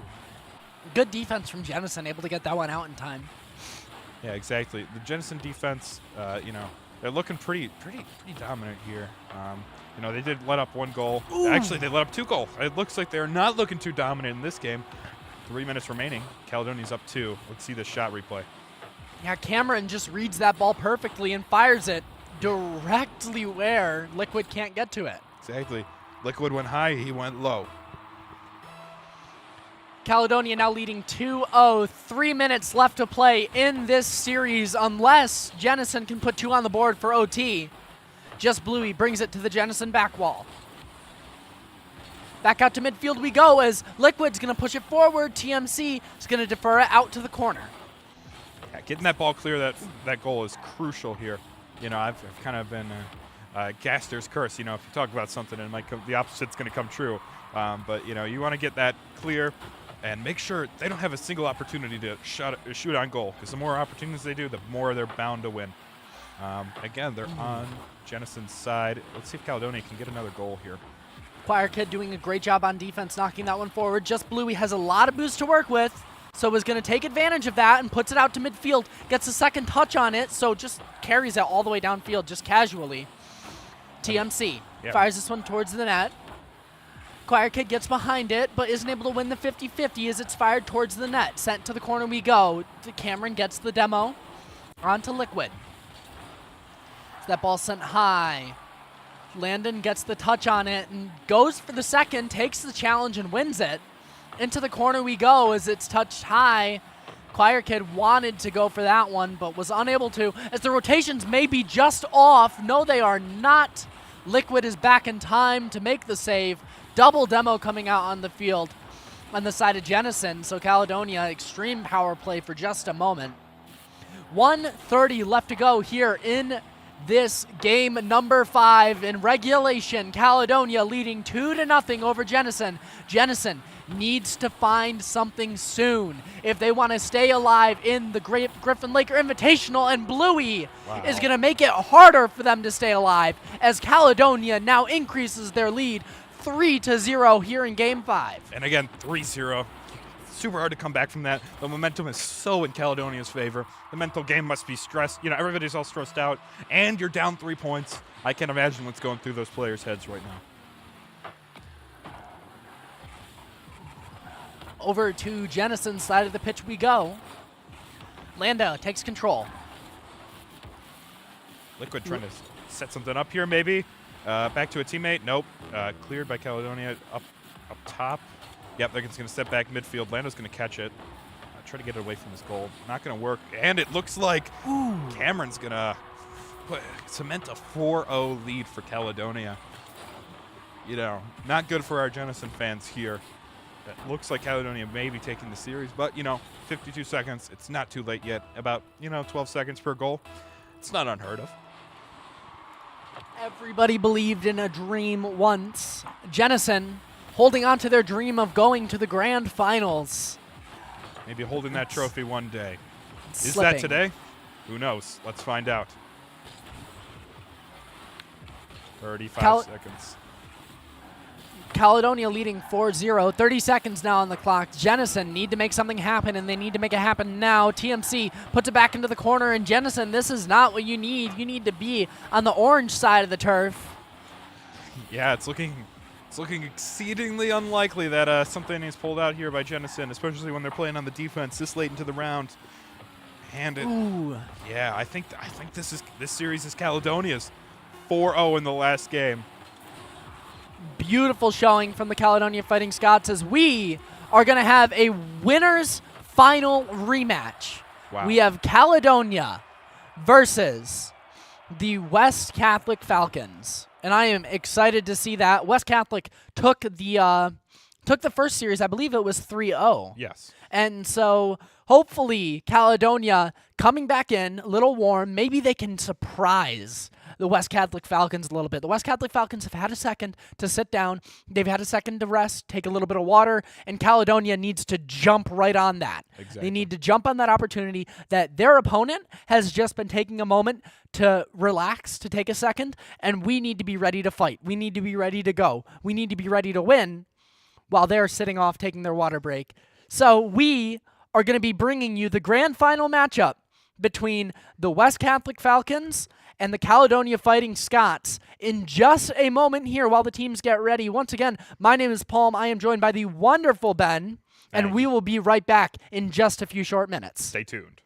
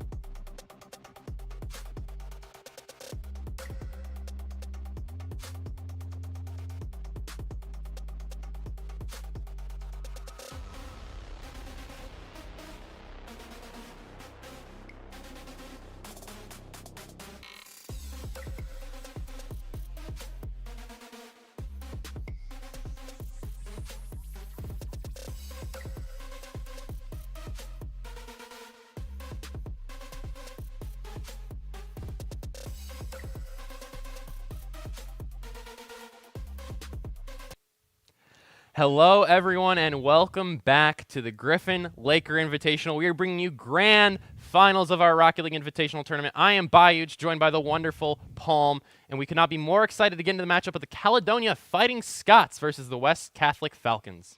An extremely close and extremely good matchup here for this grand finals. I mean, Caledonia just coming off of a 3-2 victory over the Jenison Wildcats, and I believe, yes, there it was, West Catholic actually played Jenison as well earlier in the day, beating them 3-2. So we have two extremely good teams here today. And something to keep in mind is that Caledonia has not left their seats since they last played West Catholic in winners finals. They will have played 3 straight sets to this point. So when it comes to being warm, being ready, being gassed and good to go, you could expect that Caledonia might be a little bit more warm than West Catholic, but Rocket League is a game that needs to be played. You don't just hand the 1 seed the trophy before the tournament begins. You play the matches for a reason. So we're going to be getting right into the action here. Grand finals of your Griffin-Laker Invitational. West Catholic Falcons versus the Caledonia Fighting Scots. It's already kicking it off. Caledonia having to play on the back foot. Just Bluey able to get a touch on that one at 50-50 as it's sent back out into midfield. Cameron getting underneath this one. So it's kept in midfield. TMC. Nice pass to 33 Cameron. The back pass going to just Bluey, but the shot is just wide, not blue, and it will not go in the back of the net. With the West Catholic Falcons now trying to clear this out, but great pressure coming in from the Fighting Scots in the midfield. TMC now pushing it off the backboard, looking for the pass. The pass is there, and 33 Cameron putting it at the net, maybe 33 miles an hour. Nope, it was 52. Close enough. Close enough. But great play there from TMC to bounce that off the wall, get Funny Face in an awkward position, and then all it was 33 Cameron coming through on that rotation as second man, shooting that ball, and now we got a 1-0 lead for the Fighting Scots 40 seconds in. Cameron takes the kick off, is going to put it back onto West Catholic's back wall early. Just Bluey isn't able to get a hold of that one. TMC going to fire it up. West Catholic going on the attack now, putting it onto the Fighting Scots' back wall. That one's going to go high over the middle of the field. Funny Face with a nice touch over one. Going for the air dribble. Can't quite get it. The teammate comes through for the shot, but that's going to be blocked by TMC. And the Fighting Scots are fighting on their goal line for their lives here, not letting West Catholic gain an inch. Scorpion gets underneath that one, but Cameron goes in for the demo as the shot's there, and TMC fires it in off the pass from Cameron. Beautiful passing play coming out from Caledonia here in the grand finals. In terms of team play for Caledonia, this is an entire 180-degree flip from what we saw from them in the winner's side of the bracket in winners finals. In winners finals, when they played West Catholic, it was West Catholic that was getting the bumps and demos. It was West Catholic that was getting the team plays to the open nets. It was West Catholic that was passing the ball. But now here we're seeing Caledonia going for more demos. Caledonia being more aggressive, and off the kickoff, just Bluey with a goal to give the Fighting Scots a 3-goal lead with just 1 minute and 23 seconds having expired off the clock. Oh, I'm telling you this. If I'm West Catholic in this scenario, my mentality broken. It's down the drain. This is a team that you beat 3-0 in winners finals. And I think they only let up 2 or 3 goals the entire 3-game series. It was a 3-0. It was very dominant 3-0 for West Catholic. So to see Caledonia just come in right off the gate here and just soccer punch West Catholic, who's sitting in winner's side of the bracket, might I add. TMC adding insult onto injury, 4-0 with just 1 minute and 39 seconds expired. But going back to what I was just saying, West Catholic is in the winner's side of the bracket, so if Caledonia wants to walk away with the trophy here today, they don't need to win just 1 best-of-5 series, Palm. They need to win 2 back-to-back best-of-5 series. Which, if anybody's ever witnessed a bracket reset, oh my goodness. It is going to take a while, but it is going to be some of the greatest Rocket League you have ever seen. As Cameron gets this one off their own goal line, West Catholic has 3 minutes to try and score 4 here to force OT, which is doable, but Caledonia is not going to make it easy. Scorpion gets behind this, gets booped out of the way, as it's just aggression from Caledonia consistently.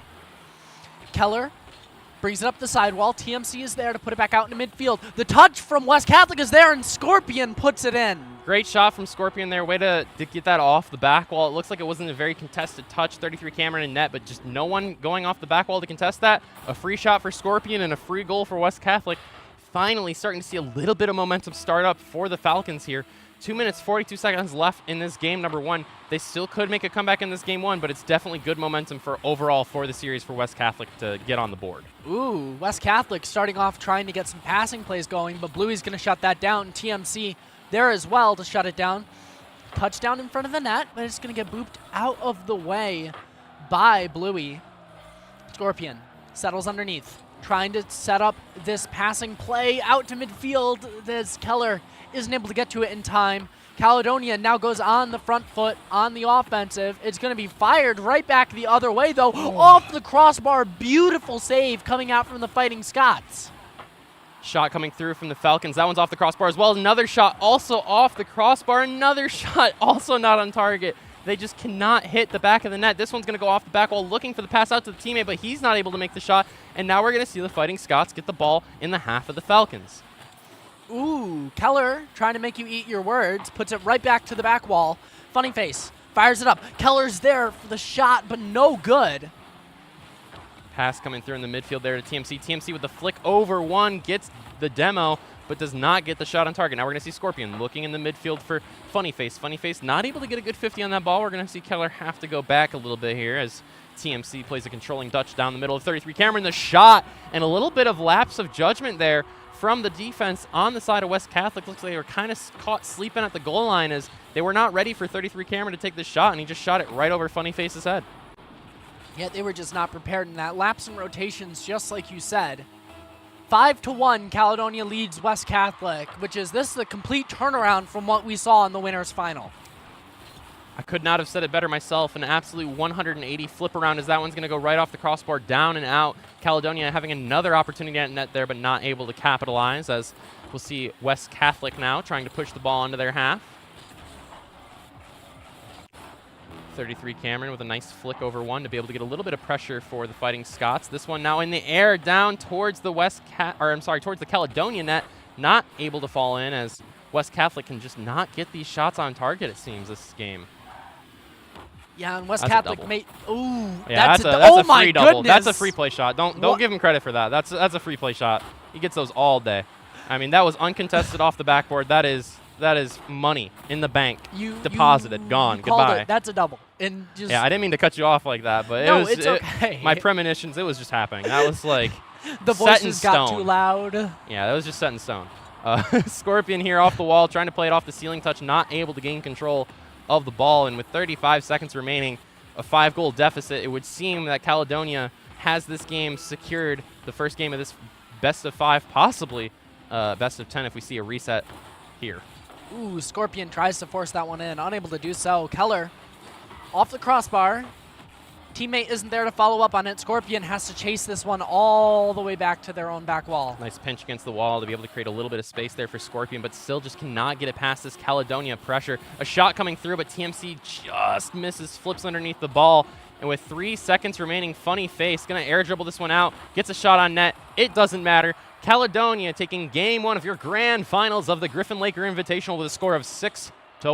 6-1, and like we said, they only scored about 3-4 goals in their entirety of their series versus West Catholic. Yeah, that was again, I feel like we've said this like 3 or 4 times in the one game we've watched, but a complete 180-degree flip from what happened in the winner's side of the bracket when these two teams faced off in winners finals. We saw West Catholic that was controlling the pace of those games. I mean, a 3-0 series, they were able to be in the lead the entire time, and now Caledonia, right off the rip, already up 1-0 and putting up a 5-goal deficit to West Catholic. Yeah, it's going to be really difficult, especially for West Catholic. You've been sitting down for however long. You've taken your break. Caledonia, like we've said, has been sitting in the same stations for the last 3 games. On fire right now. Their hands are absolutely just schmoving. They're going crazy fast. Those boys are ready to rock. I mean, I know how it be. When you get in those sessions and you start winning a bunch, it just feels like you can do anything. So as we kickstart game number 2 here. Oh my goodness. In the corner, a shot coming through. Scorpion able to capitalize on the golden opportunity for the Falcons here as just a miscommunication from just Bluey and their teammate as they bump 33 Cameron out of the way, creating just enough time and space for Scorpion to come flying in and hit the ball right into the net. Beautiful play from West Catholic, already turning it around from what we saw in game number 1. So, oh, another shot towards the net. Keller is going to put that one in, and it seems West Catholic has warmed up. You saw, like, what was that coming out from Keller on the They're locked end in. there? Those boys are locked in. They're not even fist bumping or nothing. They are locked in, the West Catholic boys. And 2 kickoff goals to start off game number 2. Definitely what you want to see after that last game where they were only able to muster up 1 goal in 5 minutes. Ooh. Another good kickoff opportunity here, this time for the Fighting Scots from Caledonia. That's going to be a shot on net. No one back to get it as the double touch did not come through from the West Catholic defender. And now things are getting a little bit more interesting as Caledonia is making this one not easy for the Falcons. Yeah, we have a goal on average every 7 seconds here because we're only 21 seconds into this game of Rocket League. Oh my goodness. Kickoff, going to get sent into West Catholic territory. Keller going to get behind it. Doesn't have any boost to work with here and can't get their corner boost because it's been stolen. Scorpion's there. Fires a shot towards the net. That's going to be saved, knocked out of the way. Keller's going to take another one sent wide. Funny Face unable to get a hold of that one. So Scorpion at midfield is going to try to regain some control. Gets it out to Funny Face. Funny Face isn't able to find it as Keller over to Scorpion. Scorpion doesn't connect. Caledonia looking to clear this one out, trying to create some pressure in the side of the West Catholic defense, but West Catholic going back to their roots in that first series we talked about earlier in the winner side of bracket. They had great defense, didn't let up barely any goals, and now we're starting to see that come back alive in game number 2 is Funny Face with a nice shot off the wall there, hitting it in the bottom right corner, making a very funny face, putting up a half heart to the camera. I don't know if that's the same person, I hope so. But a great shot off the wall, caught the defender way out of whack as he was in the middle of the net and couldn't backflip back, and now West Catholic, with just under 4 minutes remaining, has a 2-goal lead in game number 2 of this best-of-5 series grand finals of your Griffin-Laker Invitational. Ooh, just Bluey going for that training pack shot again, as we just saw. Unfortunately, there's defenders in real games, unlike training packs, so not quite as easy as a training pack. Funny Face pushes this one forward, tries to connect with Keller for the passing play, but unable to do so. As we now get the ball sent back out on the Caledonia's side of the pitch. TMC gets behind this one as it's going to get sent to the back wall. West Catholic setting up their offensive play. Scorpion is there, but the double commit doesn't work out for West Catholic. Is that sent back? A little bit of miscommunication going to make that golden opportunity miss as they were not able to capitalize. But now we see a demo come through for the side of West Catholic, looking for a little play off the wall, but it's sniffed out by TMC, not allowing the defender from West Catholic to get a touch on that ball. Ooh, Bluey gets contact with that one on the 50-50. Going to put that back out into midfield, but it's sent right back onto the Caledonia side of the pitch. Cameron pushes it forward, gets it past one. Oh my goodness, Cameron. Dangerous place to be. Great play by the defense. Good shadow defense coming in there from the side of the West Catholic Falcons. Now we're seeing a great mid-challenge 50 over just Bluey. Keller trying to get a touch on that, but not really able to get in a good spot on the wall. Will kill that in the middle of the field, though. Great follow-up there from their teammate. But again, Caledonia able to just barely hit that one away and stop the pressure from the Falcons. Ooh, shot towards net. Keller is there to get demo it as in well. time. 33 Cameron, though, with a fantastic save. No boost in the tank to work with, no time either, but still manages to get that one high over the crossbar. So that way the Caledonia Fighting Scots can live to fight another day. Scorpion to Keller, but Keller can't secure that one in the back of the net. 2:05 left to go on the clock. 3-1, West Catholic leads the Caledonia Fighting Scots. Cameron fires it down out into midfield, hopefully trying to get some offensive plays started. Unable to find it as the ball is just permanently on Caledonia's side of the pitch. It's like they can't get anything started on the offense outside of that one goal that we saw in the first 21 seconds. What we've seen from the side of West Catholic, in case you're wondering why that is the case, they've gone for a lot more of those transitional midfield bumps and demos when they're transitioning from offense to defense. And because of that, it's opened up a lot of opportunities like this one right here. The double touch not coming through from Keller. Could not get the angle. His protractor must have been set wrong on the screen. And now we're going to see Caledonia. The Fighting Scots have a chance here. The ball's high over the net of the Catholic Falcons, but unfortunately for Caledonia, not really able to get a shot out of there. Triple commit in the midfield. It's over one of the defenders. It's a race back to the net, but just Bluey is able to get there in time and relieve the pressure for the Fighting Scots. Yeah, Cameron going to take the ball on the left-hand wall now, pushes it forward, but no dice there. Bluey comes out, gets the touch at midfield. Good 50 in the midfield there from Keller, able to buy his teammates a little bit of time to get resources. Now we're going to be seeing them push the ball down the field a little bit. Nice pass out middle from Scorpion, but TMC is there. A good demo coming through from Scorpion as well. Again, that's what we talked about. In transitioning from offense to defense or vice versa, West Catholic is finding these demos that they weren't finding in the first game, and it's opening up the field. It's giving them space. It's giving them opportunity. It's allowing them to slow down the game. And that's exactly what we've talked about all day of being their game plan, is slowing things down, creating space, creating opportunities, making those demos, making those bumps. Back out to midfield we go into West Catholic territory. Funny Face able to get a hold of this one as it brings it back towards the Fighting Scots' net. As it's That's jumped dangerous. on, and Scorpion's just going to fire that one in to just take the words out of your mouth. That was dangerous, and Scorpion I mean, you can took full almost see advantage. the panic that they have here. They're trying to clear off the back wall. Every player kind of didn't get a great touch. They had a touch, but they missed the touch they were going for, and because of that, they all committed for the same ball. And I mean, West Catholic's not going to miss open nets. We've known that. They put up 4 goals in this game already, when last game they could only get 1.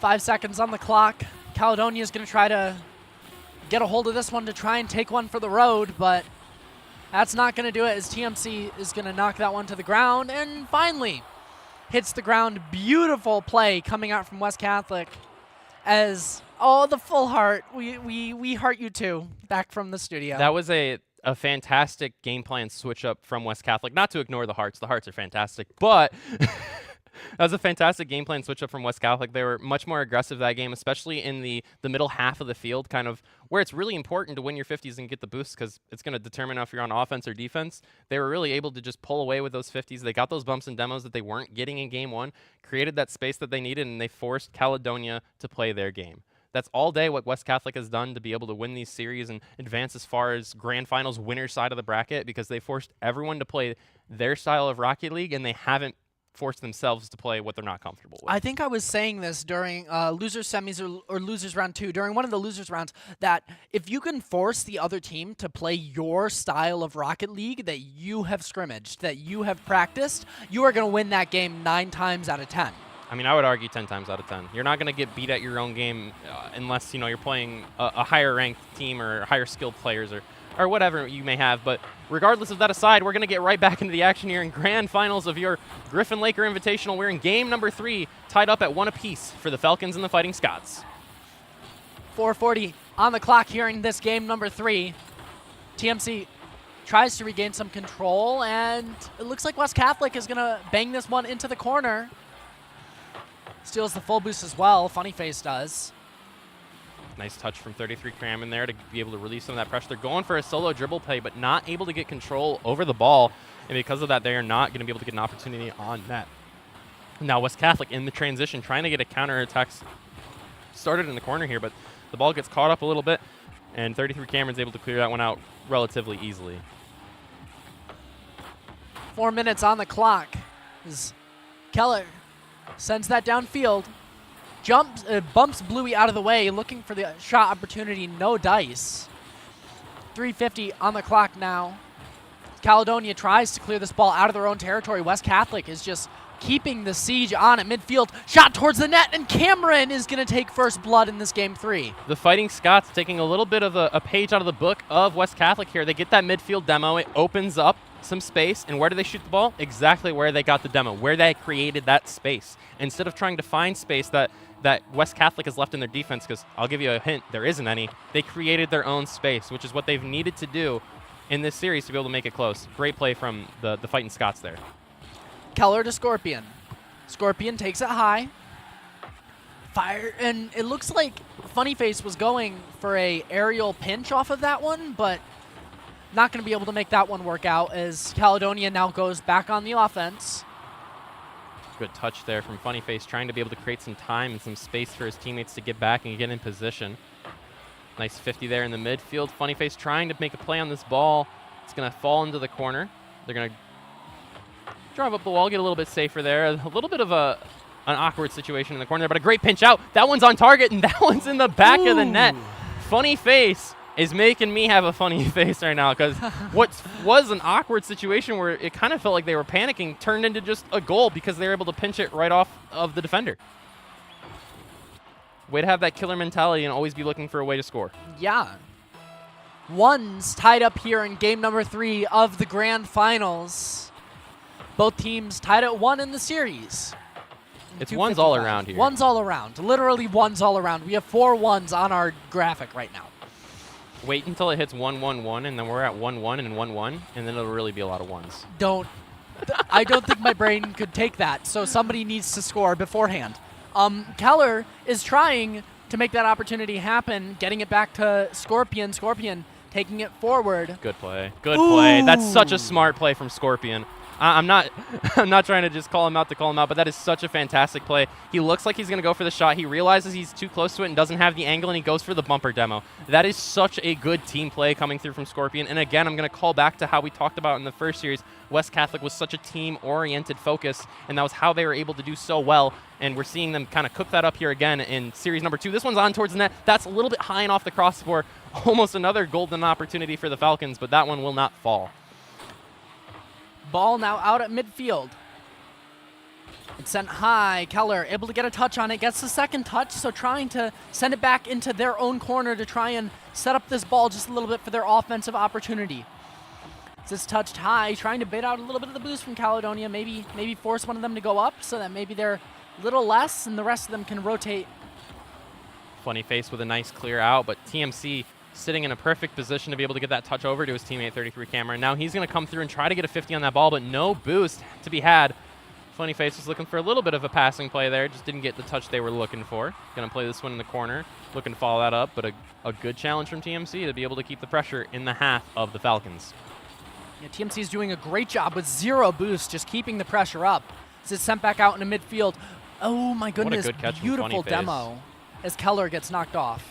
Funny face with a nice 50 there with 0 boost. It's up high. We have Scorpion going up for it. Can't read the shot, and that one's going to be on target towards the West Catholic net. Funny face running back is able to make the save at the last second possible. As it rings around the corner, Cameron tries to get a hold of it, but Scorpion's going to take that ball out of the way. West Catholic still holding on to a 1-goal lead with 1:01 left to go here in this game number 3. TMC with a shot, the save coming through from Scorpion there. He's trying to push this downfield, finds Keller in the midfield, the shot coming through, and it's in the top 90. Great shot there coming through from Keller, and a great pass from Scorpion there, able to pinch it against 33 Cameron. And now we're seeing West Catholic have really taken that momentum they got in game 2 and just built on top of that, as they have a 2-goal cushion with 50 seconds remaining here. And if they win this game, keep in mind that will be tournament point for West Catholic. If they win one more game from this one, they will walk away with the trophy. West Catholic, like you said, almost all the marbles on the line if they can win this one. 36 seconds on the clock. 33 Cameron going for a shot that's in the top left corner, and it bounces in. The Caledonia Fighting Scots, they call them the Fighting Scots for a reason. They're not out because they're fighting till every last breath. Great shot coming through, and now with 30 seconds remaining, it's anyone's game as it's a 1-goal game. We missed the 1-1-1-1. We missed. We did miss the 1-1-1-1. I was gonna say something about that about 30 seconds ago, but I just. Well, it just didn't happen because they scored, but that's okay. We're seeing West Catholic be on the offensive here right off the kickoff. 20 seconds remaining on the clock. If they can continue to hold this lead, they will have it for the entire game. But TMC, the Fighting Scots, are not out of it. I mean, maybe it's a little bit of a caster curse, kind of talking about tournament point early, but my goodness, in 10 seconds. The Fighting Scots put 2 up on the board, and now it's anyone's game. We're all even with 18 seconds. We could see extra time. We could end in regulation. We're going to find out right now. West Catholic wins the kickoff. As they send it out. Keller going for the second touch. Isn't able to find it as that ball sent towards the West Catholic net. More and more, we're looking like overtime, but no! Cameron's going to fire it in, and 3 goals extremely quick for Caledonia. Just a misstep on the defense of the Scots, prioritizing boost over ball were the Falcons, and because of that, because he went for the 100 boost instead of staying in net and waiting for his teammate, the Fighting Scots took the lead, and with 7 seconds left, they might just end up with the game unless West Catholic can have an answer here. 4 seconds remaining. The ball's in the half of the Fighting Scots. The shot, but it's off to the left. It's not in. Now this is going to bounce off the corner. The West Catholic player's backwards, and they're not going to be able to capitalize. And my goodness, the Fighting Scots, Caledonia, where did they come from? Where did they go? Where did they come from, Cotton Eye Joe? They just took game 3 of the series to go up 2-1. I'm sorry. I'm sorry I did that to you. I know. I'm a terrible person. I'm a still terrible stuck person. on the cotton IGO. Yeah, it's But okay. We move forward. We move on. We don't even need to think about that one. The Fighting Scots were really cooking with gas there in the last 30 seconds. They were able to put up 3 goals in the last 20 seconds. Like, that's insane. They switched on the flip, and they were ultra aggressive like we had seen West Catholic being all game. And that brick defense, that great wall, impenetrable wall, just collapsed and fell like paper twigs. Like paper twigs? Paper. Like twigs. Like paper. Twigs. Yeah, like paper. Like paper straws. You know how paper straws get wet and then they just... That's basically what just happened. Yeah, that's pretty much what just happened. West Catholic now going to have to fight to prevent themselves from going into losers' side, actually, because the way that we have this working is a bracket reset. So if Caledonia wins this next game, we go into a whole new best of 5, baby. We got another one. Over again. We do it all over again. Shot coming through from Keller. This one's going to be on target and in the top middle of the net. The defender just creeped up a little bit too far forward, and Keller said, "You're creeping, I'm teaching." Shot it in the back of the net. West Catholic off to a flying start here, the Falcons. Keller puts that one in. Flying start for the Falcons. I like that. Thank you. 4:56. You're proud of yourself for that one. I can see your was. smile out of the corner of my eye. Cameron trying to find an answer of his own, going for the double, but not enough boost to work with in the tank. Not going to be able to capitalize on that. TMC puts it towards West Catholic's back wall. Keller has no boost, but still takes a challenge and wins it. Able to steal the corner boost from Caledonia as well. Scorpion puts this one down. It's going to get banged around the corner. Out to midfield we go. Keller there to keep the attack alive for the Falcons from West Catholic. Good demo on the backfield. This one's going to be going in. Oh, my goodness. Funny Face was just going too fast. He needed to slow down. He had the shot, but he couldn't slow down. And now Caledonia having a shot, but it bounces out from the inside corner of the net. What a turn of events we just had in the last 5 seconds, where he had 2 near calls on each net, but neither of them will fall. We went back to one What a net. save from Keller. Another gasp. I mean, there are 3 gasp moments. There's no break in the action here at the Griffin-Laker Invitational Year 2. We're underway, and we're in the back of the net. Ooh. Funny Face, the demo on the goal line from Scorpion to open up the net. Funny Face with the bounce shot. If you know me, I love my bounce shots. And just like that, the West Catholic Falcons are flying high here as they are up 2-0 with just 1 minute and 6 seconds expired off the clock. Nah, that's not a bounce shot. That's a Bayou shot. True. Is what that is. We'll please get that started. I would be so happy. Oh, West Catholic having to play defense as Caledonia's going to try to even this score out a little bit. Bluey gets the touch on that one. It's in the Fighting Scots' own corner, but West Catholic is keeping the pedal to the metal as they try to knock that one in. No dice. Is it sent back out to their own side of the pitch? Just Bluey misses a touch on that one. I love the aggression we're seeing on that, though, to go up for that redirect and try to create an opportunity for your team. It's a risky play. If you miss it, you could get caught out on a rotation, but I love to see that aggression even when they're down in the game, to still be going for that, to still be doing what you're comfortable doing even when you're not in the best position. A shot coming through from West Catholic. That one's so close to going in, but the double touch is just wide off to the side. Another shot coming through. That one on the ground. 33 Cameron's not going to have any problems, let alone 33 of them with that one. You just keep them coming. You just it's keep that them. time of the day. We've reached that part of the day. We've reached that point of the day. The caffeine is kicking in, and we're just rolling with it. As West Catholic going for another Free shot. ball off the backboard. No one following through from West Catholic. I mean, that was just a goal waiting to happen. There was no answer from Caledonia. But we're just going to see them take control of the ball. West Catholic doesn't necessarily need to score. They just need to play good defense and keep this ball from out of their net.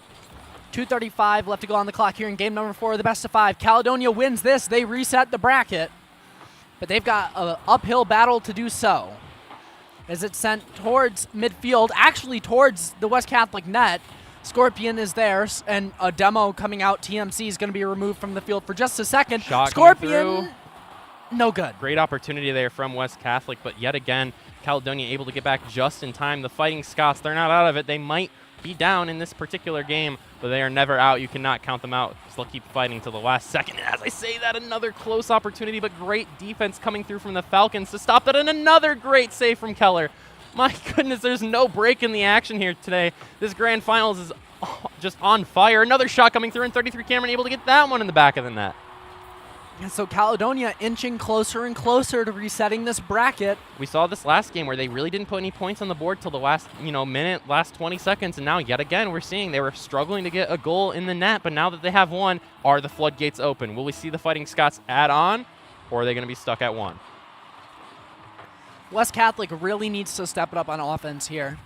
Keller with a great air dribble, Oh my and Keller goodness. must have had the stream pulled up on his PC because he heard Palm say that they needed the offense. He said, oh, you want the offense? You want the offense? I am the offense. Here's an air dribble. Keller literally is the offense. Wow. Keller the killer. I mean, Keller the killer. I can't He's say even got like anything now. it It's looks your like he has a turn. little dagger in his name too, so I'm just calling it right now. Keller the killer. I like it. You're either welcome or I'm sorry, whatever one you determine if you like it better or not. 1:30 remaining in Game 4 of this best-of-5 series. And as I say that, my just goodness. Bluey, just barely getting it over the defender there in the net and able to get a goal for the Fighting Scots. They are not out of it. They're still going to fight to the end of the game. And just like that, we're back to a 1-goal deficit with under 1:30 remaining. This game is close. Extremely close. These are two extremely good teams. Ooh, West Catholic. Good midfield demo there coming through from the side of Caledonia Fighting Scots. This one's going to be on the backboard, but a great touch away from Scorpion to relieve that pressure and get the dangerous touch away. Funnyface tries to ring it around the corner, but loses control as this ball is kept up. A double commit coming out from West Catholic. It's fired towards the Bar net. down. Off the crossbar. What a backflip from Scorpion. So good. Oh my goodness, what a backflip from Scorpion. There was two attackers from the Fighting Scots coming in to take that shot, and he just barely got it past both of them with that last-second backflip. That is great reactions from the side of, I believe it was Keller that I just said that had that save. Or maybe it was Scorpion. I'm not sure, but great defense from the West Catholic Falcons regardless, just like they have had all day and all tournament long. 45 seconds left to go on the clock. West Catholic now pushing back on the offense again, trying to extend their lead just a little bit. Midfield the pass, down, the shot, it's in! and Scorpion finishing. West Catholic is on fire. They were cold because they hadn't played in a couple of series. They were in the winner's side of grand finals. They were sipping their Red Bulls, and they were having a great time, but now they are on fire. They're warmed up. They're ready to play. They said, you know what, you guys can have 2 games, but you're not getting 3. West Catholic holding on in this game number 4. Cameron touches it high, but it's going to be knocked out of the way by Keller. Keller now follows that one down. Bluey gets a hold of it. Bluey gets demoed by Funnyface. Scorpion takes control. Good touch to get it into the half of the Fighting Scots. Now we're seeing Keller trying to get a 50 there, not able to get there in time. 33 Cameron looking for a pass, but Funnyface is going to disrupt that when he gets past the last defender. It's an open net for West Catholic, but they're not going to shoot the ball. They're just going to take their time, flick it high into the air. Keller coming in with a shot, and it will go in. That was a fantastic passing play. Really just made baited out the defense, made them react, and then once they reacted, there was no stopping that shot from Keller. Just Bluey can try, but it's just going in the back of the net is what it is. It was a good attempt from Just Bluey, too. It was a great attempt from Just Bluey, but it was just a better shot. 4 seconds on the clock as West Catholic is going to take the victory here in game number 4. Ladies and gentlemen, ladies and gentle-thems, we're going to a game number 5. Okay. Life is a highway, and West Catholic has been riding this highway all day long. As they are now on tournament point, all they need to do is clutch up for 5 more minutes of Rocket League, 5 more minutes of locked-in gameplay, and if they can clutch up, they'll be walking out the victors and with the hardware. And if Caledonia wins, then my day just got longer, and so did Paul's. so did Paul's, We'll be here yeah. for another best of 5 if Caledonia wins. So it's really anyone's game here. It's anyone's tournament. Anything can happen going into this game 5. I am so excited. I cannot wait. It's game 5. Anything can happen. West Catholic on series point. Caledonia needs to win 1 to it's reset do or die the time for bracket. both teams. It is. That's the end of the thing. I mean, West Catholic doesn't, die if they lose here. They still have a chance to come back and win the next best of 5, but you might as well get it done in the winner's side of bracket if you're going to get it done. You know what I mean? Yeah, why not? It's either you have a great losers run and you become the GOAT, or you win in the winner's side of bracket and you're already the GOAT. So that's what we just got to determine here today. And hopefully we'll be determining it pretty soon here. We've got just another couple seconds before we load into the game. You there have it great is. premonition. Game 5 of the Griffin-Laker Invitational, your grand finals. We could see the end of the tournament here if the Falcons are able to get a game winner, but they are not going to get it right there. Or we could see the Fighting Scots force a bracket reset. The Fighting Scots gain control in their own back territory, fire this one forward, and Cameron is going to follow that one in. Bluey gets credited with the goal just a few seconds in to game number 5. The Fighting Scots are already coming out swinging. They're already out fighting. Great start from the Fighting Scots there. Cameron didn't get a touch on the ball, but what he did do was he was on top of the defender, which forced the flip out from the defender. Him being on top of the defender ate the flip to where the defender didn't go anywhere, and they couldn't save the ball. So even though 33 Cameron didn't get a shot there, very much important that they were in that position to have that goal happen for the Fighting Scots. A great start to Game 5 for the Fighting Scots. Keller hitting this one off the back wall for the West Catholic Falcons, but that will get hit away by Just Bluey. As it's kept high and at midfield, TMC is there to receive. This is sent towards the West Catholic goal. They're unable to find it. Keller going to clear this one off the back wall, trying to find some open space, but all he finds is a Caledonia attacker. Funny Face still trying to follow this one out. Keller's going to get a touch to the middle. Funny Face might have been able to go there, but chooses not to, and TMC is just going to hit this right back into the Catholic defense. TMC getting a hold. Unable to do a lot with it. Open net for the side of West Catholic. The shot is wide to the left. They were not able to capitalize on the opportunity, and now we should be able to see Caledonia be able to get this ball out, but no. Keller is right in position, ready for that touch, trying to keep the ball alive for the West Catholic Falcons, and that was an opportunity, but a great bump coming through from the Fighting Scots. They really are fighting because they're going for a lot more bumps, and they're being a lot more aggressive in this game thus far. Yeah, 3:23 left to go on the clock. TMC gets control in West Catholic's territory, bumps over to one teammate, tries to go for the passing play. They're unable to find the back of the net.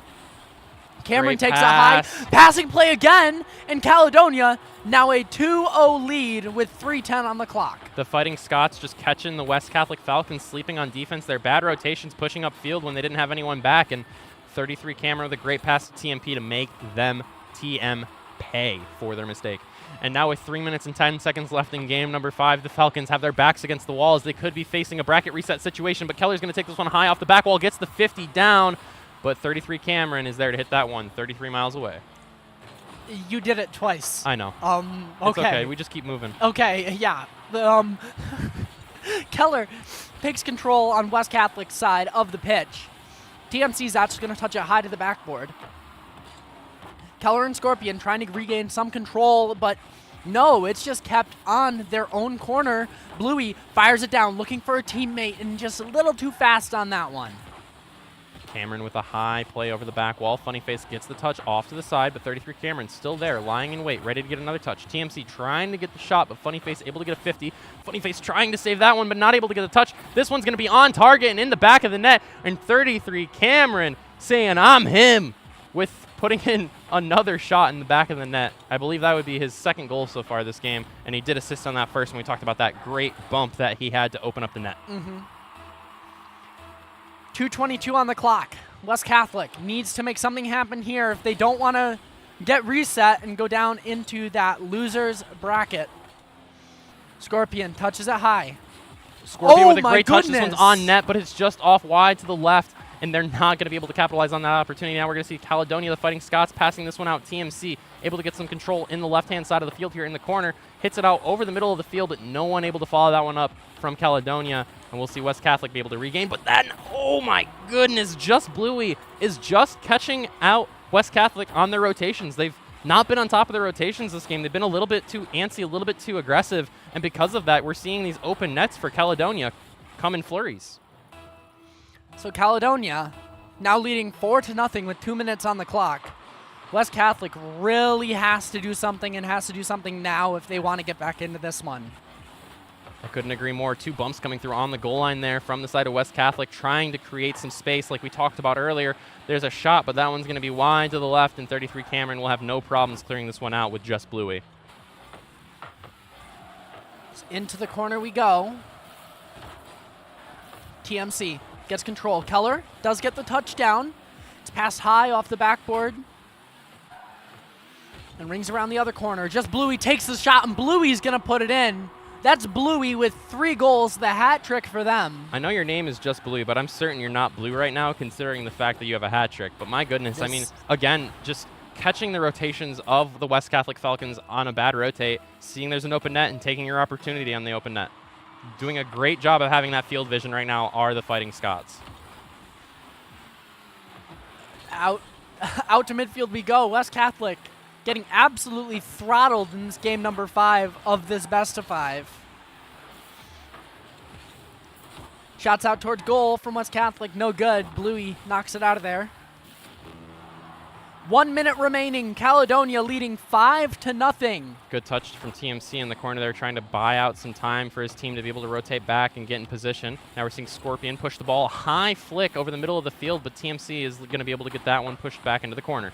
Now we're seeing Keller hit this one off the backboard, looking for a pass, but just nothing coming to fruition. West Catholic's offense has fallen flat like some Coke left out on the porch for a week right now in this game. They have not been able to get any meaningful targets on net, and as I say that, a cross-court shot all the way onto the net, but yet again, Caledonia able to just hit that one away. Caledonia making the save. Keller fires this one forward, but TMC is there to make the stop.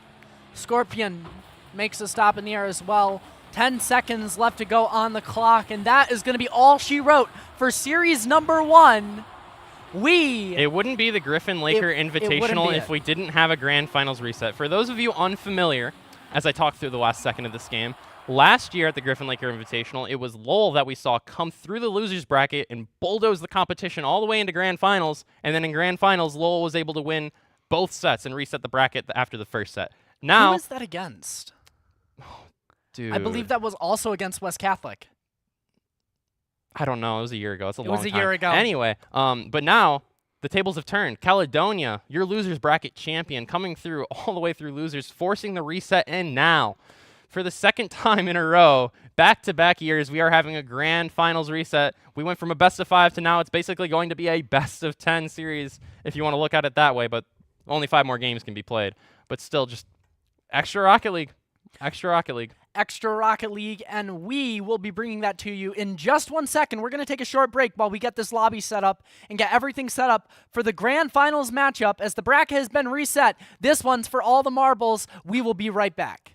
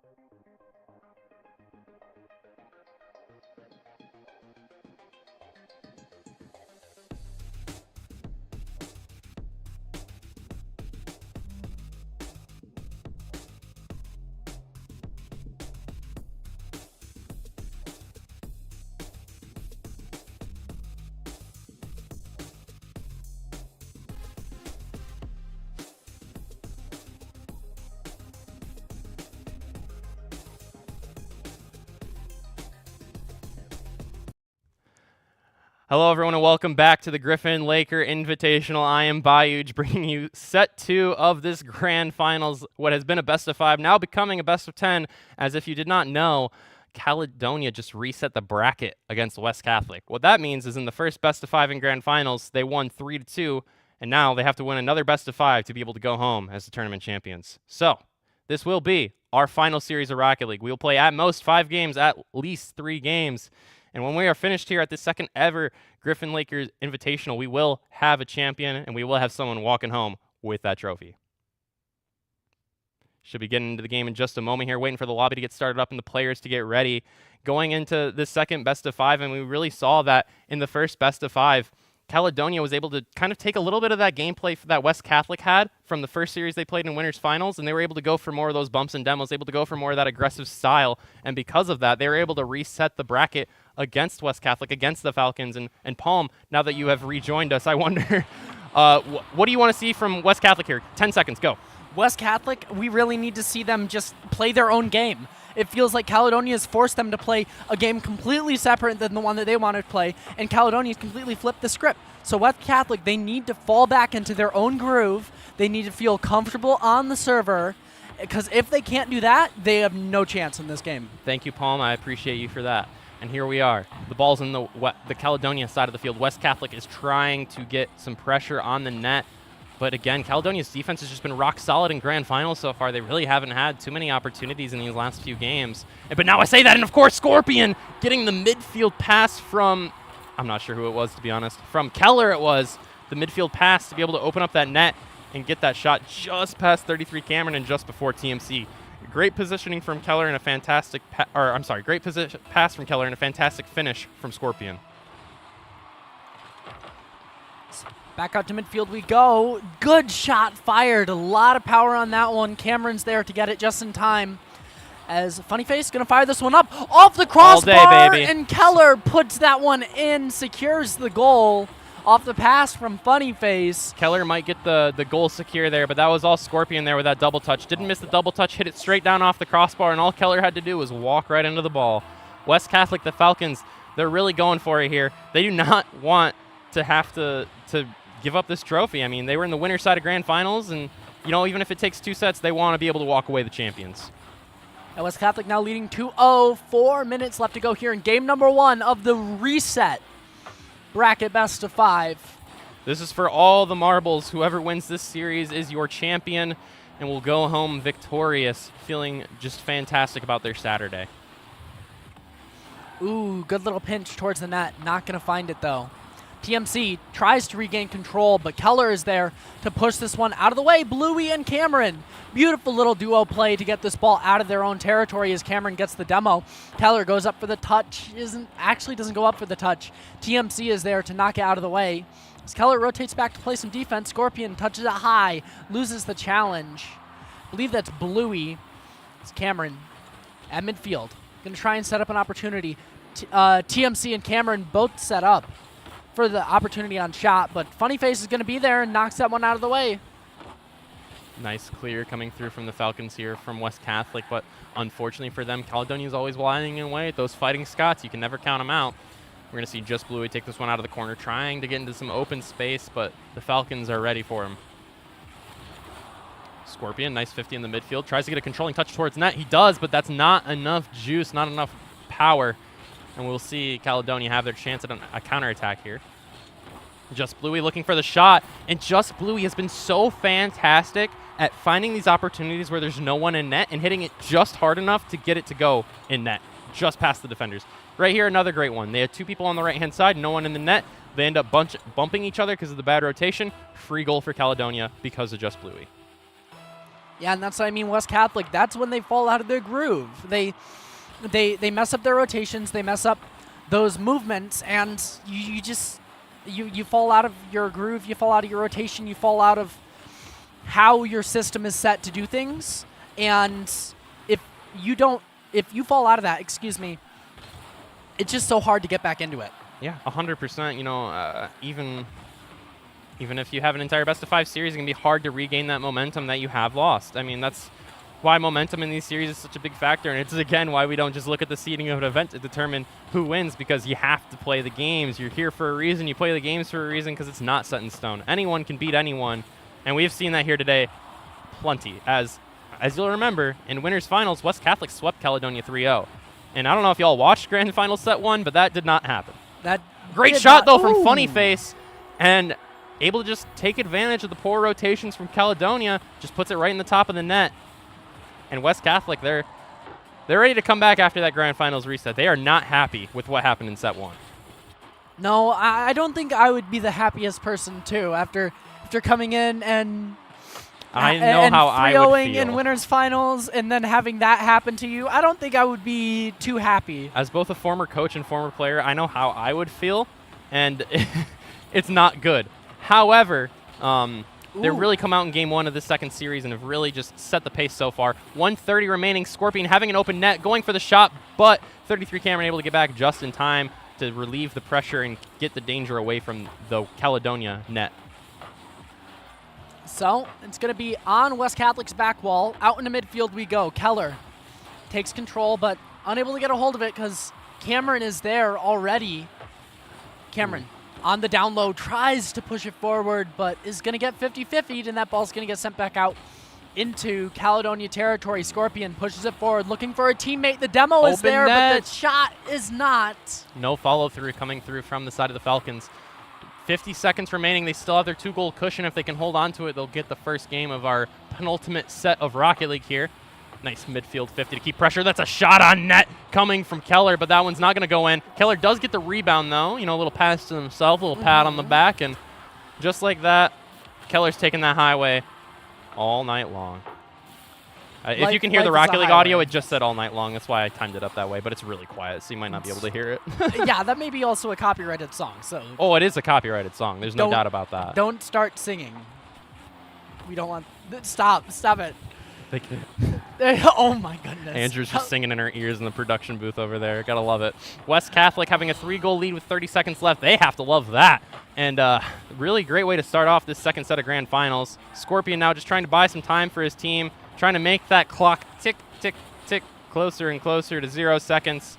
And then on the side of the Fighting Scots, they're trying to do just something to get momentum back. They got that first goal, and since then they have not been able to get anything going, as West Catholic has just, again, completely flipped the script. Last set, it was a flipped script for Caledonia. You know, they had flipped it from the winners finals where they were getting demoed and bumped, and they were demoing and bumped, and now West Catholic, yet again, flipping it for their advantage. Yeah, flipping it the direction that they would like it to be flipped as West Catholic. Some would say they reset their flip. They reset. Oh, my goodness. Oh, man, I'm having a great day. It's a fantastic day. this Did you see this is- smile? That's a great smile. That was a great day. And that was a great game of Rocket League is what that was. West Catholic really coming through and just showing that, hey, it didn't matter what happened in Grand Finals set 1. New day, new me, let's get it going. And they were. They got it going in game 1. They were bumping, they were demoing, they were passing, and most importantly, their passes weren't getting broken up. A lot in the last series, in the last Grand Finals set, we saw that they weren't able to get that chemistry going because Caledonia was there. They were speeding up, they were bumping, demoing, being there to be nuisances. But now, it almost seems like West Catholic found that unlocked level, that level 11, and they're just being able to push it even harder. Yeah, and like we said, they played their game. Absolutely. And that's what they did. They fell into their groove. They played their game. And once you're able to play your game, you're unstoppable, especially if you're a team like West Ain't nobody Catholic. better at my game than me. Let's get real about that. I mean, come on now. Oh my goodness. I mean, you're not lying. You're not wrong. But Going into game number 2 here, Caledonia, they just need to get back towards that bump and demo style. I mean, that's really going to be the only way you disrupt the chemistry of West Catholic. So let's see if they're able to implement that or if the Falcons are able to soar high over the Fighting Scots. But as I say that, the Fighting Scots get the first sucker punch of game number 2 as a demo comes through and a goal in the back of the net for Caledonia. It's just Bluey Interesting. again. I'm It's just convinced Bluey. just Bluey is the only person that, like, shoots on the net ever. It's just Bluey. it's just Bluey. It's just Bluey. Bluey is such a fun show, though. That's a show? It is, yeah. It's an Australian kids show. It's about a little dog. It's a little cartoon. I learned something today. That's good. Yeah, 33 no, it's Cameron like, trying it's to get like this. a critically renowned children's show. Oh my goodness. It's huge. I thought you were going to say Blue's Clues for a second. And I was like, I know Blue's Clues. Good old Steve. Good He was old my good friend. Steve. And then he left, but, you know, tough times.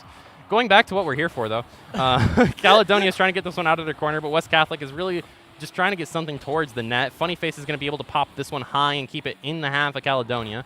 33 Cameron, lots of boost to work with. It's just going to take his time, get it past 1. TMC there to follow the touch up.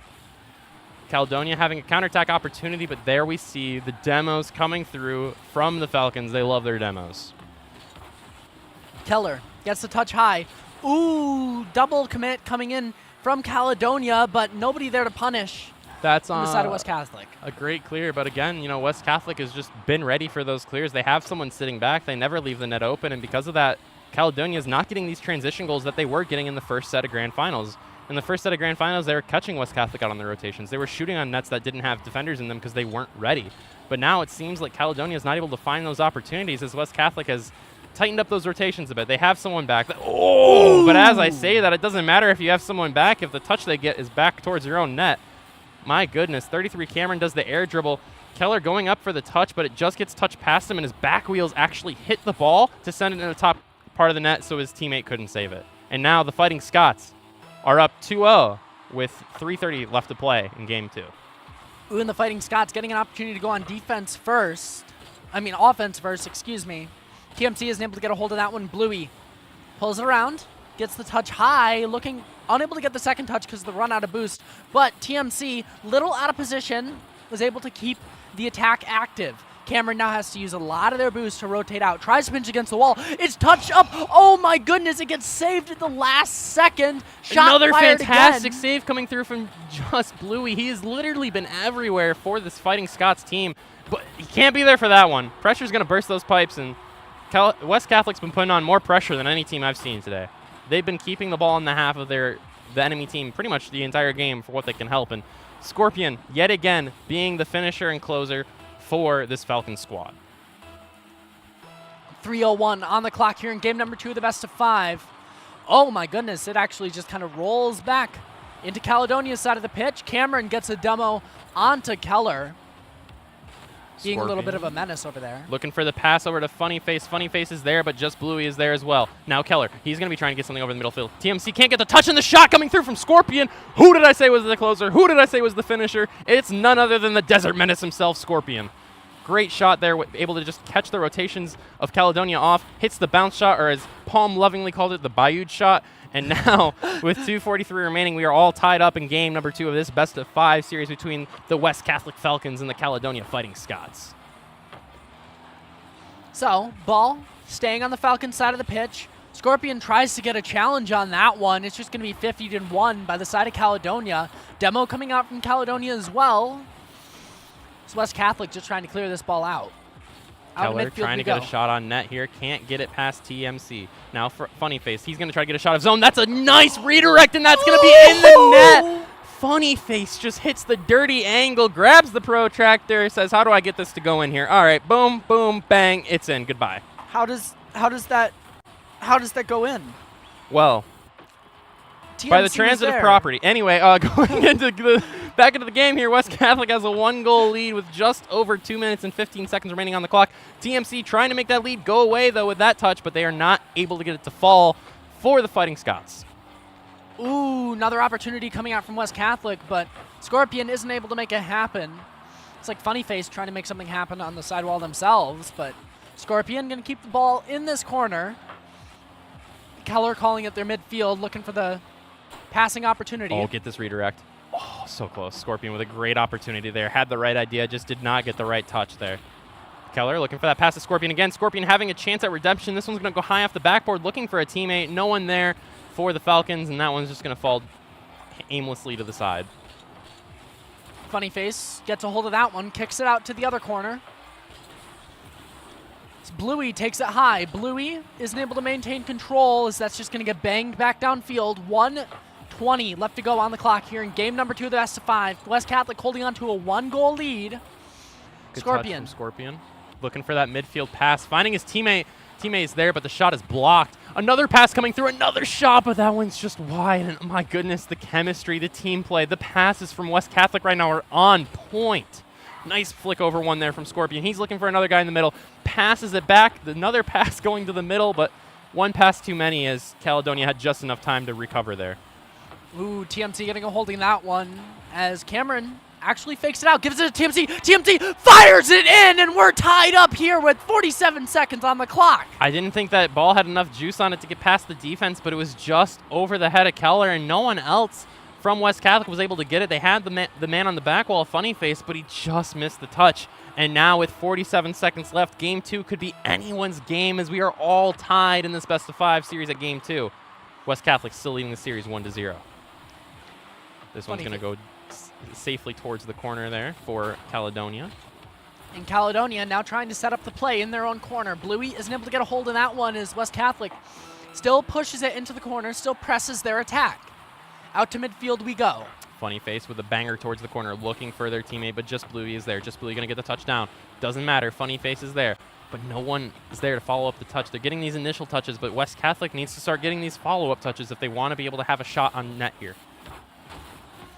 West Catholic has passed the ball back and forth at least 4 times in this one offensive play, which is absolutely insane to me as a Gold Rocket League player to see that many passes. 1 second on the clock. one play. Scorpions looking to keep it alive here for the side of West Catholic. Gets a touch high. That one's in a dangerous position. That one's over the net. It's on the backboard, but TMC's there. Another touch coming through, this time to Scorpion. Scorpion looking for the pass, but he hits it too hard. It's off to the side, and we will get more extra time in our extra time of extra time. As we're going into overtime. Well, the bracket resets our extra time, you know? I know. I gotcha. Here we go. Caledonia going to start off on defense here, but they have a nice flick over one. It's on target. Can Keller get back in time? He will. The pass over Scorpion. Scorpion with a shot. That's over the defender. Can it go in the net? It will! Oh, my goodness! West Catholic keeping their momentum alive, and they are up 2-0. They are yet again on tournament point if they win one more game. If West Catholic can clutch up for 5 more minutes of Rocket League, they will walk away your victors and your champions of the Griffin-Laker Invitational.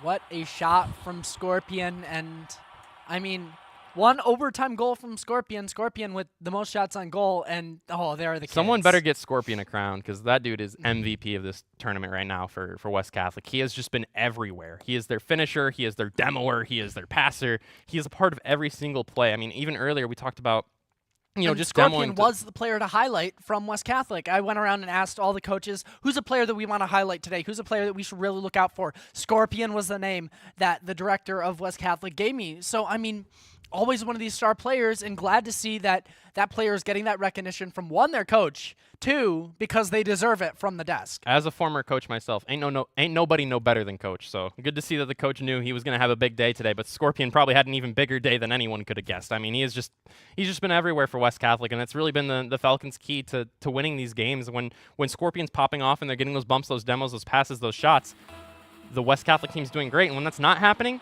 they seem to fall behind a little bit.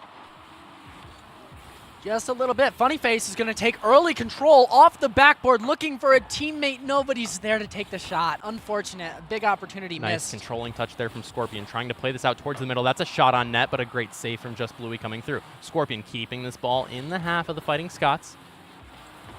This one's going to roll in front of the net. Open net, and Keller coming to the aid of his teammates, going to hit that one in, taking the highway home after that shot. 76-mile-an-hour banger. How many times are you going to make this pop? Every time I see it pop up, I'm going to say Every time something. I hope you know pop that. Up. Okay. It's at this point it's happening, and I know Andrew appreciates it, so it's all for you, buddy. Kickoff going to the side of West Catholic. Keller going to be looking for that controlling touch to the middle. Taking the shot. Is TMC ready? He is. A good save from the Fighting Scot. TMC now carries it downfield. Doesn't have any boost to work with. Bluey gets the redirect, but not close enough to the goal line. Not close enough to the net, excuse me. Funny Face sends this one back down. He's going to yoink the full boost as well. Shot sent high by Keller. Not going to be able to find it. Bluey fires this one towards the net as it's knocked out of the way by Funny Face, I believe that was. So just an aside, the Life is a Highway comes from the Cars music pack. I'm a little bit offended that not a single person today used the Lightning McQueen car. I'm a little upset because it would have been really funny to see someone use the Lightning McQueen car. But that's a shot coming through from 33 Cameron. That's not very funny, but it is very fast into the back of the net. Just again, we see where Scorpion goes up for this touch, gets a touch, but it's not the touch they're looking for. His teammate can't get there in time. 33 Cameron just beats him out, takes advantage of those rotations, and we're all tied up with 3:50 left to play. 3:50 on the clock, as you just said, 1-1. The ball goes back in West Catholic territory. West Catholic is going to push it up, though. Cameron denies a little bit of that space. As TMC keeps it at midfield. We're just seeing this ball just kind of linger at midfield. Once again, a ping-pong stage of the game, if you will. Both teams not really going for an offensive opportunity. Both teams kind of waiting for an offensive opportunity to slip. Oh, what a flick from Scorpion, but it goes off the crossbar and out. He couldn't score the goal, but now we're seeing Funny Face having a passing opportunity to Scorpion, and Scorpion hits the crossbar again. It still doesn't go, and Keller can't follow up. Now we're seeing Funny Face go for another shot. This one's wide, and so many opportunities for the Falcons from West Catholic. Their man, their myth, their legend, Scorpion, looking like he was going to close out, and he just couldn't get it done. Now just 3 minutes left to go on the and clock. 33 Cameron can! Goodness. 33 Cameron, the MVP for the Fighting Scots, funnily enough. Just coming through right off that offensive attack for West Catholic. Hits it in the bottom corner. Another Bayou shot, might I say. And it just goes right in. Another Bayou shot. We're trademarking that. That's patented. I'm just kind of sprinkling it in, you know? Eventually, if you sprinkle it in enough, people start to accept it. As this ball stays out at midfield. It's knocked back into West Catholic territory by the Fighting Scots. And oh my goodness, another goal on the board. TMC puts that one in. The Fighting Scots, again, are just firing it up here about halfway through the game. TMC takes a nice little shot there off the bounce, hits it off the sidebar, and it goes right in. And West Catholic, their mojo, their team play, their chemistry, it seems to have started to dissipate a little bit here in Game 3 as Caledonia is really starting to get that momentum back on their side. Yeah, West Catholic, they really, really, really don't want to have this go to a Game 4 or 5. It would be terrible for their mental, terrible for how, if this goes to a Game 5 or even a Game 4, West Catholic's mental is 50% worse, in my opinion. It makes it a lot harder to makes play it more games. Much harder. They are on match point, tournament point, so all they need to do is win one more to walk home the victors of this tournament. They started in the winner's bracket. They stayed in the winner's bracket until Caledonia came through and reset the bracket with the grand finals reset in set 1. Can West Catholic close it out? And no one's there to answer the phone but Keller. He says, give it to me. I want the opportunity. I want to close it out. Great shot there. You really need to rock the Lightning McQueen car, though, if you're going to have life as a highway. That's the last time I bring it up. I promise. I know we're getting sick of it, but come on. Come on, that was a 1-2-3 from West Catholic, and you didn't even... Oh, no, I mean, you know, I could harken back to that again, but we've been talking about that all day. Their team play has been pretty unmatched in terms of this tournament thus far. Fair enough. We had to bring back up the life is the highway thing. I told you. That'll be my last time. All right, here we go. In the middle of the field, West Catholic starting to get a little bit of control over this ball. Scorpion having a solo play. Going to take it up, going for the air dribble, going for the double touch, but he's just too fast. Boosted a little bit too hard, and because of that, the ball's just going to go down to the side. Ooh, Furry TMC. Face looking for that middle pass. Passes it to Just Bluey, and Just Bluey almost having a mistake there, but able to get it out. Now it's high above the net. Scorpion going for the passing touch over to, I believe that's Funny Face. Keller now taking that high off the backboard. It's a dangerous opportunity for the West Catholic Falcons. A shot coming through, and Funny Face. He said, all my teammates have been doing everything. It's my turn to shine, baby. It's all me. And he scores that goal, and we're tied up with 1:35. Some crazy action happening in this series, and can West Catholic close it out here, Palm? Can they come back in this game and just shut Caledonia's door close? That is the big question, because Caledonia right now, they're putting their foot in the door. They have their foot in the door, right? They want to be able to reverse sweep, and TMC opens the door up just a little bit more as Caledonia takes the lead here in Game 3. West Catholic took the doorstop out of the door, and they started to close it, but then TMC takes his foot and goes, yeah, puts it right in the door, and he says, no, keep this door open. We're taking this game. 4-3 for Caledonia. 1:28 remaining on the clock. They need to keep this advantage to keep their tournament life alive. Can they do it, or will we see the Falcons from West Catholic soar to victory? 1:20 on the clock as Keller gains a little bit of control. Another It's bounce tapped up shot. and high. Oh my goodness, the Bayou shot almost going in. Funny Face takes it over. Looking for passes that it to midfield. Scorpion. No good. Scorpion now in the midfield, trying to get a touch on this ball. Plays it high, looking for his teammate Funny Face. Funny Face coming through the shot, but that one's wide to the left. And now we're going to see the Fighting Scots have a chance in transition here. They're trying to push this ball down the field. 33 Cameron looking for a controlling touch. Gets it past one, gets it past two, but cannot get the shot on the net and gets demoed for his troubles. Ooh, TMC That's taking a a shot towards goal, shot. and Just Bluey taking a shot and scoring it. 5-3 now. You can see the pop-off from the players. They're excited after that one. Great play from Just Bluey there. Sees it bounce off the backboard. No one's going to hit it, and he just hits it too hard for the defense to be able to save it. 46 seconds remaining right now. Caledonia nursing this 2-goal lead. Can West Catholic respond? Keller going to take that one off the ceiling, looking for the pinch on the ground. Gets the pinch. Now looking for the pass off the wall middle. Gets the pass to the net, but the defender is able to hit that one away at the last second. This one's dangerous over the middle of the field. Keller looking again for that 50, but just not able to get it to go on net. Yeah, and West Catholic just pulls that third man up, and they say, we're just going to play total offense for just a moment, and it doesn't end up benefiting them. 19 seconds left to go on the clock. As they try to do it again, they pull that third man up. Yeah, West Catholic getting a little bit antsy here, seeing a couple of double commits come out in the last 30 seconds of play here. They're just trying to make it happen in one. That's a huge clear out. Keller trying to get the redirect, but he can't get there. He just didn't have enough boost. And a golden opportunity for the Falcons, just barely missing. And Caledonia will take Game 3. We're not done, folks. Don't turn off the stream. Don't walk out of the LEC. Don't do anything. Stay right here, because the action's happening. Game 3 going to the Fighting Scots from Caledonia. Caledonia.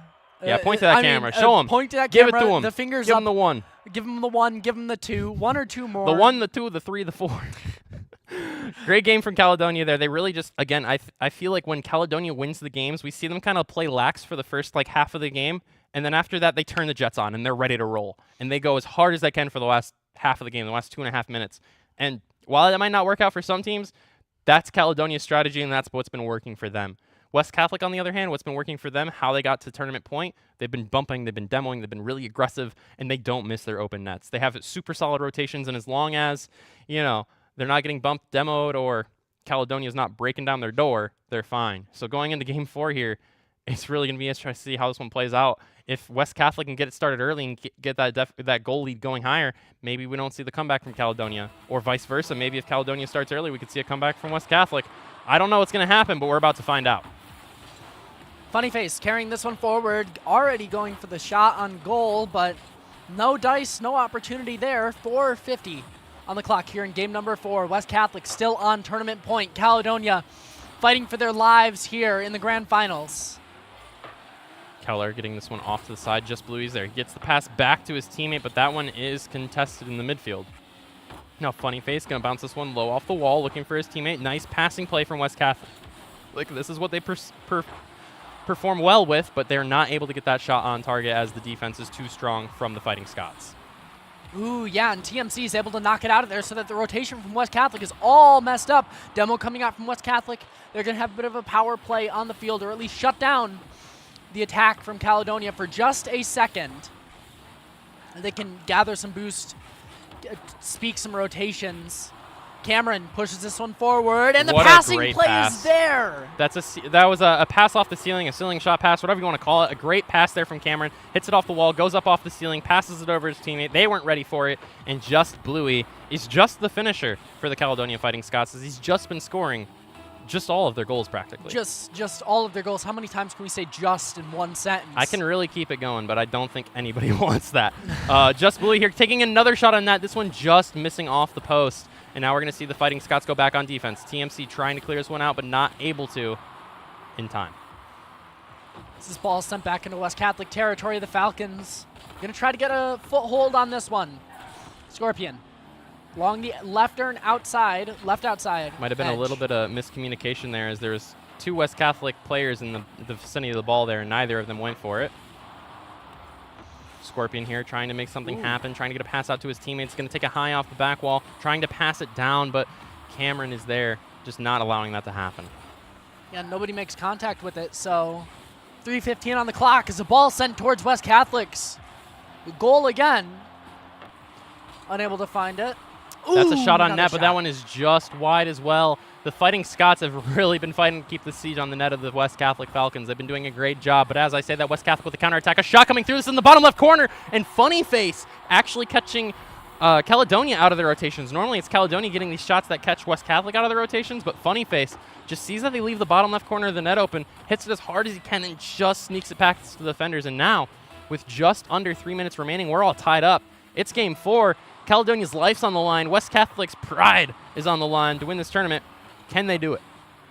TMC carries this ball downfield, still has a lot of boost to work with here, and it's knocked in by Cameron, and Cameron is going to take the lead forcibly here. Just a little bit of panic on the defense from West Catholic. Keller had a good chance of getting that ball, but he just rushes the touch, and because of that, he misses, leaving Cameron the open net and Caledonia to get their 1-goal lead back in this game.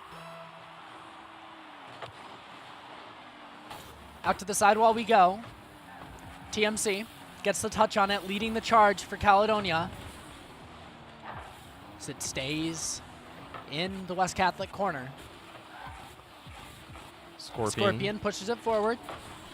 It's going to get knocked back. It's a good shot. That's in. That's Yet just again, in. We're seeing West Catholic, when they go down in these games, they get uncomfortable. They get a little bit antsy. They get a little bit stressed out, and they start to push up the field. And when they do that, Just Bluey notices. He has really great field vision. And every time they've done that, he's punished them by shooting it in their net. He's just shooting it in the net. He's just catching them out of the rotations. He's just that guy. He's just Bluey. And he's just Blue. I thought we were done with this. As into Caledonia's territory it goes. Funny Face gets underneath this one. Gets it past Cameron. Can try to get it past TMC, but unable to do so. TMC high. Good touch there from TMC. Good attempt, but just not the right touch there. Scorpion now playing this one over 1, trying to get it past the second defender, cannot. 33 Cameron, nice air dribble play, going for a second touch here. Can he get it? He cannot, as Keller is able to read that one out in midair.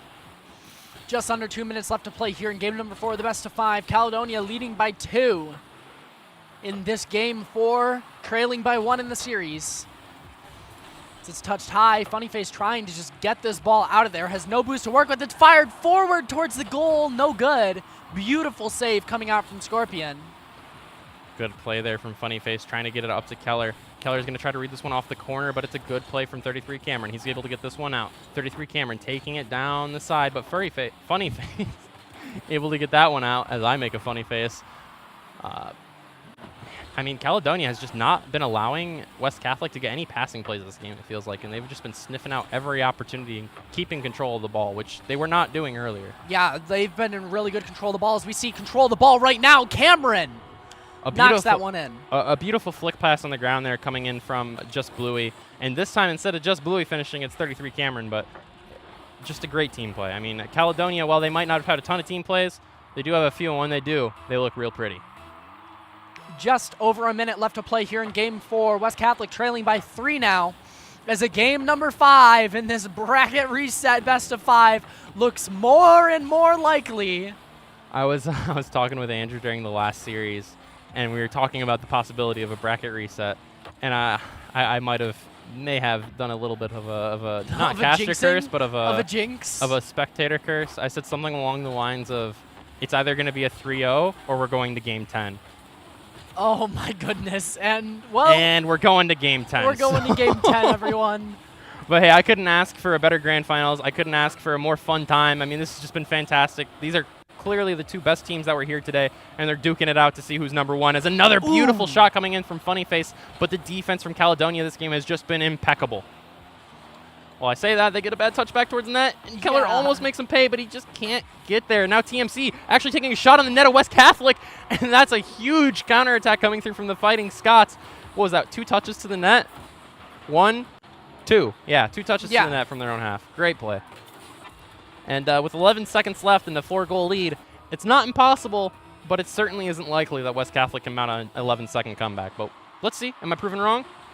It's a good kickoff. 8 seconds on the clock. For it, but nah, that's a great touch from Just Bluey. That's done. All right. Alrighty. So we're here. We're here, ladies and gentlemen. Ladies and gentlemen. Wait. Aww. Just trying to see if what happens in this last second. Shot coming through. That's high off the backboard. It's going back towards the middle of the field. That will drop. We are going to a game number 5 of the bracket reset, or a game number 10. This is it. In roughly 5 minutes from now, probably closer to 6 or 7, we will walk away with someone having a trophy and the other person not. Yeah. It's going to be incredibly interesting to see what happens. Palm, if you're Caledonia, this is it. You've mounted one of the greatest losers runs you can hope for. You're now facing against West Catholic after they beat you in winners side finals. What are you doing in this game 10? What are you switching up? What are you changing? Who are you getting the ball to? Who are you trusting to take you to the victory line? Caledonia doesn't need to change anything right now. They are activating on all cylinders. Just Bluey doing an absolute amazing job, just scoring all of their goals as we go into the game number 10 of this grand finals that has been bracket reset. Bayouj, take it away. Keller takes it away with a great shot on net, and your Griffin-Laker Invitational Grand Final set to Game 10 is underway with West Catholic taking the first goal 7 seconds in. Life's a highway, and Keller is going to take us on that highway all night long. Thank you so much. We said we were done in Game 4. Well, that was Game 4. We're in Game 5. Scorpion going to get a nice controlling touch in the middle, but it's Bluey was ready for it. He gets a touch back towards the net. Funnyface gets a touch down to Scorpion. Scorpion going to take this one off to the side. Keller with a shot. That's going to slip in, but it misses by like a micrometer. Oh, my goodness. The protractor was not set correct there. No, his protractor must not have been balanced properly. I'll refund that one. Don't worry. Refund it, yeah. Funnyface clears that all the way down. Oh, my goodness. That almost went in. Scorpion coming through with a great touch there. Keller now trying to get it back towards the middle, but just Bluey just going to clear it just to the side, and we are just not going to see a goal. How many, every single time, I'm sorry, every single time. Another close call. That one almost went in the top left corner. Great demo coming through from Scorpion. There's no one in net, but no one to score as Keller is looking for a teammate there. Scorpion now going up in the corner, taking this off the corner bounce. No one there to follow through, and that's a big clear from Caledonia. That's actually, Ooh. oh my gosh, I thought that was in the net. That's, I mean, attack is still on. Funny Face isn't able to get control of it. TMC just kind of flew across our screen there, trying to get a little bit of control. Cameron All right, touches the high. I'm gonna make a little bit of a call here. I think that Caledonia is gonna score their first goal at 2 minutes and 29 seconds because that's just their game plan. That's their game plan? I think they score in 1 minute. They score in exactly 1 minute. Yep. All right. Well, let's see it. Caledonia on the defense once again, now stepping up, going on their front foot for offense. Funny Face able to get some control to stall that ball out in midfield. Oh, what a great Keller save by stalling it out Keller. as well. Caledonia trying to set this one around. Demo coming out. TMC is going to be off the field for just a second. Alrighty, here we It's go. fired back into Caledonia territory. Funny Face looking for a shot. That one's going to go wide right, but he does have a teammate there. Keller back pass to Scorpion. Scorpion with the shot. That one is double saved by the Fighting Scots. A great team play there. Now 33 Cameron looking for a solo play. 2 minutes 55 on the clock, is not able to get it to go through. We're going to see Keller take this one out of the corner, look for that second touch, doesn't get it. His teammates there to help him out though. Scorpion now looking for the shot. Gets saved out by Just Bluey. Downfield we go into West Catholic territory. Caledonia has to set this up. Your prediction didn't go, by the way. No, we still got time. I think I said 2:29. All right, Okay. well, it didn't happen. Okay. We move forward. Keller going to take this one, pop it over TMC. That's a shot on net, and Just Bluey just barely saving that one at the last second with just his car. As we see a demo come through from Just Bluey on, I don't know who it was, so I can't make a joke there. Keller hitting it off the backboard, not able to find a teammate. And Caledonia is yet again going to clear it out. They haven't had many offensive opportunities. They've been stuck on defense a long time. Is this going to change for the Fighting Scots? A pinch towards net. That one almost going through, but a great save from the Fighting Scots. Ooh, TMC gets it out of there just in That's time. a shot. Scorpion fires the shot. Beautiful little save by Bluey to prevent that one from going in. Cameron's going to send it all the way over into the other corner. Gets the second touch, and it gets the boost as well. Scorpion getting a nice controlling touch down the sidewall there, looking for another one. Gets it off the backboard. This is going to go high off the back wall from Just Bluey. The shot coming through, that's too high, no double coming through from the side of the Falcons. And now the Falcons are going to have to rush back on defense. The transition going through. The shot coming in, but Keller able to get that one away at the last moment. 1:30 left to go on the clock here in this grand finals, at least of regulation. Keller. Caledonia has to put one on the board to stay in this to force overtime. There it is. There it is. There it is. There's the one. You said they had to TMC. get one. TMC cut that pass, beat that rotation. It was not the best pass in the world, and just because of that, TMC is able to get it just past Scorpion. So 1:17 on the clock. We're tied up at ones. We're essentially at zeros. There's 1:17. All day of play has come down to this final minute and 17 seconds it. of play. This is it, folks. It's do or die time for both teams. Whoever wins is the tournament champion, and whoever loses came really, really, really close. But close only counts in things that are not Rocket League. Close doesn't count for much. No. It only Not counts in if Rocket you League. win. Well, that's a nice pass to Scorpion. Scorpion Ooh. not able to get anything back, but that's a shot on net. Can Just Bluey get it Oh in? And he my just can. goodness! He reads the redirect, and with 54 seconds left, smack your chest. You take the lead for the Fighting Scots. What a play coming out from Caledonia. Just Bluey all the way at the end reads that perfectly, had the protractor out for that shot, knocks it in. 54 seconds on the clock. Caledonia leading by 1. We've got just under a minute left to go of this grand finals unless West Catholic can say something about it. I need to figure out what protractor I gave to Just Bluey because I really need more of those. That's a shot coming in. That one's just wide. Not going to be able to be on net. Keller now with a nice 50, keeping that one away from the danger side of the net. Funny Face, no boost to work with. Can't really get anything going there. Shot coming through, but Scorpion's able to hit it away at the last moment. Bluey looking for someone in the middle of the field. No one's going to be there. Keller trying to get that bump slash demo in the midfield, but TMC is able to avoid it at the last moment. Ooh. Keller gets it past one. There's a chance for a breakaway, but 33 Cameron's going to get control of that ball. Now Scorpion coming in for the fake. Keller going in. Keller with the cut. Pops it up, but a great play from the Caledonia defense. And now we might see Just Bluey go for a double touch. Does he get it? He does not, but he gets it off the back wall to his teammate. 8 seconds remaining. All Caledonia has to do is hold on to this lead, and they'll be your tournament champions. 2 seconds, 1. It's a clear out from the Scots.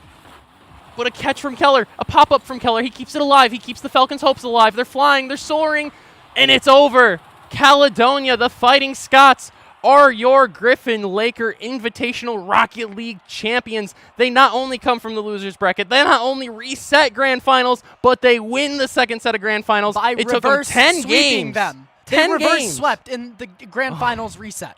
Unbelievable. By the way. Caledonia just proved they had what it takes today. They proved they got that dog in them, and they are your champions. Please, if you're in the LEC, congratulate them. And for those at home, type in the chat, give them some love because they absolutely deserve it for coming through the losers bracket, resetting the entire tournament, and still winning it.